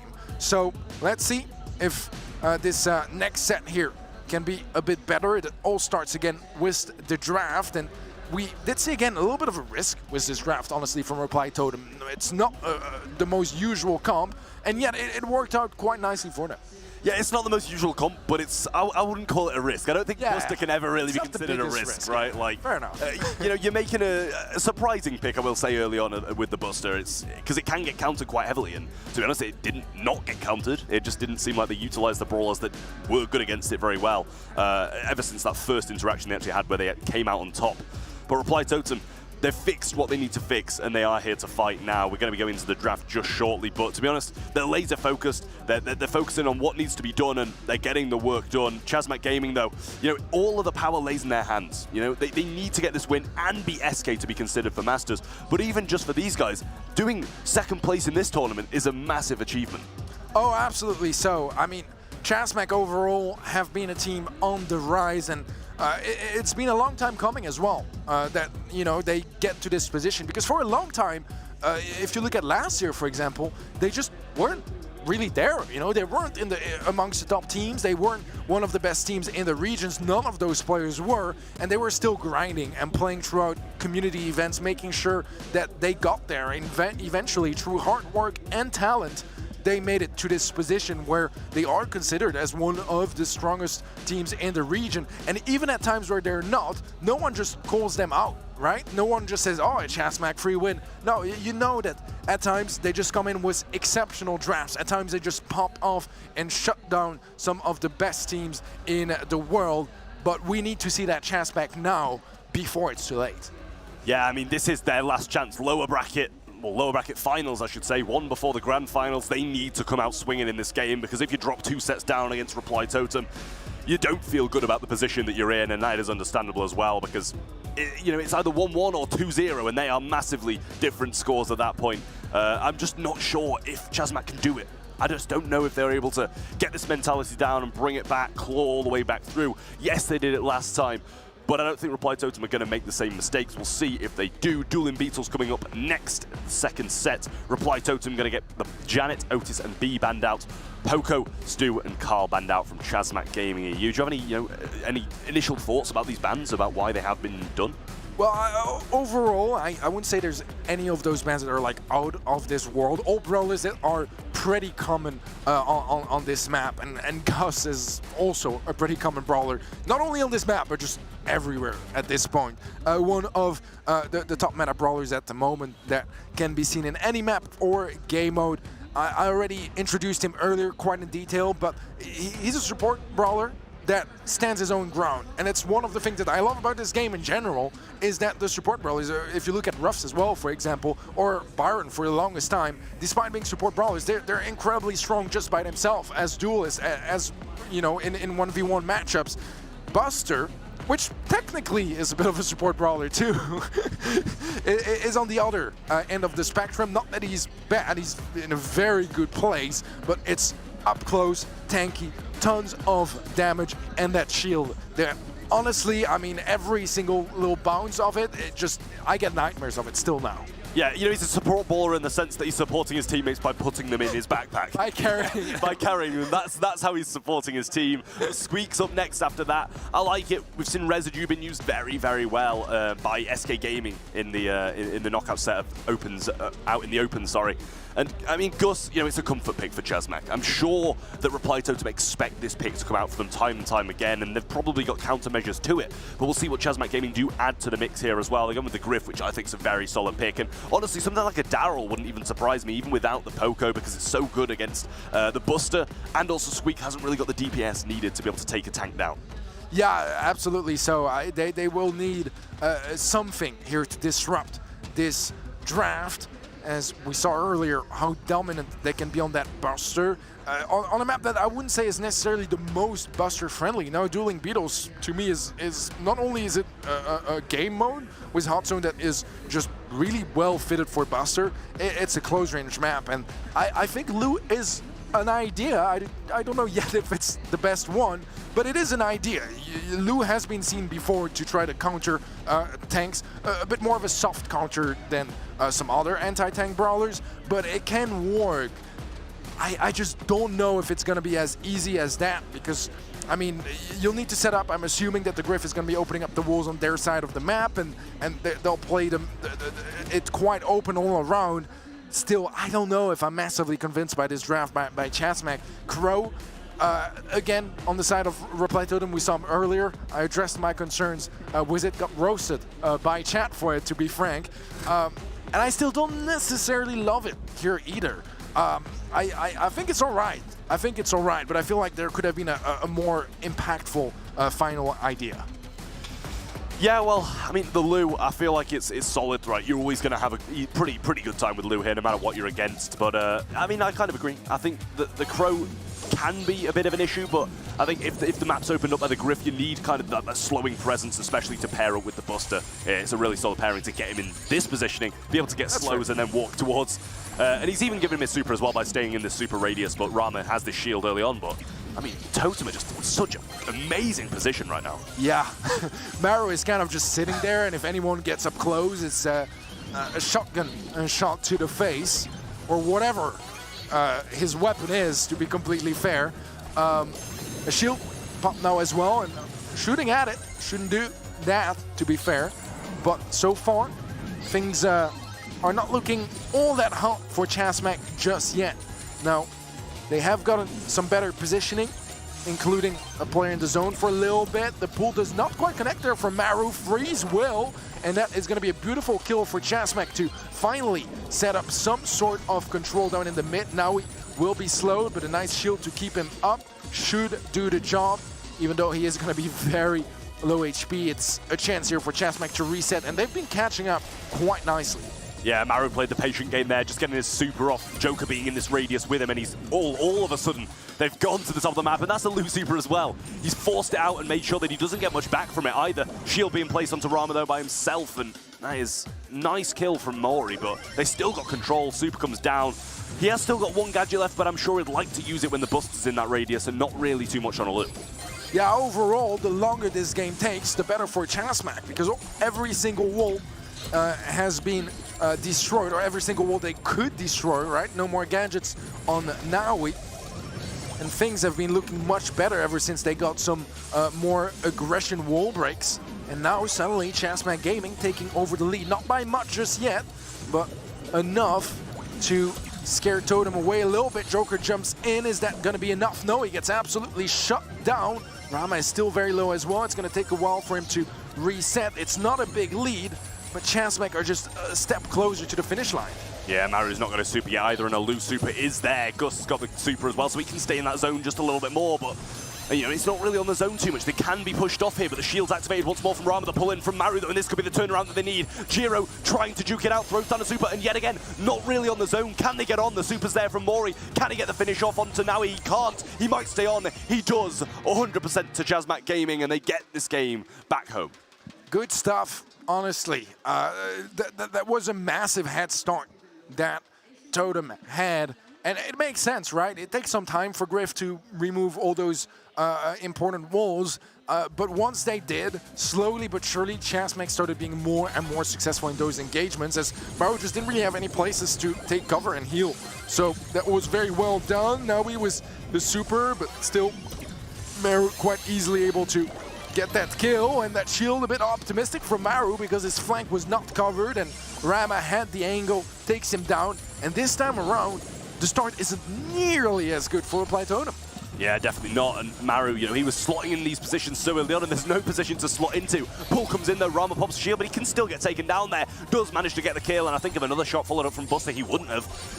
Maru's going to connect some shots now as well, and that should bring Rama down. No shields available, but he actually survives with one shot. Super available from Mori, jump in from Joker, trying to synergize these plays. He gets Jiro and the super coming forward, gets a slow one to Naui as well. Now we've got Maru with this chainsaw being popped out, shield, barrier, whatever you want to call it, is keeping Rama back, and it's working. Yeah, it buys some time as well for the reset, as Reply to them, we're waiting for their third player, and contrarily to Chasmac, once they lose a player, they are left with Maru on the Buster that can't really do all that much from a long distance, so securing that positioning was key. However, Chasmac are again catching up quite nicely, and this time around they don't have as much catching up to do. Maru now has a shield available as well, some bounces, but not really find any connection. He does get up close, and the follow-up kill there as well that is quite critical, as Reply Totem are back in the lead with a 2-man advantage now as well, and a nicely timed kill, another one now, and that means they're gonna keep at least one player advantage for quite a while now.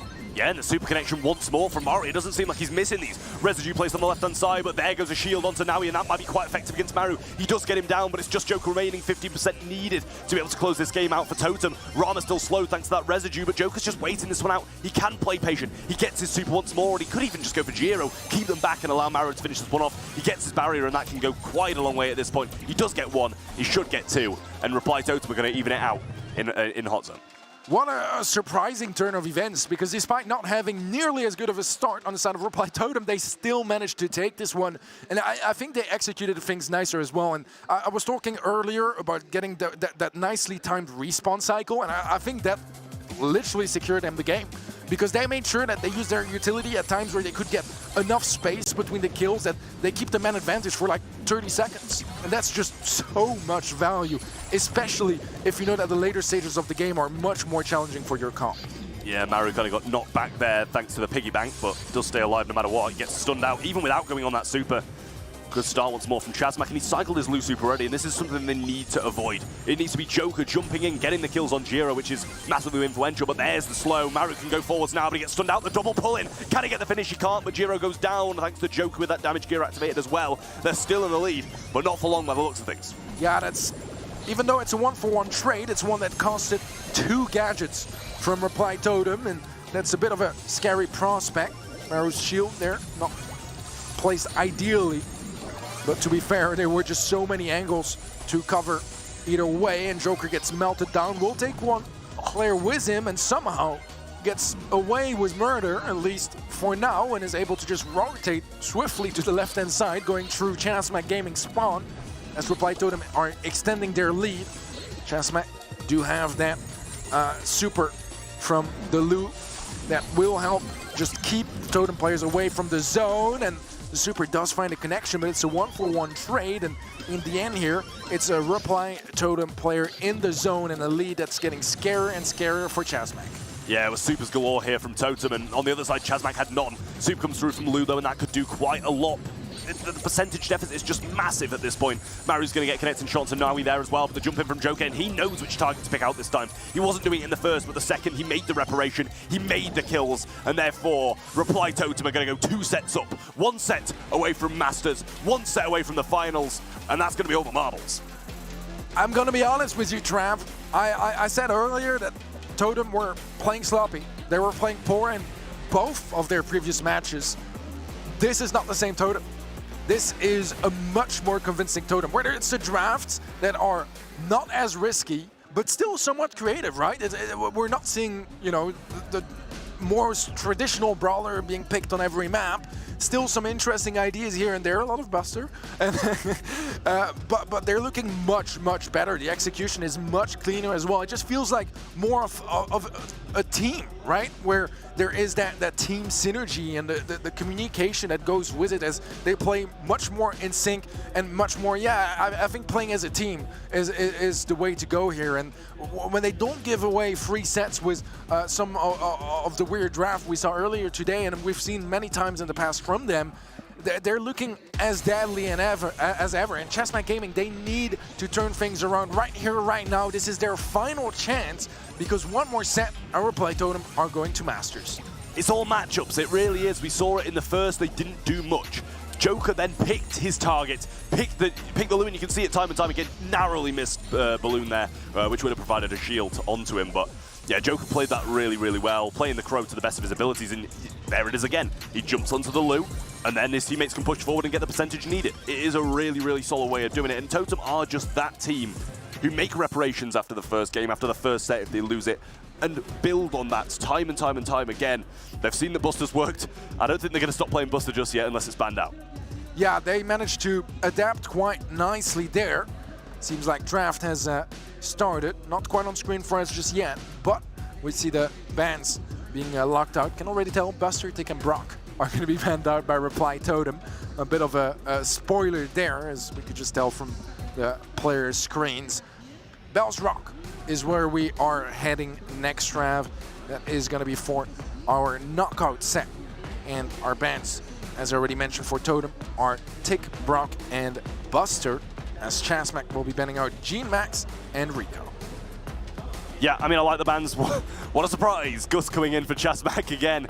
A comfort pick 101 for them, really. It really is what they have just been going towards when they're struggling. And I mean, they were struggling in the last one, and then they still picked it again. So definitely a little bit shaky for them. Not the best gameplay we've seen from Chessmack, even though they are still picking these brawls that they know that they're Was it their first pick in both I mean, it's been a first pick in every chance they've got to take it. They're putting a lot of trust on something that hasn't been working all that well so far. But which, to be fair, Gus is in a terrific place, don't get me wrong. It's just they haven't been able to apply it successfully so far in this match. Yeah, and you've got to learn. And I just said this about Totem. They learn, they improve, they build. And Chessmack are just doing what is failing. They're not. They're doing the complete opposite. They're continuing to just play these brawlers that aren't working for them at the current time, and it might just be Reply Totem are good against Gus. That could be the easiest explanation about it, but I'm sure it is something a bit more deep-rooted in Chessmack Gaming's brains. Sprout coming out next, though, from Chessmack Gaming, and Bell's Rock. I do like the Sprout. It is very, very good, but you've got to be scared of a Grom. That is a nasty matchup to have against that Sprout. Yeah, it really can be, and there might be some more aggressive ideas also in line, as Reply Totem do have that final pick, so Chessmack do need to make sure that they cover their ground nicely, eliminate any sort of over-aggressive ideas that Totem might have in mind and are known for, and Otis is going to be a way to do so, avoid a Wild Buzz, for example, making an appearance, or even a Fang, which could have been problematic with the current comp, but Otis should cover the ground, probably, and dissuade Reply Totem from going for anything too crazy, but it's Totem, you really never know. I mean, it's a Grom and GG, surely. Yeah, Carl. Right, Carl? I mean, I kind of expected it, to be fair. Really? I don't know. I mean, it's going to be good to fly in onto the Sprout, right? But we've seen Grom time and time again, destroy Sprout in the mid. And, I mean, Bell can deal with the lanes, Bonnie can deal with the lanes with the range advantage that they have. It's just the mid matchup that you need to win, and, you know, Sprout can definitely bully a couple of these brawlers. I agree with you, especially for the Grom statement, but at the same time, I feel like it's a brawler that is not necessarily played by a lot of people, especially at a competitive level. Like, not everyone is a good Grom, and it's not a brawler that is in every player's brawler pool. That's what I mean. And I feel like if they're not necessarily too used to it or too fond of it, I think it's better to maybe go for a bit more of a comfort pick, which Carl obviously is for Joker, and already some big signs of regression that are getting punished, but actually 2 swift kills there from Reply Totem, and it's only Garo left alive. A bit of a whiff shot there from Joker, but a follow-up does get the double tap to secure the kill, and Reply Totem now in just an excellent position. I mean, we'll probably see the same again. This time Joker actually has super as well, though, so that's even more devastating for the Sprout in question. Super forward, spin in. He's going to get Jiro here, even when he pops a shield on himself. Absolute destruction. 1v3 versus Rama. Reverse polarity is going to miss, but it doesn't matter, because that's GG. 1 game more for Reply Totem. And can't forget, this is Masters, and this is the finals of this competition, and a load of cash, and they're walking over him. Yeah, I just love what I said, like, disrupt any sort of, like, aggressive ideas, and in my head, like, I was already thinking, except for Carl. And then Carl comes in, and I mean, Joker making some magical plays with it, but Maru and Mari popping off on their respective lanes as well, winning their matchups. And again, Joker able to get very aggressive. Maru in a tough position. Is that enough? Oh, no, you can't miss that shot. Yeah, that is a shot that might just cost them their chance at going to the grand finals, their chance at Masters, as Gary's left in a 1v3, gets shut down, and now Reply to them. All they need is a single round, and I mean, they're spawning in with a super on Joker. That is going to be a scary prospect. I mean, they're just folding. Chazmak Gaming are not the team that they were in the first time these two faced. Joker going to avoid that Silver Starfish as well. Now he's low, Rama's low, 3v2, and now he's surely going to get spun on here. GG, Reply Totem are going to be going to the ESL Masters in Tokyo. They're going to be going to the finals here, and they're going to be playing for a lot of cash. Beautiful stuff. It really was. Reply Totem learning from their mistakes, coming back so much stronger than we saw them previously. Be got a command, Chazmak Gaming EU. It was a great run. I'm sure many coming into today didn't expect them to do nearly as well as they did. And I think they did themselves proud nonetheless. But what a result. As Teddy said coming into this one, he felt like it would have been pretty tough for Reply Totem if they weren't to be the ones to be able to make the Masters. But now we have a conclusion. We have a result. Reply Totem and SK Gaming, and we're going to get to see them play off as well. Yeah, they're going through, and that is, I think, the fair result, right? I mean, as much as I would have loved to see Chazmak make it to Masters, if Reply Totem didn't make it, it would feel kind of weird, wouldn't it? So I like the fact that SK and Totem are true. I also like this grand final because in the end, even though some people might think, oh, they're already qualified, who cares? There's 10 grand on the line. Yeah. That's a big sum of money for one best of 5, so they're going to be giving their all for that one, and I can't wait to get to it. Well, coming up shortly, actually, we're not going to go straight to the grand finals. We've got a show match in order, so time to have a little bit of fun, allow both SK Gaming and Reply Totem to take a bit of a breather, because it's been a long day for them, right? So we'll get into more details as to what that's going to entail, but we saw a little bit of a glimpse of this kind of thing, didn't we, before, Trav, in Germany? Yeah, and it was really fun to watch. I'm not going to lie, we saw Ark. He's going to get his moment here about sinking some basketball shots. I was on point in Germany, I'll have you know. He loves it. He just wants it. The only reason he's brought Germany up is because he was shooting shots like nobody's business. So the NBA team needs to sign this man, I'm telling you. I mean, what can I say? I'm multi-talented in a number of areas, but, you know, ultimately, you know, it's been a fantastic day so far. I mean, many upsets, many great moments to be shared for many times to come. But, of course, watching at home, please don't go anywhere. We'll be right back after a very, very short break. Welcome everybody to another special episode of DHL Pro Tips for Brawl Stars, where today I have the pleasure of being joined by Drage of Tribe Gaming EU. Drage, welcome. Hello, thank you for having me. And it's our pleasure to have you here, Drage. Give us an insight as to what you do in the lead up to a big match. Whether it's the Snapdragon Pro Series finals, World Finals, MSI, monthly finals, I always have like a similar strategy in terms of I try and work on my drafts. I feel like drafts are a very, very important element of the game now. So I normally get a friend or two, work on them, and just create as many outcomes as possible to make sure I've covered all bases, as, you know, there's many brawlers in the game, so there's definitely a lot of combinations that work and not. So I definitely need to spend a lot of time on those. And then obviously just making sure my practices go well. Again, going back to the VOD reviewing, watching them back is also a very big part of my preparation. Making sure we tweak anything that needs to be tweaked or fix any mistakes that are very, very common.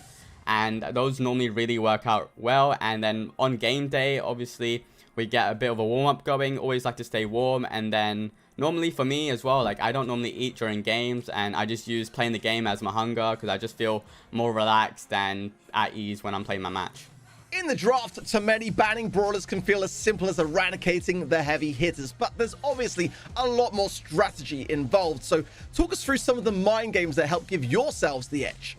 For me, bans are very, very important, and I think they're the most important element of drafting, because if you have first pick or second pick, it makes a big difference on what type of drafting you're going to do, what you're going to ban, and what you want to pick. So for example, if you have first pick, you want to normally ban out what you want, what type of comp you want to play. So normally when I first pick, I have a comp planned out, and then I ban all the counters to that comp, and it allows me to have a big advantage because the comp I chose is something I'm very comfortable with. So if I ban out the counters and I play that comp, I would have a very high chance of winning.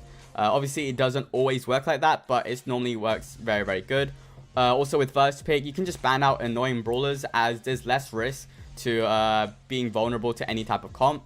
But when you have second pick, most of the time people just ban out very, very meta brawlers or the best brawlers in the game because you don't really want to play against it. So that's what people do. But instead, you can just ban out maybe like one strong brawler and then 2 brawlers that support it very well. Or again, against a team, let's say it's like SK Gaming and you normally ban out maybe like a Bo Penny, or maybe it's like AQM. Again, you ban like Eve and Tick. Brawlers like those are very, very important. You know, it can depend on what team you're playing, but normally you have control of what you want to ban and what type of comp you want to play. So I recommend finding out what you want to play and what you don't want to play against when it comes to banning. Now, Drage, I've known you for a very long time and can therefore say that you are without doubt your biggest critic. But how then do you approach self-improvement to ensure that you are always developing your game on a personal level?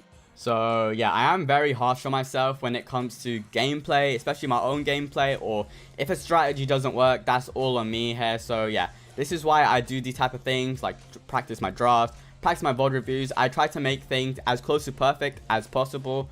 So yeah, that's just one of the most important responsibilities as being a captain. So these are the type of things that I self-improve on, you know, handling pressure, making sure I can lead my team during a competitive match, make sure I can pick well and implement my strategy with full confidence. These are the type of things that I always work on a daily. And then also gameplay wise, you know, just improving my gameplay, playing the game as much as possible. And this can be through many ways, through Solar Power League. I recommend rank 35, for example. If you have a very, very weak brawler, I think pushing it to rank 35 is the best way to improve on it. So yeah, these type of things, if you slowly implement them all together, it should show a big improvement on yourself. Sadly, Drage, that is all the time we have here for today, but I want to thank you very much for your time and for your valuable expertise. And to all those watching at home, we thank you very much and we'll see you in the next one. Peace.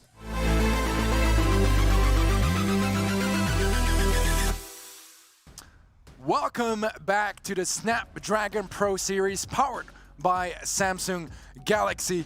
All right, guys, we got so much that already happened so far today. First of all, I mean, we have our grand finals announced. Let's start with that. What are your thoughts, Ark? How did we get there? What kind of magic happened to get to this situation? It's been a phenomenal journey, hasn't it? You know, throughout Season 1, Reply Totem were that immovable object. They just had everything on lockdown.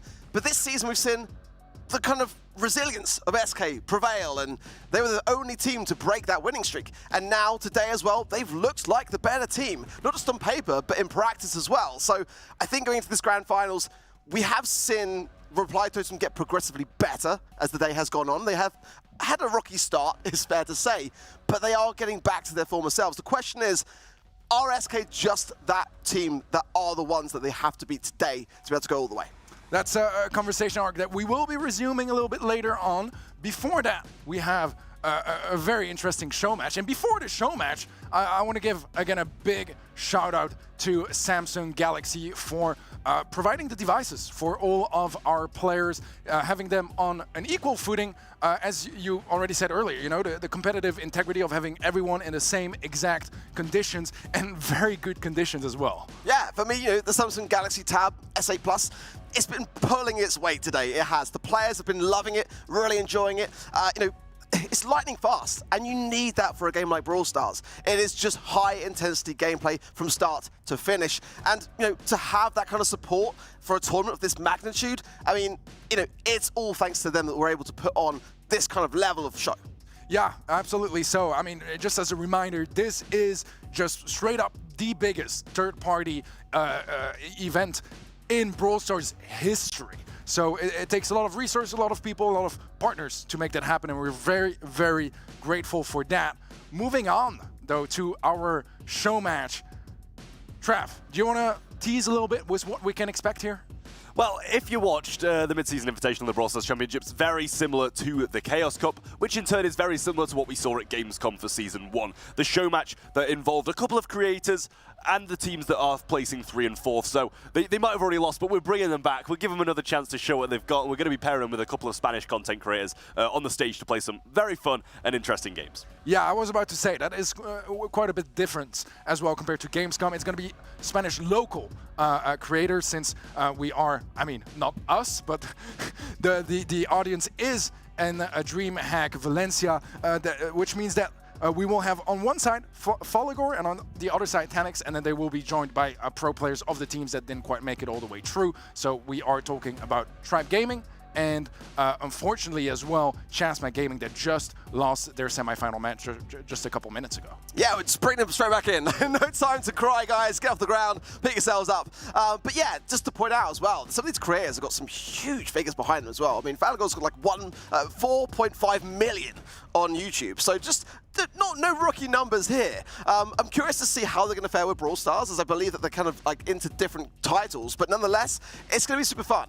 And the fact that the teams are already out means that they've got no pressure on their shoulders anymore. It's not going to affect their standings as to how they finish today. So hopefully they're going to be able to pick them up and give them some good tips along the way and give us all a good laugh, and those watching at home as well. Yeah, I'm really curious to see how they approach it, because as you said, the rumors are that they are not the most familiar with the game, so I want to see how quickly they adjust, how quickly they learn as well, and how good their teammates are at teaching them the ropes, right? Because they're going to be playing with some of the best in the region. You can't have much better mentors than that, but at the same time, being a good player and a good teacher are quite different things. That is true. You know, that's why coaches are a thing. You know, that's why coaches are in Brawl Stars. Maybe they'll have some of them behind them as well to help out just that little bit more. And hopefully we'll have Yoshi on one side and some other Spanish speaker on the other side. Or communication could get a little bit of a problem, and we'll see. You know, if that gives Tribe the edge because of that. We've got a full Polish team on one side, and we've got a native Spanish speaker on the side of Tribe if he does choose to play. That is a very good point. Obviously, there are going to be crazy challenges for each round thrown into the mix. We'll get to that in a little bit. We got a sweet content piece for you guys first.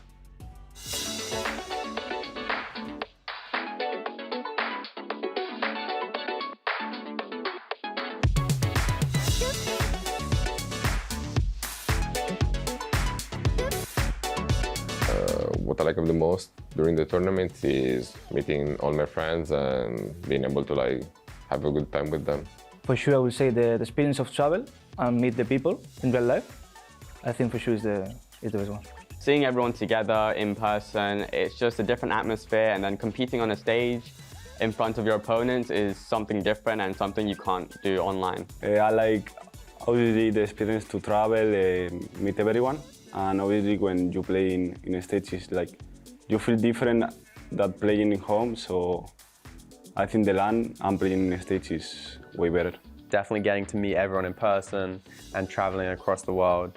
Yeah, it's always pretty fun. I can travel the entire world by just playing. The experience, first of all, the experience is amazing. Like, this is unique. Very few people get the opportunity to be here, so when you're here, like, you need to give your all.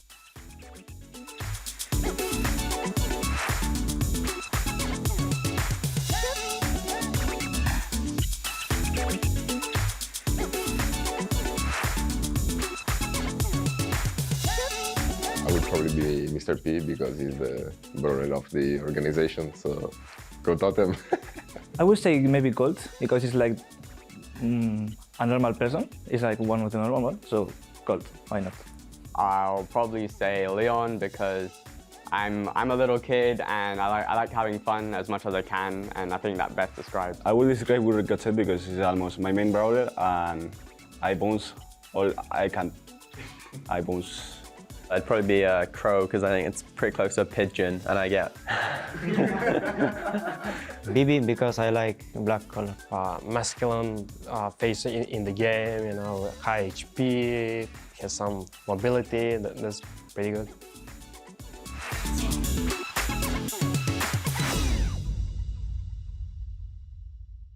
We are back for the Snapdragon Pro Series. Powered by Samsung Galaxy, of course. Show match is right around the corner. A couple of minutes until we get there. But let's maybe introduce the challenges that our contestants will be facing off. The first one is gonna be golden goal. As a Brit, and you guys are exceptional at football, even though clearly not. Yeah, I was gonna say, I don't know about that. Yeah, was teasing. Introduce the challenge. It's all yours. I mean, I'm more of a basketball kind of guy, as Trav mentioned earlier, you know. But ultimately, you know, don't die. As you always say, right? Just win. Just win. Don't die. If you're going to die, then you're going to be doing these challenges, basically. It's more or less the ongoing theme. So if you're the first to die, you've got to go, you know, score a goal, get back into the mix. But ultimately, anything that's going to delay, you know, you being on your devices, that's kind of like the aim of why we're trying to cause some mayhem here. Yeah, it sounds as easy as scoring a penalty, right? Wow! You went there. Well, let's get the players on the stage. Please welcome them. In Japan. But before we get into the grand final, we have something very exciting for you here on the main stage. We have a show match with two very special guests who are going to be joining our pro players on stage in order to try and win the hearts of DreamHack Valencia on day 3. Can we make some noise, DreamHack Valencia? Come on! We've got to entice them to come onto the main stage. Please welcome Team Regor and Team Tanix. Pues como estaba comentando Banks, vamos a tener ahora mismo un show match entre dos influencers que creo que conocéis, Tanix y Regor, que van a estar aquí mismo jugando con los integrantes de los equipos de Tribe Gaming y Chasmac, que nos han calificado. Así que vamos a ver lo que ocurre ahora mismo mientras entran aquí, Banks.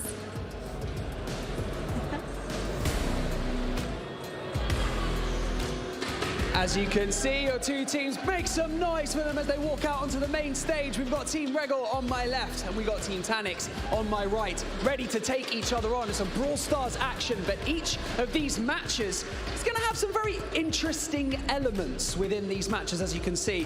You can probably see on a wide shot, we have some football goals even set up on this stage, so you know things are going to get extremely chaotic, aren't they, Carmeline? Sí, van a necesitar algo más que habilidad en el juego porque, como podéis ver, pues comentábamos, tenemos aquí unas porterías, habrá una serie de actividades extra para ver quién puede ganar a eso. All right, those are our teams for this show match. It's going to be an interesting one. I have to say, the influencers looked more enthusiastic than the players, which is fair. The players just lost very important matches. Poor guys, back on the stage already, but I'm sure they are still going to give it them all. And we talked earlier about how important it is going to be to make those influencers comfortable, because we don't know exactly how good they are at Brawl Stars. Yeah, player dreams crushed. The creator dreams, this is their moment to shine, you know, it's great. Yeah, it's going to be a lot of fun. That's the name of the game, is let's just bring out the best in everyone and just celebrate what a fantastic season it's been. But like you rightly say, you know, we also want to see how the creators will take to the game, how they're going to be able to adapt towards it, and how the players themselves are able to kind of like, you know, put on their biggest backpacks and show them why they're able to coax them through those difficult moments. Yeah, and hopefully finish the series with a smile on some of those players' faces, a smile that we haven't seen very much today for some of them. Challenge number 1, we already mentioned it earlier, golden goal. So every time a player dies, he needs to score a goal. Well, I mean, I don't really know if there's going to be someone defending the goals, otherwise it's not the hardest, I would say. Like, well, we don't know. We can't speak for the athletic prowess of gamers here, really. Like, come on now. That's a good point. They could still miss. But it seems manageable. I think probably the big waste of time is going to be, you know, getting from the stage, removing the headphones, running there, getting the kill. And you want to do that ideally, as quickly as possible. Because sure, you have a couple of seconds when you die anyways, where you can't play. But you want to be as quickly as possible after that, ready to, you know, grab your tablet and get back in game. And one thing I'll say, you know, just thinking about the Brits here, is that it does seem like it's going to be easy to score those goals today. The distance looked like it was a bit better than perhaps yesterday. So I think they got some options there to get back into the mix as quickly as possible. But yeah, surely the results of last night still lingering for the Tribe team. yeah, understandable. Now we have open goals, a couple of feet away from the ball as well. It seems more realistic here to quickly browse towards the next challenges as well before we get to this first set, which is going to be golden goal. We'll have rock, paper, brawler, puzzle time, tea time, and jumping jacks. It's a best of 5, so first team to 3 sets wins.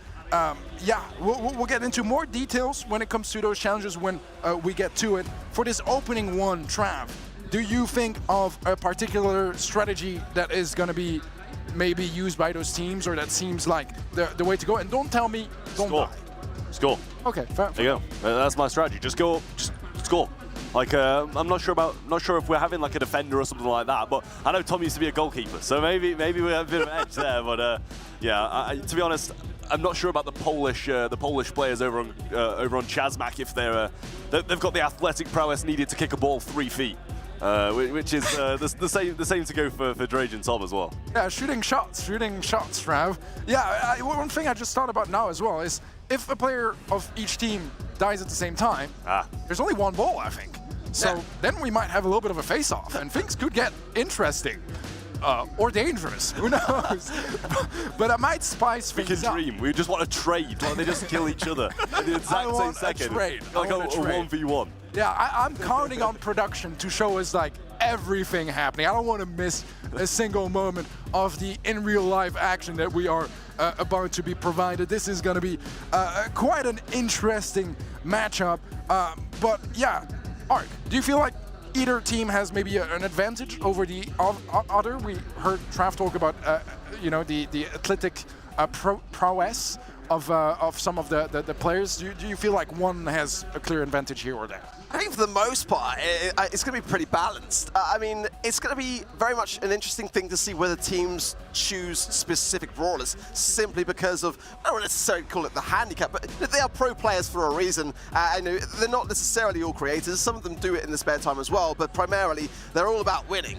But this is going to be an interesting testament to how they handle the situation. I think as well in some of the other challenges too, it's going to be an interesting thing for Rock Paper Brawler. I mean, you're playing Rock Paper Scissors effectively with a coach. I'm not sure whether it's your own coach or your opposition's coach, but nonetheless, having a bit of luck today is going to go a long, long way. And also how these teams will adapt under that kind of pressure, how they kind of are able to see their creator teammate in the best possible light and be able to work out where their strengths truly lie and be able to adapt around that. That's going to be quite key in this respect. Yeah, I think depending on the challenges as well, there are some that are a little bit more intellectual, where thinking can be involved, and some where it's straight up just, some sort of more physical challenge. Trav, I'm going to ask you to make some enemies here and tell me which team is your favorite when it comes to the more athletic? Oh, that's against my morals, Teddy. I don't pick favorites. I don't pick favorites. And I wouldn't be a good caster if I picked favorites. Come on now. All right. Well, then question adjourned, I guess. Who am I kidding? I know that I've played football with Tom and Drage, so I think I can only side with them. Yeah. I mean, I think they're pretty decent. All right. So they win that. You think intellectually as well? You think intellectually?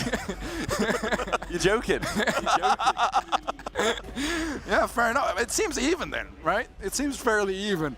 It might really go both ways. Again, we don't really know how familiar those creators are with the game, so I'm excited to see if it's going to be just a disaster off the bat, or if they are able to adapt quite quickly, get the nice surrounding as well, because the conditions are going to be important. They seem pretty confident on the stage so far, with good presence, smiles, and just quite enthusiastic with the challenges that they're about to be facing. Yeah, ultimately that's going to be the thing that's going to be able to drive you through. And I'll be honest, guys, you talk about who's got the best football skills here. I don't know whether that's going to be quite the issue at hand here. I think it's going to be more about how they perform in the game and stay on their feet, like I say, because the more you're going down, the more you're going to have to leave your podium, go and score that goal, get back to your iPad, and ultimately staying on your feet, survivability, they are the key things here. So going in aggressively is going to be somewhat of a good idea in certain game modes, but not necessarily all, and at the same time, you're going to be rewarded by having to leave your device. That's not good for anyone. We want to be on our devices as much as possible here at the Snapdragon Pro Series, powered by Samsung Galaxy. So ultimately, I feel like adaptations is quite crucial. I feel like having both teams be able to look upon where the strengths of their creator lie and then adapting the comp around it, keeping them as well in much of an awareness of staying alive, staying on their feet, and we've got the draft coming in now. Yeah, well, it seems like it's going to be Spain versus Spain, as Brock, Penny, and Poco are going to be banned out by Spain, and the other Spain bans out Bo, Buster, and Crow. The first pick of Squeak for the left-hand side. The map is going to be pin open. I mean, I think the game was quite obvious when we mentioned the name of the challenge being Golden Goal. So it is Brawl Ball indeed, and it's going to be facing a Max and an Ems already locked in by the second team. I love that they've banned out like the two lowest skill cap brawlers on opposite sides, like Poco and Buster, the two that anybody would be able to play just walk and auto aim, and they're both banned out. So I'm excited to see what kind of what else they're going to be able to pick to make it easier for the creators. But I mean, Max and Ems is always solid, as it Spike. That's probably what we'll go for. Spike's quite easy as well. You stick curveball on that, and it's quite hard to miss. Yeah, Lola coming in as well. Quite like it so far. Max and Ems on the other side of things. I mean, Squig's quite easy to make work. I feel Lola as well. I mean, I'm kind of liking what's happening on the left-hand side in terms of the draft more than the right. I think the right's quite high skill cap. Buzz coming in as well. What are your thoughts?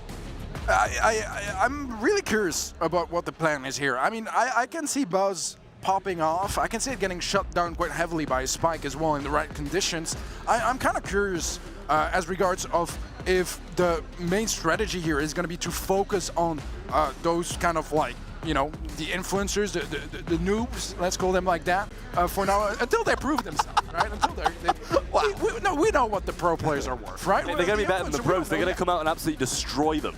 and then we're going to be eating our words. Yeah, who knows? Who knows?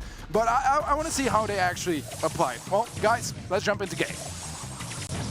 Yeah, well, pin or punt, we're on. Tom already making the flank around the right-hand side, and we seem to have someone standing very, very still. Drage going to be playing on the Max. Tom picks up the ball and he's making a break for it already. He has got still got a gadget as well, but some avoiding and some actually good shots from Thanix. Yeah, decent start. Now defensively, and I'm just trying to work his way around there, trying to get to Geru. Thanix, there's the support, but oh, top of the still. More ankles being broken as the Brits bite back. Well, the Brits clearly showing that football is still in our DNA.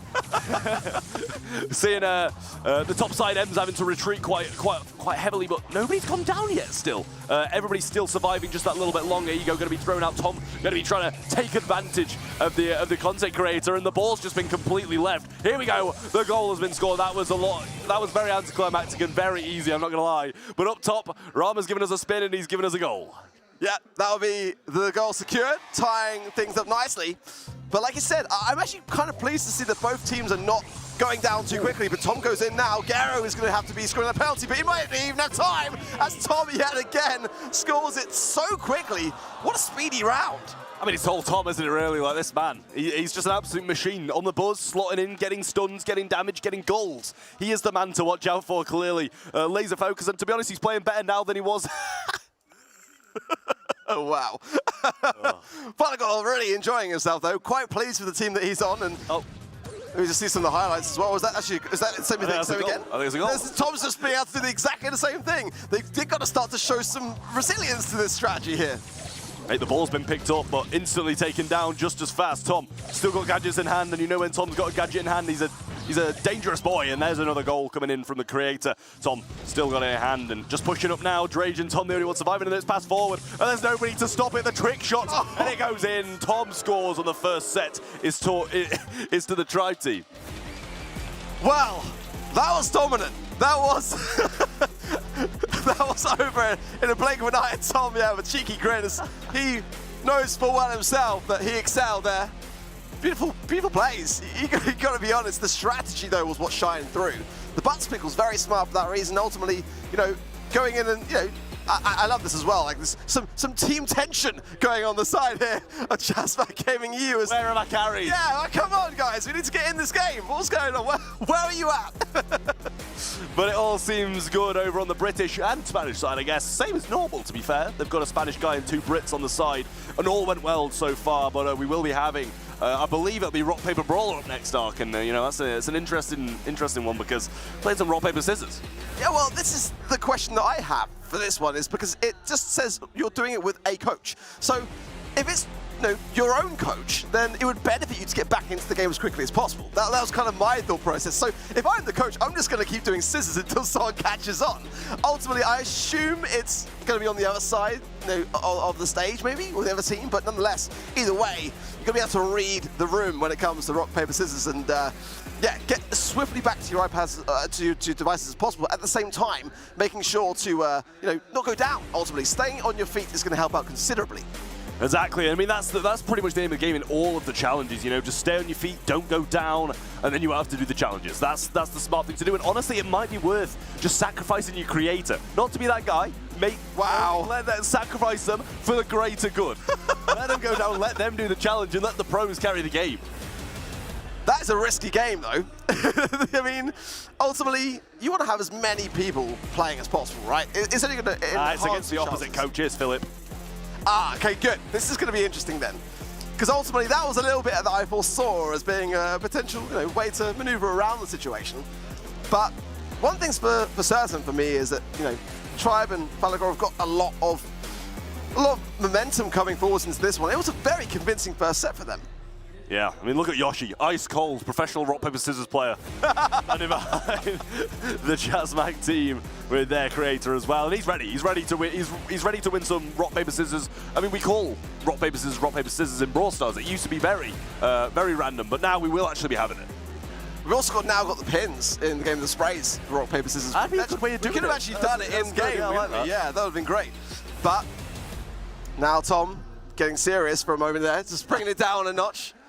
Looking through the strategies, maybe, of what's to come. But I feel like they're in a good spot. I feel like momentum-wise and also morality-wise, they're in a, well, I mean, statistically there as well. No heals needed. No heals needed, yeah, that is the story to be had. And so much more damage in comparison, but there's still time, honestly, for Team Thanix to be able to turn this one around. Yeah, I mean, yeah, I guess so. I mean, do they need to turn it around though? I think Thanix obviously came out on top, right? So I think we should be fine on that one. It's whether or not the opposite side needs to turn it around and get the work done. Because, sometimes it can be hard to win a game of rock, paper, scissors. And to be honest, this one, unlike the last one, which actually had some skill of shooting a ball 2 meters into a goal, this one is just complete luck. Rock, paper, scissors, there's no way of bypassing this and getting around it.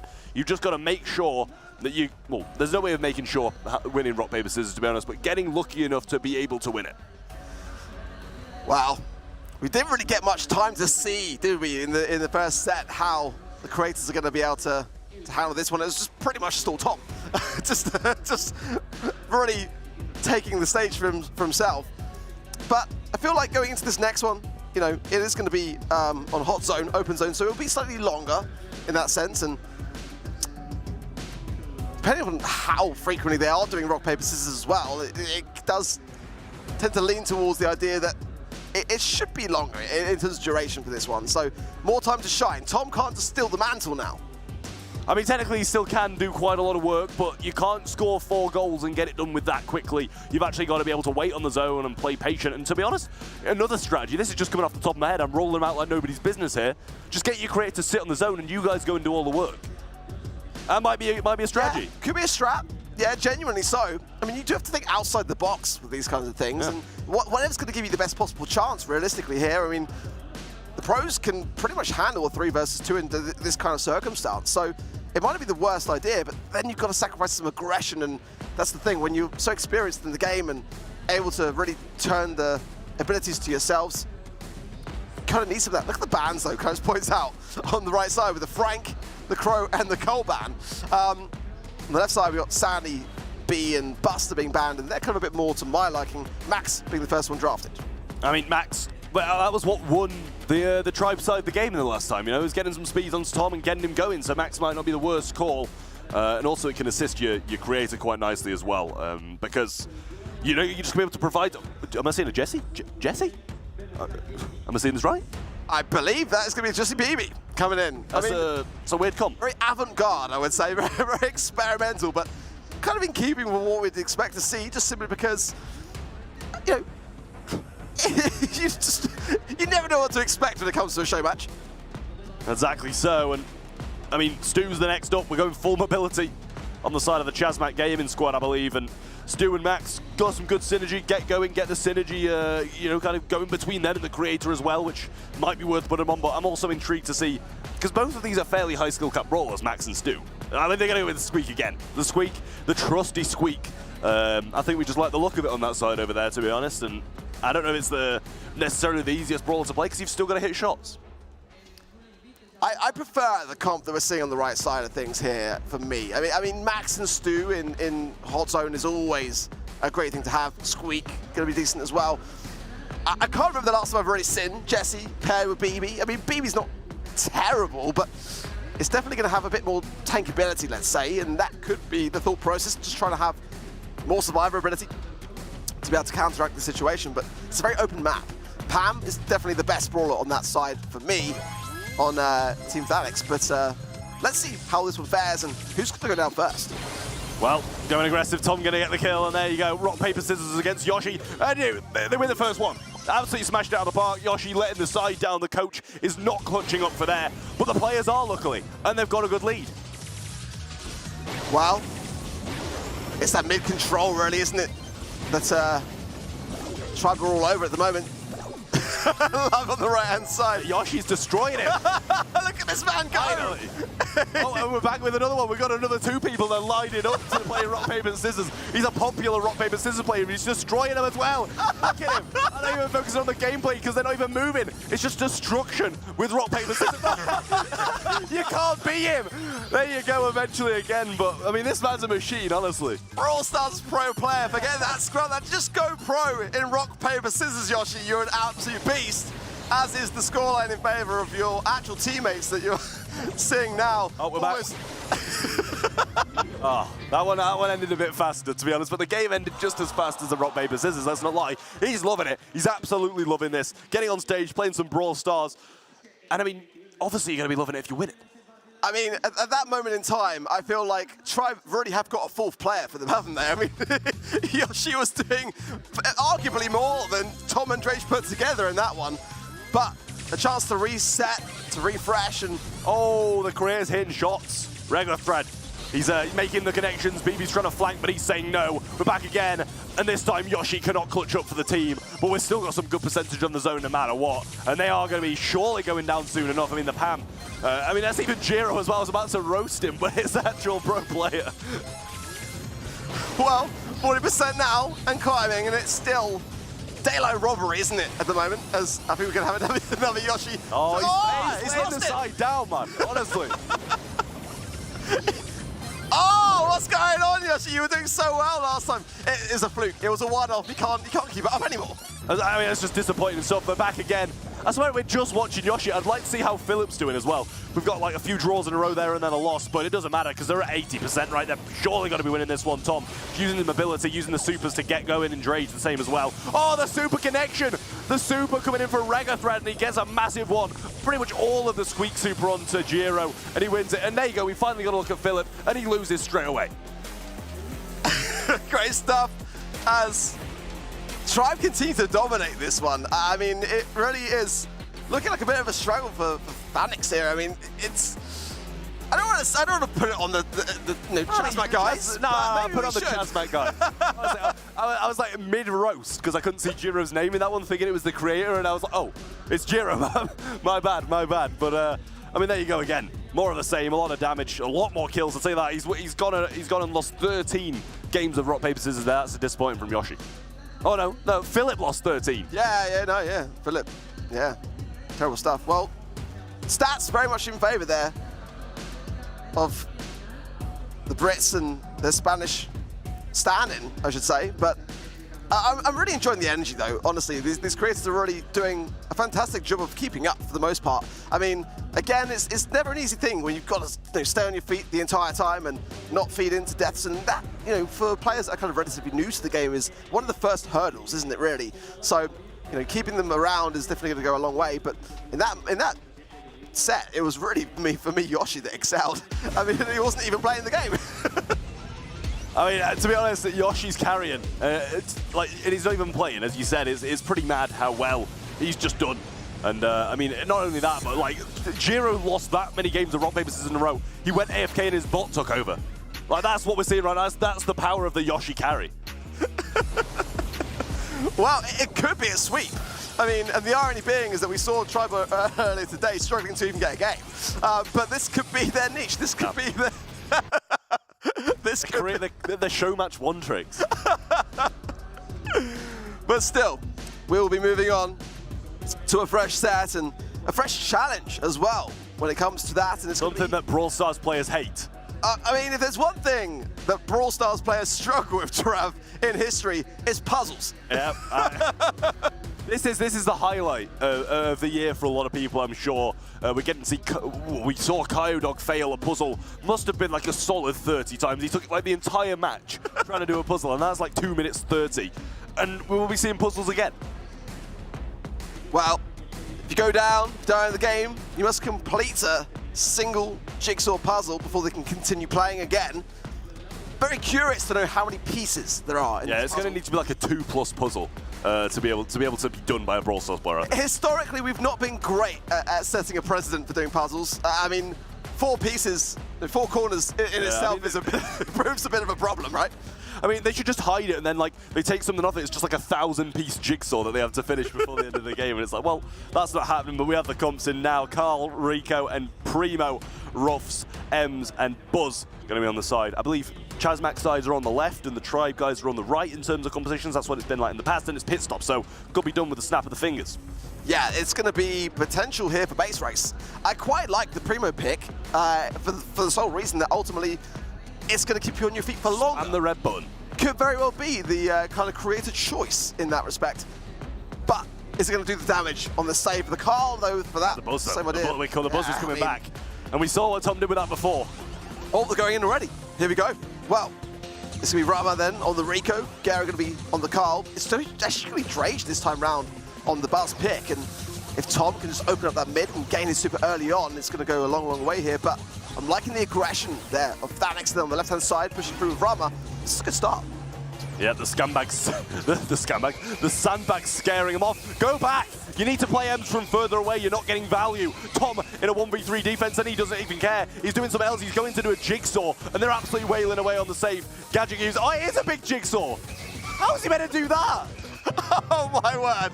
I feel like I think they've kind of started it, and they're leaving like the ends to be finished. But that jigsaw looked to me quite complex. You stick Kyodog on that one, and he's nowhere to be seen. You'll see him like next year or something like that. But Tom seemed to be getting through it. He's still going as well. Apparently, like, commitment to the jigsaw grind. You can't get away from it until it's done, I believe. So well, he's got to carry on. Drage, yeah, he's got to finish it. He can't be active until it's done. So that's why you got to stay on your feet. But Tom, come on, mate. Well, they've got no damage yet, so it's fine, right? But Tom's bot is playing better than he was anyway. Wow, I mean, true, but wow. Drage coming back in there with a stun, and that's going to be there. Vanix going down, so we should be seeing them have to complete a jigsaw as well. Yeah. The nail's going to be tough on this one. That is true, to be fair. The nails are a disadvantage. She's been nerfed at jigsaw puzzles, but it looks like she's getting through it. To be honest, Drage on the thing, and if anybody's doing a jigsaw, you let your creator do it, right? That is the best strategy, and that's what I said before on one of the other ones. You let your creator do it, and then you get the pros to carry. The person that goes then has to be the person to complete it, right? So that's the thing. You're going to have to like sacrifice in that respect. At the moment, though, it's good defense. Rama coming back in there as well, just to help things out with Tom. Utilizing the damage gear. Can't really see the percentages though on each side of the save at the moment as what was that interaction? I don't think I've ever seen that in Brawl. What a time for it. It's like the butts connects at the same time as the flying hook, and it just kind of follows it around the map. I need to watch that back later. Stutter, yeah, to be fair, I've never seen that before either, but we've got the power up onto Drage, and he's doing damage, to be honest, and it's chaos. Absolute chaos. It really is, and they might win with like the tiniest percentage, but Drake says no, and Jiro's going back to the spawn. Has he got to do a jigsaw now as well, or is it just one person at a time? I wonder how many pieces. He's struggling heavily. He's been there for ages, by the way. I mean, it's not the easiest of things. The match is over. I think it's a tie. Yeah, we are tied up right now. So whoever takes the next game takes the whole thing. And I mean, at some point, I'm assuming that the jigsaw is all complete, right? Unless someone wants to come along and mix it up again. So what happens then? Maybe I think they finish it, and then someone scrambles it up, and then they start it again. And I mean, to be honest, this is a pretty big game. It can be. It can be regular thread actually winning. Yeah, match point for them. So let's see. Tom, though. Vanix just killed Drage. Can we talk about that as well? But Drage needs to get on the jigsaw, right? Yeah, he's up there, but he just got killed by the creator. This is big plays. Well, Tom there. Yeah, and Drage is on the puzzle. I'm expecting big things from him, because ultimately, if he's not, then we're going to grill him for it. I mean, it looks like he's doing quite well, but he's still stood very still on the other side. And the finger sleeves, they're helping him out, I'm telling you. Struggling a bit though. His bot though, coming in again. Wasting a super. He's done. Yeah, that wasn't bad. It was better than I expected, in all honesty. But I guess he didn't go down there, his bot did, so he's probably still safe. At the moment though, defense is very much in favor of Team Regaltread at the minute. They're all kind of souped up, utilizing the roughs. Oh, big takedown. Creator prowess coming in right now. He's getting Tom. Drage is going to get the defense up, but barely any damage is done considering someone's been AFK for pretty much the entire thing. Yeah, not much. Let's be honest, not that much. I'm imagining now that Tom is doing the jigsaw. Hey, Drage is getting finessed. Tom as well. He's going to have to retire after this, I'm telling you. Under pressure from Gary. Oh, the lineups! Great stuff, and the super's coming in now as well. This is going to be either extremely good or extremely bad. Regaltread's going to get the defense, and they're actually getting some damage in now as well. Drage is back on the jigsaw, and sadly his memory didn't serve well enough to get it done fast. Yeah, I think he's got close to getting things done though. I think he's trying to force it. He should get it. I think just in the nick of time as well, because there's a big push coming in here. Rama though tries to use the wall. They've got no damage on the side of Team Regaltread, but they could defend this. I mean, Gero now goes down 6%. They can turn this around. I mean, there's always a possibility, right? But Thanix is coming in with the super once more. Tom's going to use his to try and negate it, but Rama's still around the side. The super comes in, and now he's getting destroyed by the creator. 20 seconds, there's no chance of a turnaround. We're going to a set 4. All these takedowns, though, are going to mean that on the other side of things, the puzzles are surely being done, and Drage stops that one out on the right-hand side. But Rama gets the pick up as well. This is going to be surely a victory, a much-needed one there for Team Thanix. Definitely so, as that would have been the end, and the start of the reverse sweep has started, I'm telling you. And definitely some possibility of it as well, because that one, it did seem quite close. Very much so. Intellect is clearly just better on the side of Chazmak. Yeah, and again, like historically, we've really struggled with puzzles in Brawl. That was not a straightforward redemption. Yeah, that was many a piece. Let's be honest. And I think both teams did pretty well in the circumstances, actually. Not too bad at all, but stats here. Thanix, obviously this time doing a little bit better in terms of kills, but actually less damage, which is surprising. Barely any heals on either side either, because pretty much it's just the bot walking in a straight line over and over again and getting absolutely destroyed. But at the end of the day, it was Thanix who took it home and managed to bring things a little bit further back. Yeah, I mean, it was kind of needed, wasn't it, really? I mean, it was going too easy almost there for the Brits and their creator, but it is going to mean that we're going to have another challenge coming up soon. Now, I've looked ahead to see what challenge it is, and this one, if it doesn't go the way of Team Regaltread, then I've got a lot of questions. That's all I'm going to say. Same here, to be honest with you, and this should be massive advantage. And you know, if you've watched competitions before, we've had it in, I believe it was both in Gamescom and the Chaos Cup in Brawl Stars. We're gonna be hitting the tea time. The Brits have surely got an advantage here, and if they lose, I think we just revoke citizenship. Yeah, I feel like if the Brits lose this round, then we should actually just kind of like bypass the 5th set and just give it there over to Thanix. So basically, with tea time, you're going to be forced to play with only your pinkies. So no other fingers can touch the screen, okay? It's pinkies or nothing. And I'm sure the admins will be keeping a close eye out to see if there's any cheating going on. Yeah, I'd like to know the penalty as well for not using your pinkies. Like, is to do some star jumps or something like that. I think that would be a fitting one, especially for these tribe guys. Because I had them doing a lot of star jumps last time I played, I'll tell you that.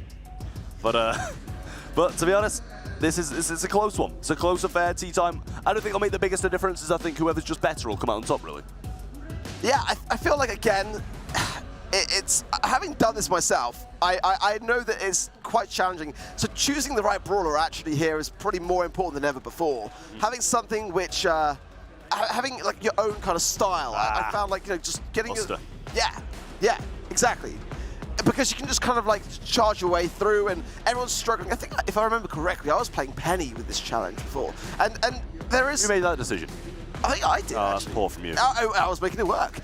Me, I think, and also Widey were discussing about how this one really is about finding a way of making it comfortable for you. Whatever works for you here is the way to go, and a bit of experimentation on the way is going to work out well. Jesse is returning once more. I'm telling you, they're loving this Jesse.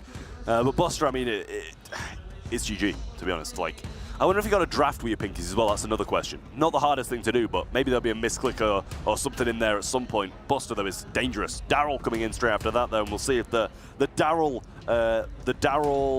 versus Buster matchup is the same with pinkies as it is without.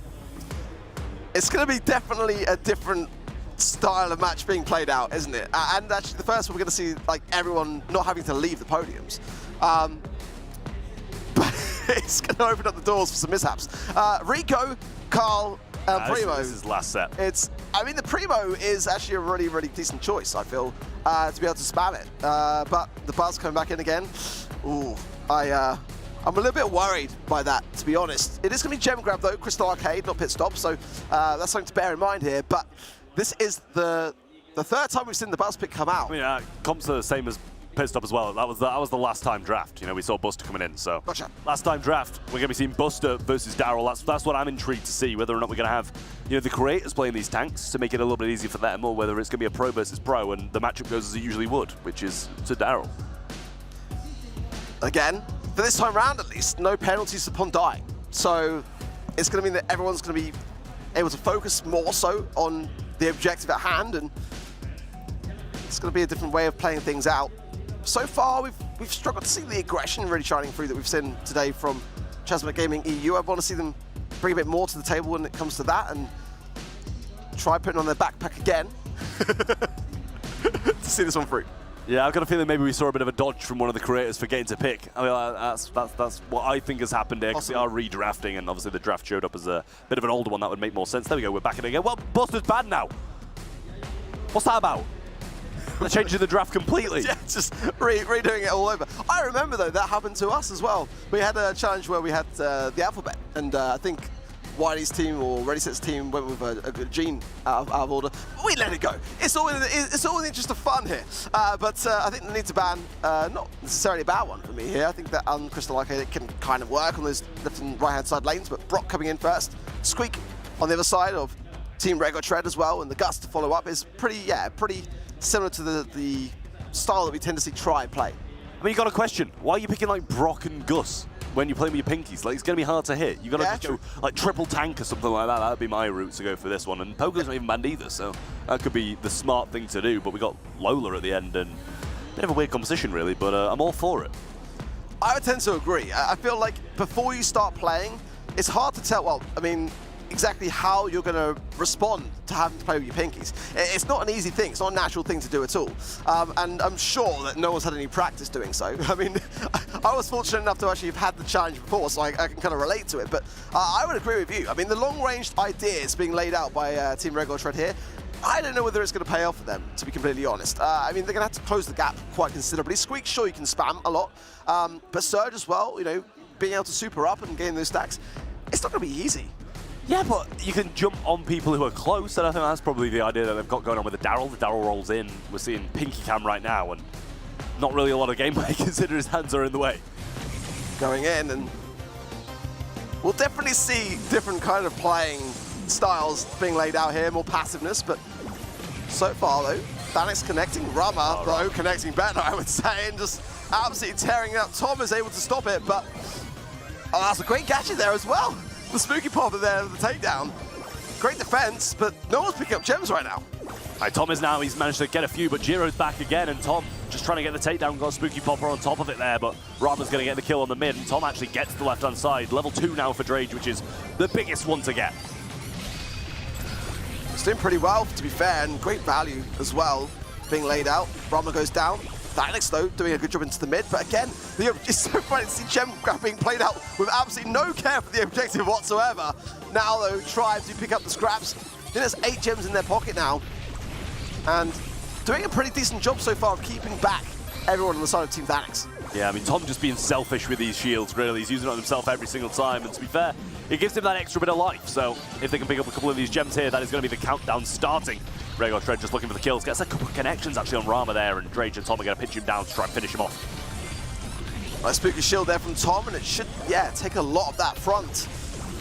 Gary doing a decent job now and pressurizing Tom. Ego goes out as well, keeps a nice amount of body blocking. Continued pressure there onto Rego Tread as Roman rolls in. Tom, though, low. Ooh, Drage comes in for the helping hand. It is going to be a Countdown though, but Tom is going to then go down and reset that, which does open the doors up now for Chazmak to be able to bring this one back. Yeah, but the kill's there as well for... Oh, Phanic's coming in. Oh, the super just misses and Drage managed to avoid it.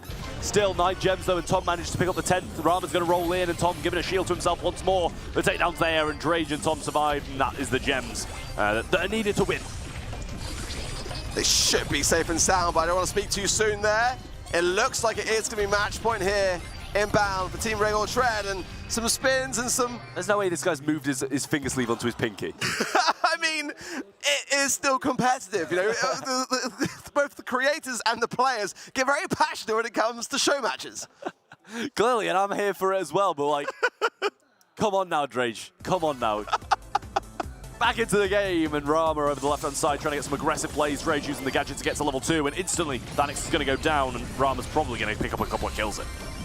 Yeah, it's actually a really big start here for Team Thanix. Takedowns all round. As now she will join back into the mix. Good aggression there, Gary. Everyone clustered as well on the side of Team Regular Tread. There's a big roll from Rama. Goes in. Now goes down as Drage coming into the mix, but Drage getting close to that stack as well. Risky gem carrier. Yeah.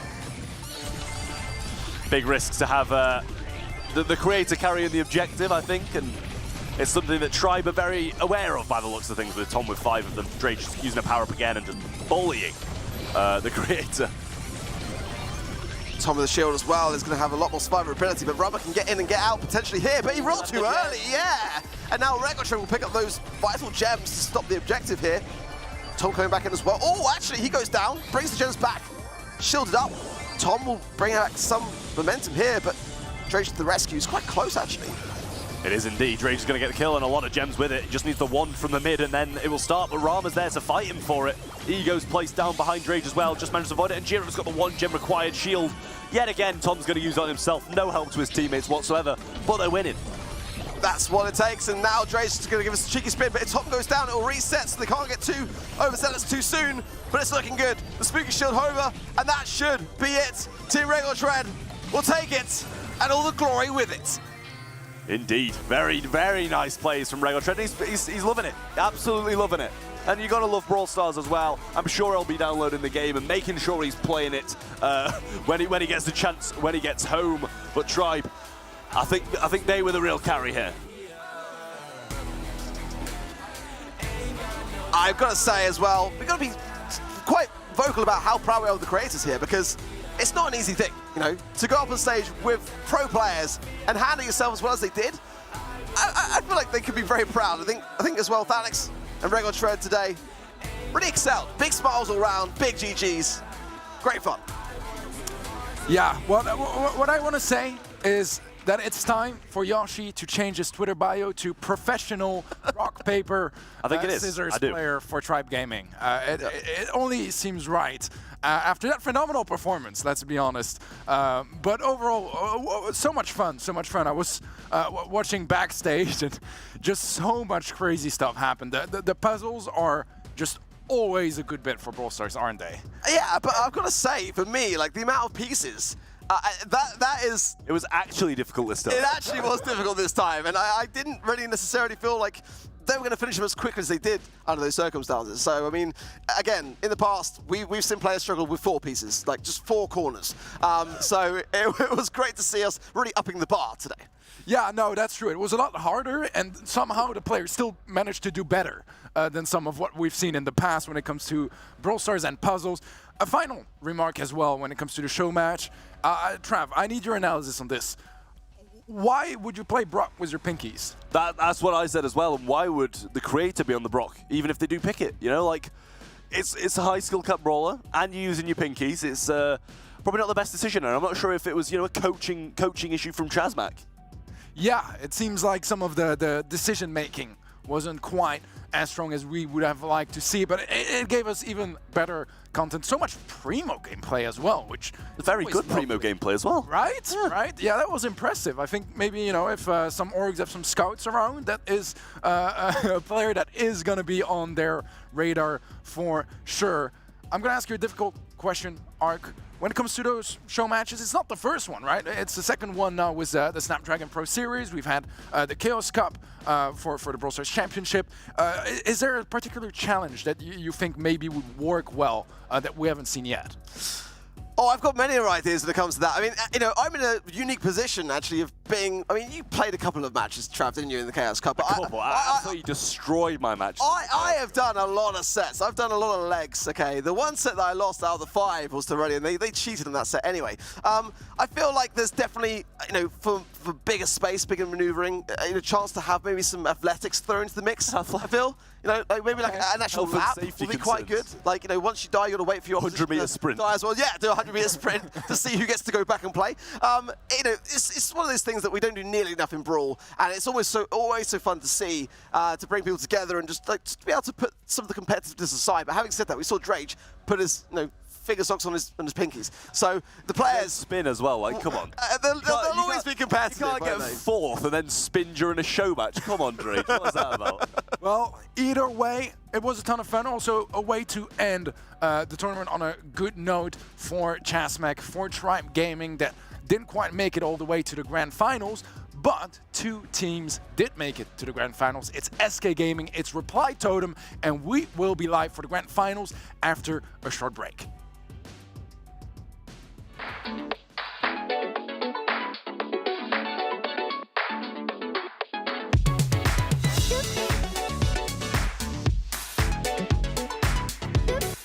I can't imagine playing Brawl Stars without my teammates because they're too funny and I will miss them too much. I would say because we are a super strong team.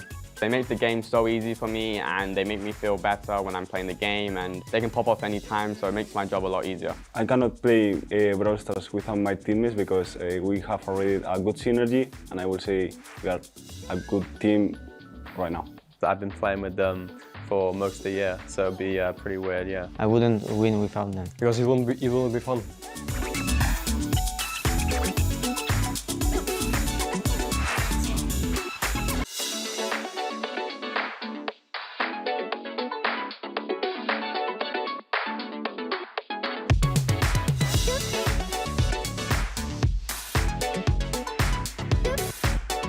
I think the most dangerous opponent is probably SK Gaming because they did like really good at Worlds and they're playing well. In the ESL, I would say Reply Totem for sure. Was the team most strong of this year in Europe, so I think it's them. I think the most dangerous opponent is SK because they have a really talented roster and they have a really big drive for winning, and we always have a very, very good matchup against them in terms of close games, so yeah, definitely going to be the scariest opponent for us. From ESL, I would say Totem because it's almost the team that was hard to beat him this year in Europe, so I will go for Totem. The most dangerous opponent for us probably is very close between SK and Totem, I would say. Reply Totem because they have the best team playing by far in Europe. Every single one of them is dangerous. Again, these are the top 4 teams, so everyone has unique playstyle, so that's very good. So you need to make adaptations based on who you face, so I won't specify someone, but they're all good.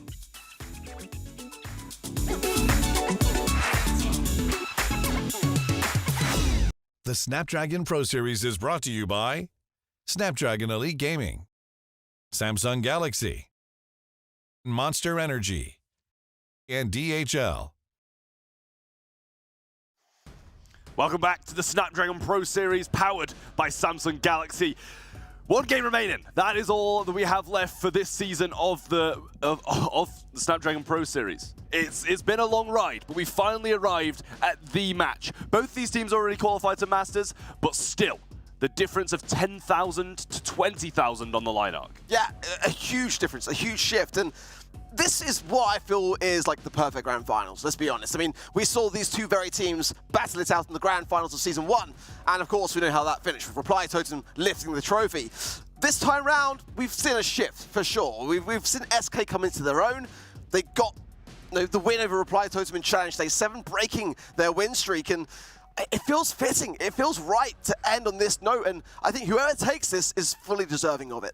Yeah, well, here's a breakdown of today. We started things SK Gaming beating Tribe Gaming pretty comfortably with a 3-0. Chazmac Gaming actually upset Reply Totem and definitely was the game of the day to watch if you're going to go back and watch anything. Tribe Gaming EU then lost to Reply Totem and got knocked out of the competition. SK Gaming in the top bracket did sweep Chazmac Gaming EU, and the Reply Totem finally got a chance at revenge and beat them 3-0 to knock them out of the competition and qualify to Masters. And the grand final we're watching right now is SK Gaming versus Reply Totem. Bit of a big one, right, Ark? I mean, this is, in my opinion, like the match that we all wanted to see.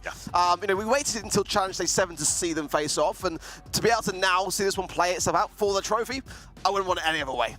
Neither would I. We get to see what players are going to be walking onto the stage right now. Dragon Pro Series Challenge Finals, there can only be one winner. There is $50,000 worth of prize money on the line here. One best of 5 match and a guaranteed spot at the Snapdragon Mobile Masters.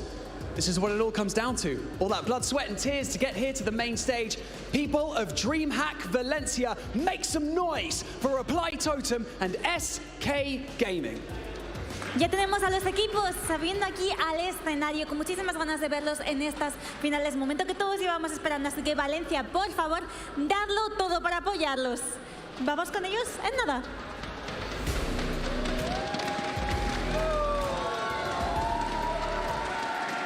As you can hear online, the crowd goes wild for SK Gaming, the home favorites right now. But both teams have put in such incredible performances throughout today. We can't really predict what's about to happen here on the main stage. Maybe the casters can predict a little bit better than us, Carmeline. Efectivamente, al final del día, estos equipos en los que se van a ir aquí en duelo, pues nuestros comentaristas tienen un poquito más de información, así que iremos comentando con ellos a ver qué nos cuentan. Well, we've seen the players get on stage. We've done a little bit of a breakdown of the match. What's left than the Snapdragon predictions? Ark, I'll come to you first. What are you thinking?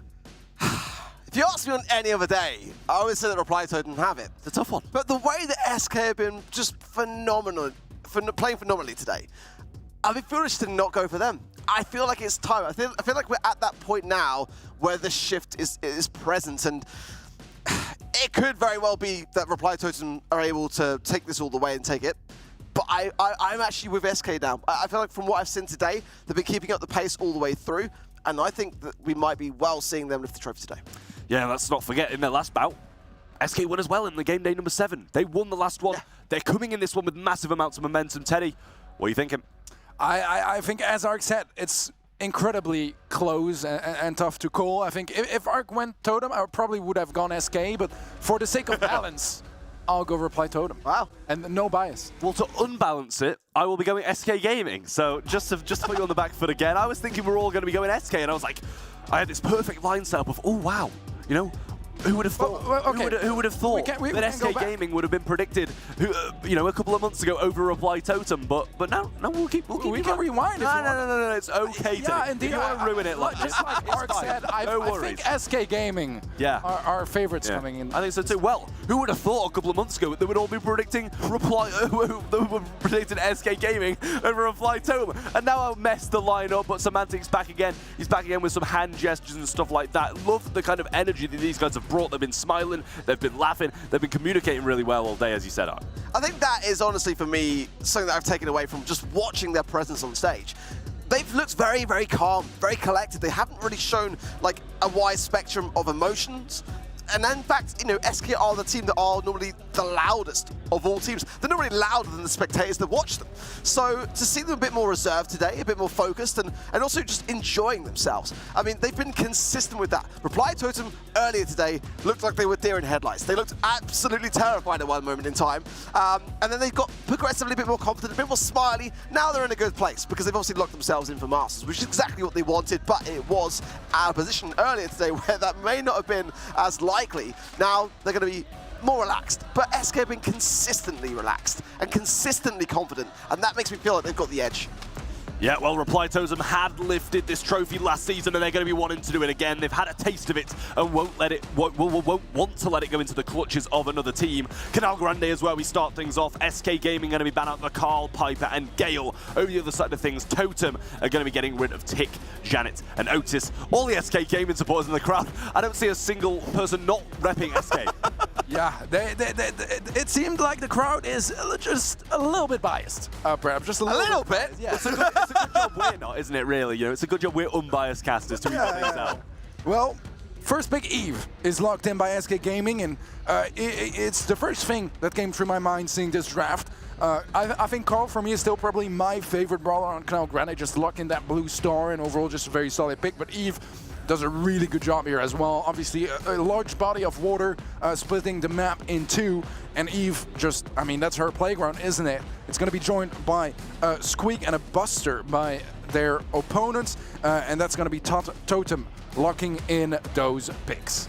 I love the Eve first pick on Canal Grande. I feel like it's going to become like the staple diet. By banning the Carl as well, SK is eradicating the ability to just go in and claim that blue star off the bat. Buster is quite bold, but one that I feel could work. Daryl going to be coming in for SK, and that's going to be quite a nice thing to have, to be able to just cross over the lanes through the lakeside and have a bit more maneuverability. Combining with Eve, you know, we're seeing a lot of that kind of idea to hand, and so far, I'm preferring what SK bring to the table. See, I like totems. I like Buster. Obviously, Daryl's going to be quite good against it, right? But if they can get matchups and have assistance from, you know, their team, then they're going to be able to take down the Daryl if he doesn't roll in at the opportune moment.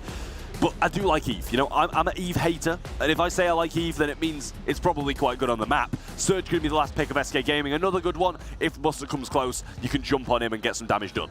Yeah, I like Surge a whole lot. I mean, it's always kind of the same introduction to this brawler, right? Where sometimes it is incredible. After 30 seconds, it's on stage 4 and it never dies in the entirety of the game. Sometimes it never gets to stage 2. And it's kind of, you know, the question every single time, whether it's going to be the former or the latter. Either way, it's going to be facing a Penny as the final pick from Reply Totem, which I don't mind on this map. I don't feel like Canal Grande is the map where Penny particularly shines the most, but I think it does a good enough job. Can also nicely counter Daryl roll if you time your salty barrel just perfectly.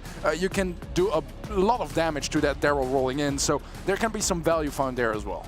Yeah, I just feel like, for me, with the amount of grass, and primarily that's where the battle is going to be won and, you know, made is in the mid, you're not going to get necessarily that much value from your mortar, but we shall see. Good taps early on to Maori, and Gia in a good position to continue to keep him low here. Joker low as well. Maru, everyone on the side of Reply Totem very low. Great synergy, great teamwork.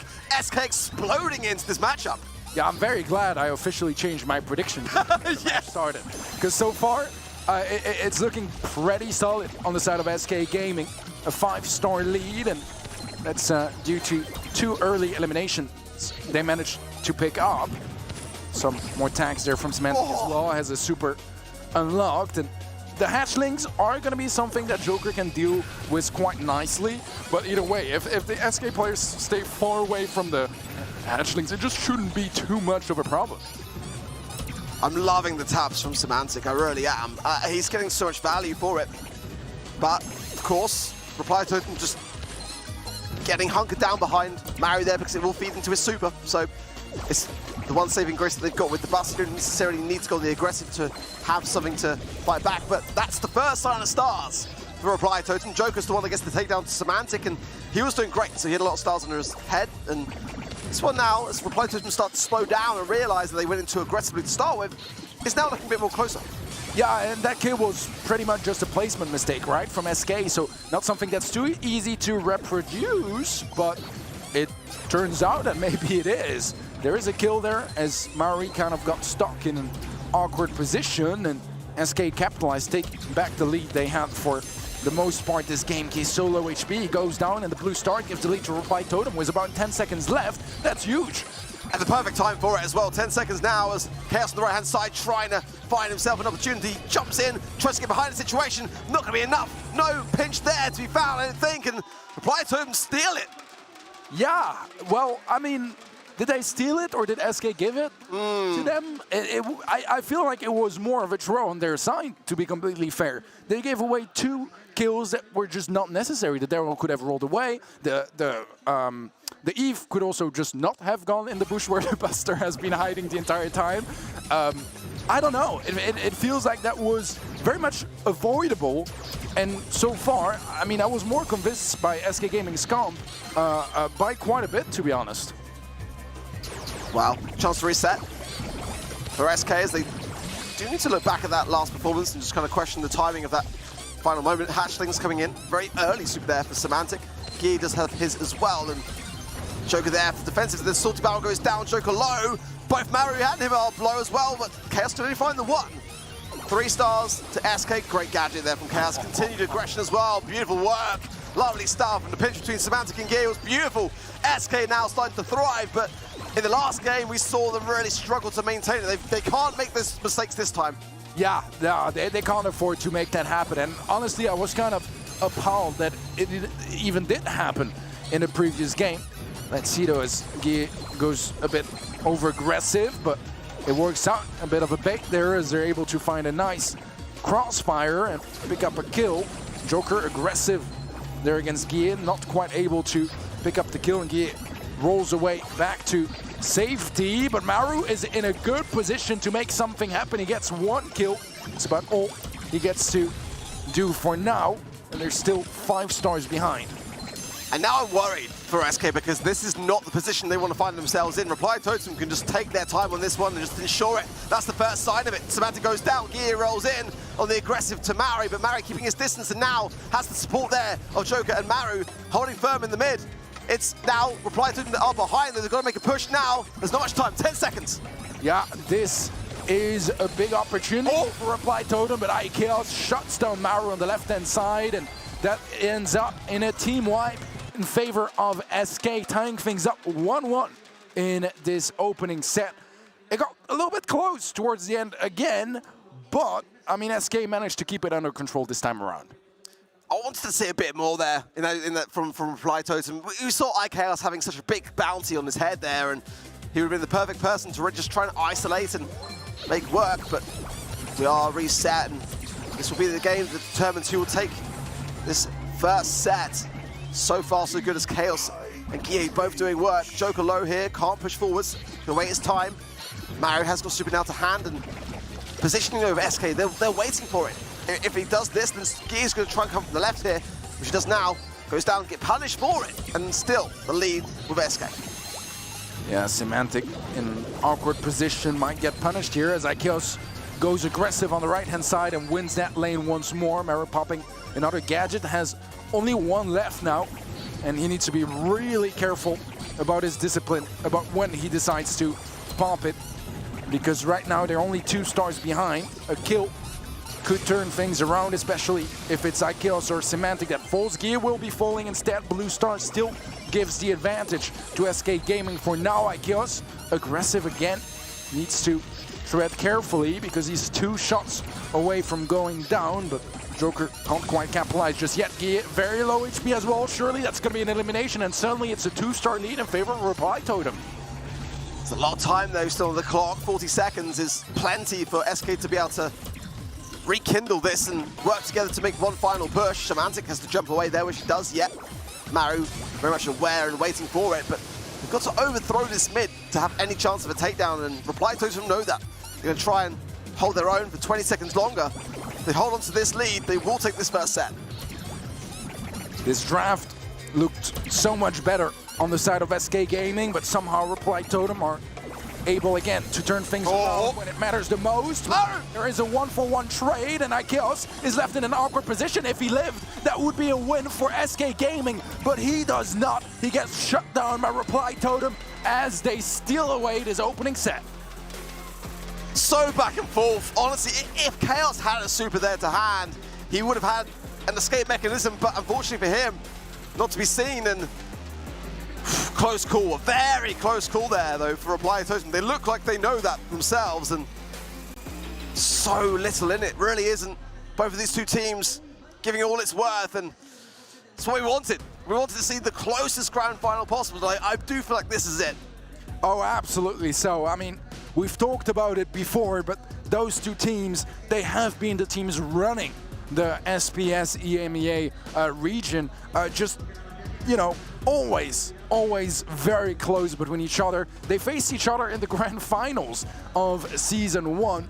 It was Reply Totem that won it quite convincingly, but this time around, SK, they started things off fiercely, not quite enough though, as it feels like a bit of a steal in that opening set. It really feels like SK, to me, had the upper hand for the majority of that set. But somehow, Reply Totem were able to turn things around. Maybe some placement mistakes from SK Gaming, some miscommunication here and there, and some mistakes that resulted in Reply Totem stealing that set from the SK side of things. I don't know if that's something they can rely on. You know, if that's something that will happen often enough that they can replicate those sort of win factors. So even though Reply Totem win that first set, I do feel like for the most part SK look better. But this is the thing that SK need to know that themselves. Yeah. Coming off this set, they've got to be able to be confident enough in their abilities, because I agree. I feel like they had that one in the bag, and small mistakes that kind of stacked towards the end, and some unfortunate timings that didn't give them time to respond in those crucial final second moments. But one thing's for sure that you can't deny is that they've got the crowd behind them. I mean, everyone there really is rooting for SK, and that can get inside the minds of players as well. Reply Totem surely are feeling like they are going to really have a bit of a problem if they win, because the crowd is not going to be for them. It's going to be definitely against them in the amount of numbers that there are cheering here for SK. Yeah, I didn't see a whole lot of Reply Totem jerseys. Yeah, no, did I. Nor flags or banners. Very, very much SK Gaming. But looking at our draft here for Sneaky, fields banned out are going to be Ems, Max, and Buster by SK Gaming. Totem banning Penny, Otis, and Ruffs. First pick of Crow, which I'm not going to comment about because I didn't love it earlier. It didn't work. So good for me, I guess. But I've heard that it does work quite well in NA usually, and Reply Totem, they're very close to NA when it comes to the drafts, and a lot of inspirations they've taken from that region. Let's see if it works better this time around against SK Gaming that it did against CMG. But it was it is going to be facing a Poco and a Gale, and then joining Reply Totem's ranks, it's going to be both a Surge and a Squeak. I'll be honest, I'm not the biggest fan of it. I'm still on the fence regarding Crow here. Obviously, you're going to get some value. I mean, it's Sneaky Fields. The whole purpose of Crow is to be able to get and gain information from it. But I'm just not the biggest fan of it. I do like the Surge, though, on the side of Reply Totem. Squeak as well, especially with the sticky residue. Going to be able to shut down a lot of either the left, the mid, or pretty much wherever you want to shut it down on this particular map. But Ash coming in for SK with the Gale pick as well. I prefer that. I struggle to see, with the Crow and the Squeak on the side of Reply Totem, how they're going to be able to defend against this Ash. I mean, they're going to have to be pummeling in all their time and effort and attention into getting that shut down with the Gale behind it and the Hills to the Poco. For me, I don't want to speak too soon, but this could be a GG go next. Yeah, I'm with you. I think it mostly relies on the Surge at this point for me, for Reply Totem. If he manages to pop off like crazy and kind of just, you know, continuously jump onto everyone and get kill after kill, I could see a world where this works out for Totem. And I mean, yeah, I think I called it.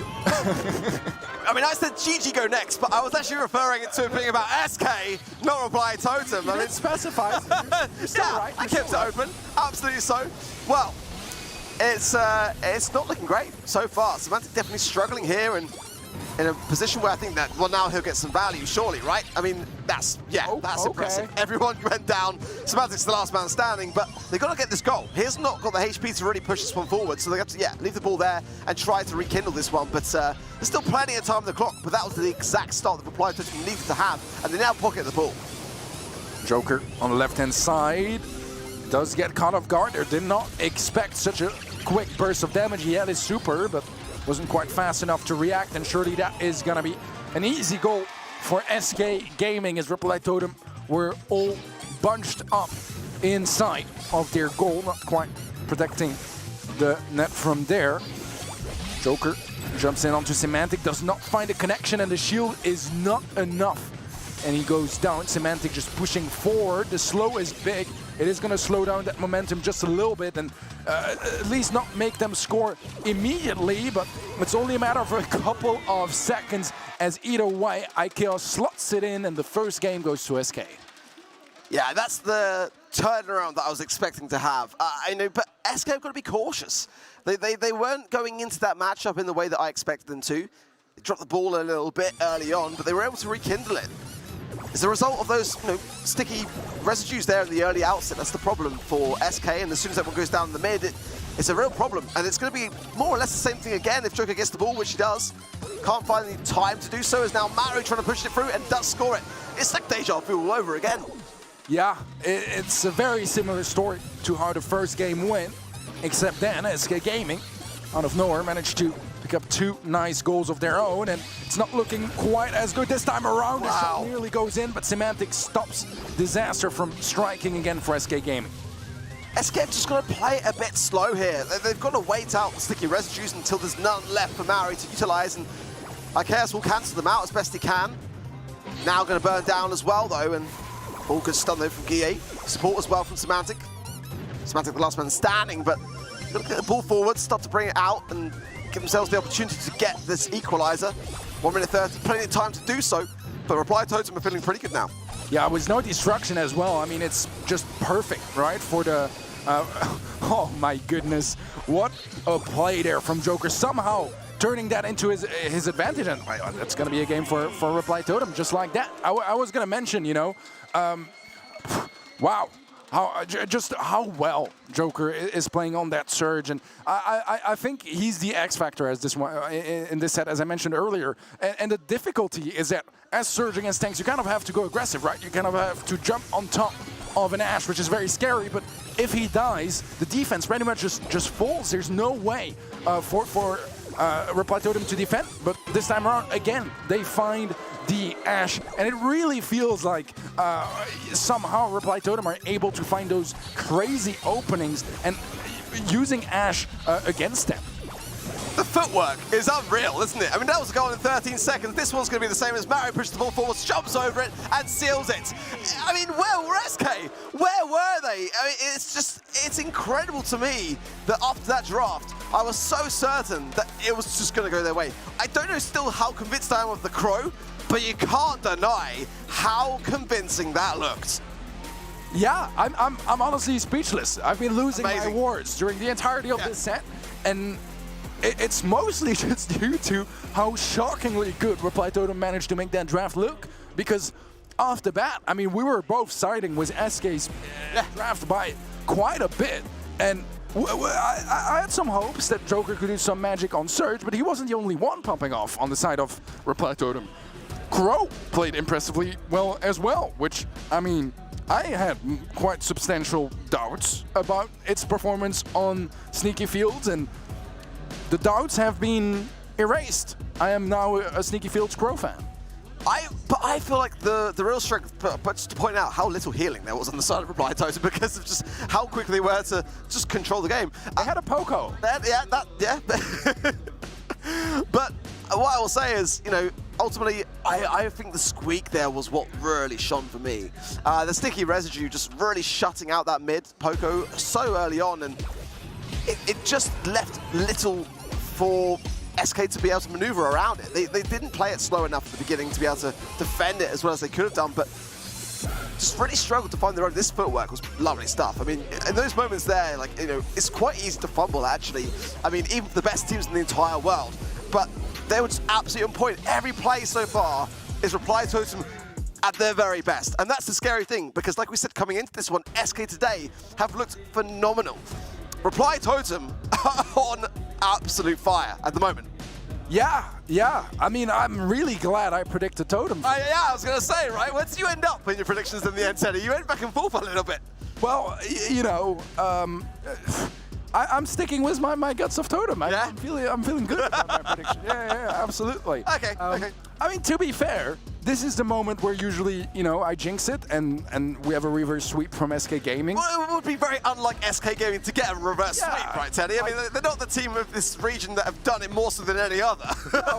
It would be a bit of a first, but either way, we're moving on to Ring of Fire for a potential final set of the season and final set of this year's SPS in the Europe plus MENA region. For Ring of Fire here, our bans are going to be Stu, Max, and Buster for the side of SK Gaming. Totem banning out B. Otis and Ruffs. And then our first pick is going to be Penny, which I don't mind a Ring of Fire. I feel like every time I see a penny pick, I say I don't mind it, which means I don't really like it. I respect it because they're pro players. Yeah, I mean, SK have loved the Brawler for a while, but yeah, the Meg coming straight back in for the Totem, and I kind of saw that coming a mile away. I mean, there is still a poker that they could combine with it as well, still for their third and final pick, but they really value the squeak. I mean, it can just shut down the lane very, very early on.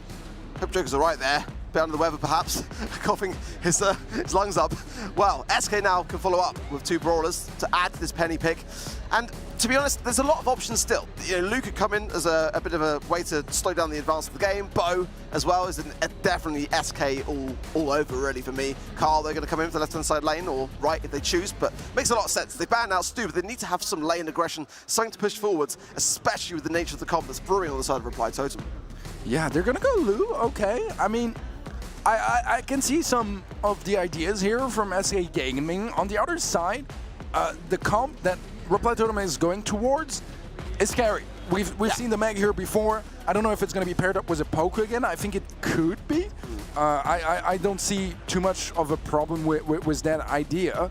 But there's other ways to go with it as well if they want to bring something very aggressive, something with a little bit more range perhaps, or yeah, Crow, okay. I really don't mind it here though, because the slows I think can be very valuable, because if Meg gets in range once she's in her super, it's just a lot of value and a lot of ways to just beam through SK Gaming's comp. So I think I slightly prefer the comp from Reply Totem, but I wouldn't say that SK are necessarily out just from a first glance. Yeah, ultimately, I feel I agree with the Crow in the sense that, you know, that slow can pair really nicely with Squeak and just be able to continuously tap fire and ensure the takedown, and Meg to be able to apply so much pressure as well. It's going to be a real testament really here to how Guille plays this game, because I feel like a lot of the weight lies on his shoulders with the Carl and being able to go in, clear up the left lane, but Joker in the mid, struggling a bit here, 90 HP here. A great opportunity here for SK to be able to try to push this one forwards and force it, and they will do just that, as now Semantic throws down the super, forcing out Joker, gets the takedown as well. This is a good start for SK. Absolutely. So just to clarify things for everyone at home, in case you are wondering, there is no bracket reset. So if Totem win here, they win. They are the champions of this second season. As simple as that.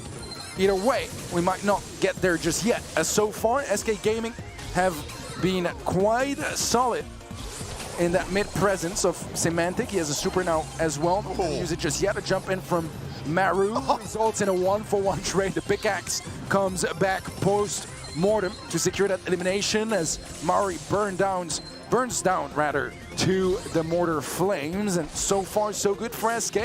I mean, I wasn't the most optimistic with their draft, but seems to be working just about fine so far.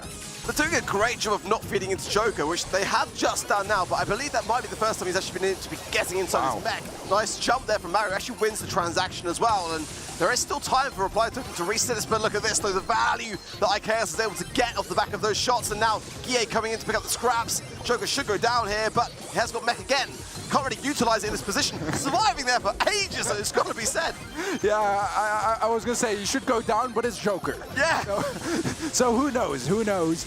SK Gaming, though, is still a very substantial lead. Not quite GG's just yet, but nearly so, as Joker gets slowed, and it's hard. The loop pick is doing wonders for SK Gaming, and the chain ability as well of those supers is very impressive, and Semantic doing a terrific job with his brawler, because yes, the Lu super is, in my opinion, one of the strongest supers in the game, but you gotta hit your shots, and hitting your shots with Lu can be very, very challenging. I think it's one of the harder brawlers, especially at a pro level, to hit your shots consistently enough to get enough supers to get the value you want out of that brawler pick.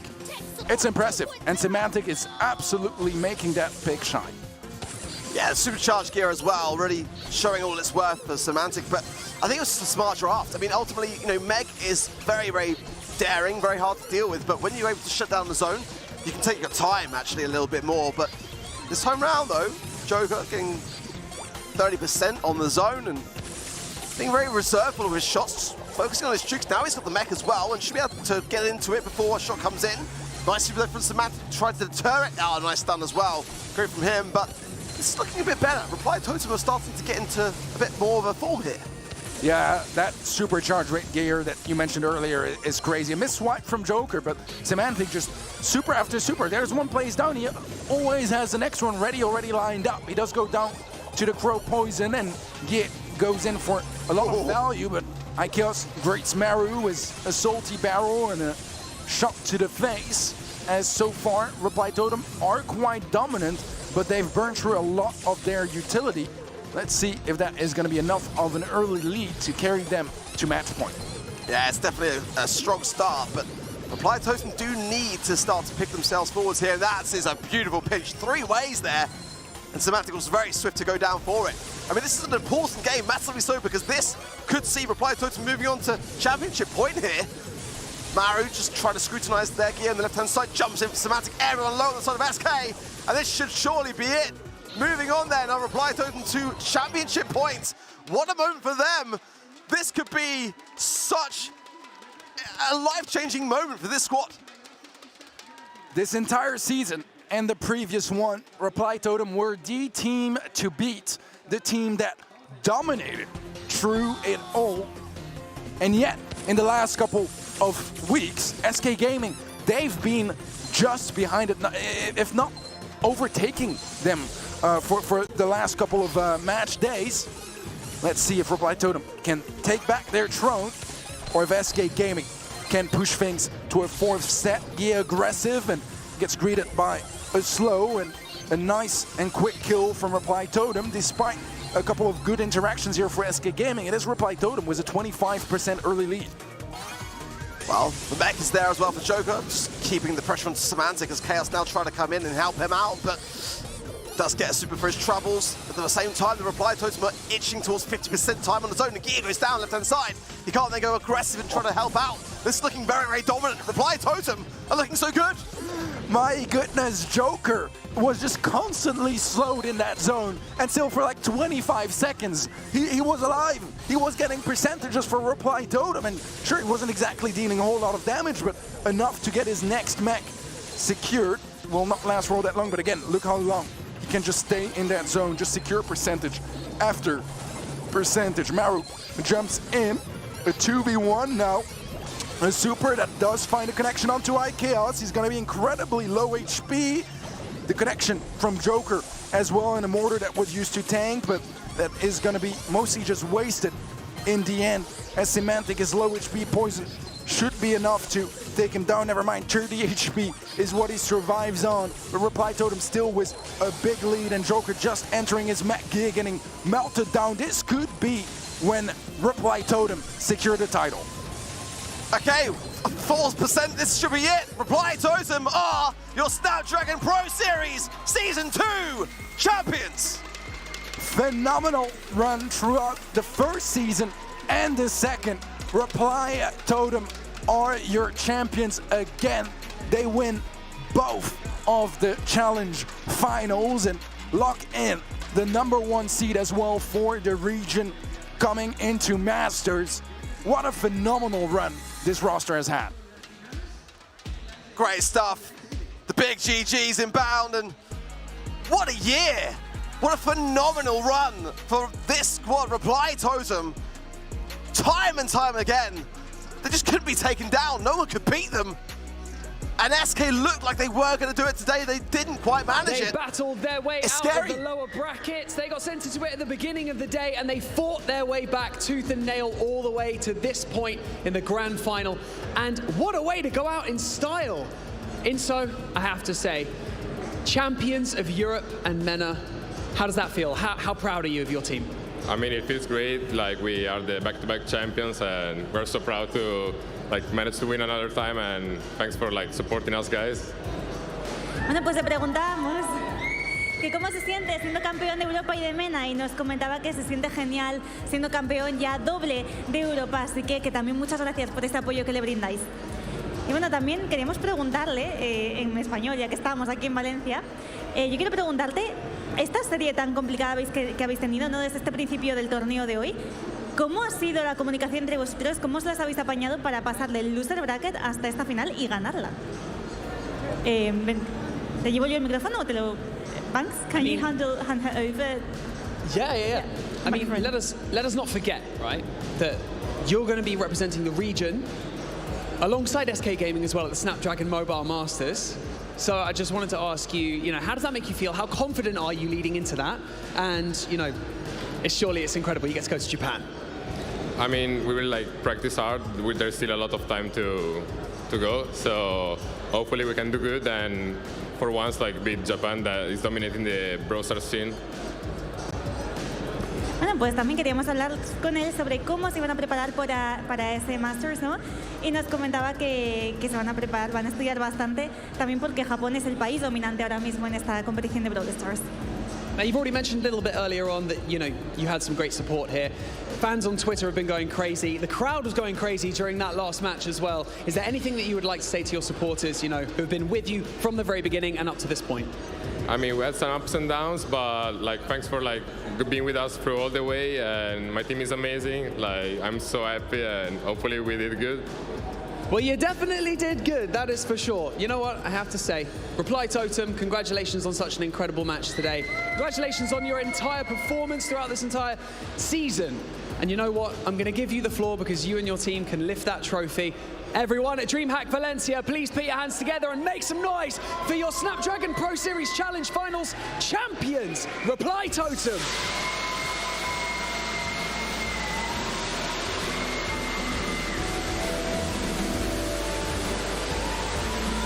Thank you so much for watching, for supporting at home. Thank you so much to everyone here who has taken part, to all the players, all the production, for building this stage and creating the show. It's been absolutely phenomenal. To my fellow casters, you've been absolutely amazing. Well done. And Carmeline, what an incredible co-host to have on the main stage throughout this entire show at DreamHack for the past 3 days. We are going to send it back over to the casters very shortly to break down everything that we have seen today. But once again, congratulations, Reply Totem. Muchísimas gracias a todos los que habéis estado aquí, a la producción, a Banks, por supuesto, mi co-host, y también a los comentaristas que ya están ahí preparados para comentarnos un poco lo que ha ido pasando, por supuesto a los equipos que han participado aquí, y vamos a ver lo que ocurre ahora mismo.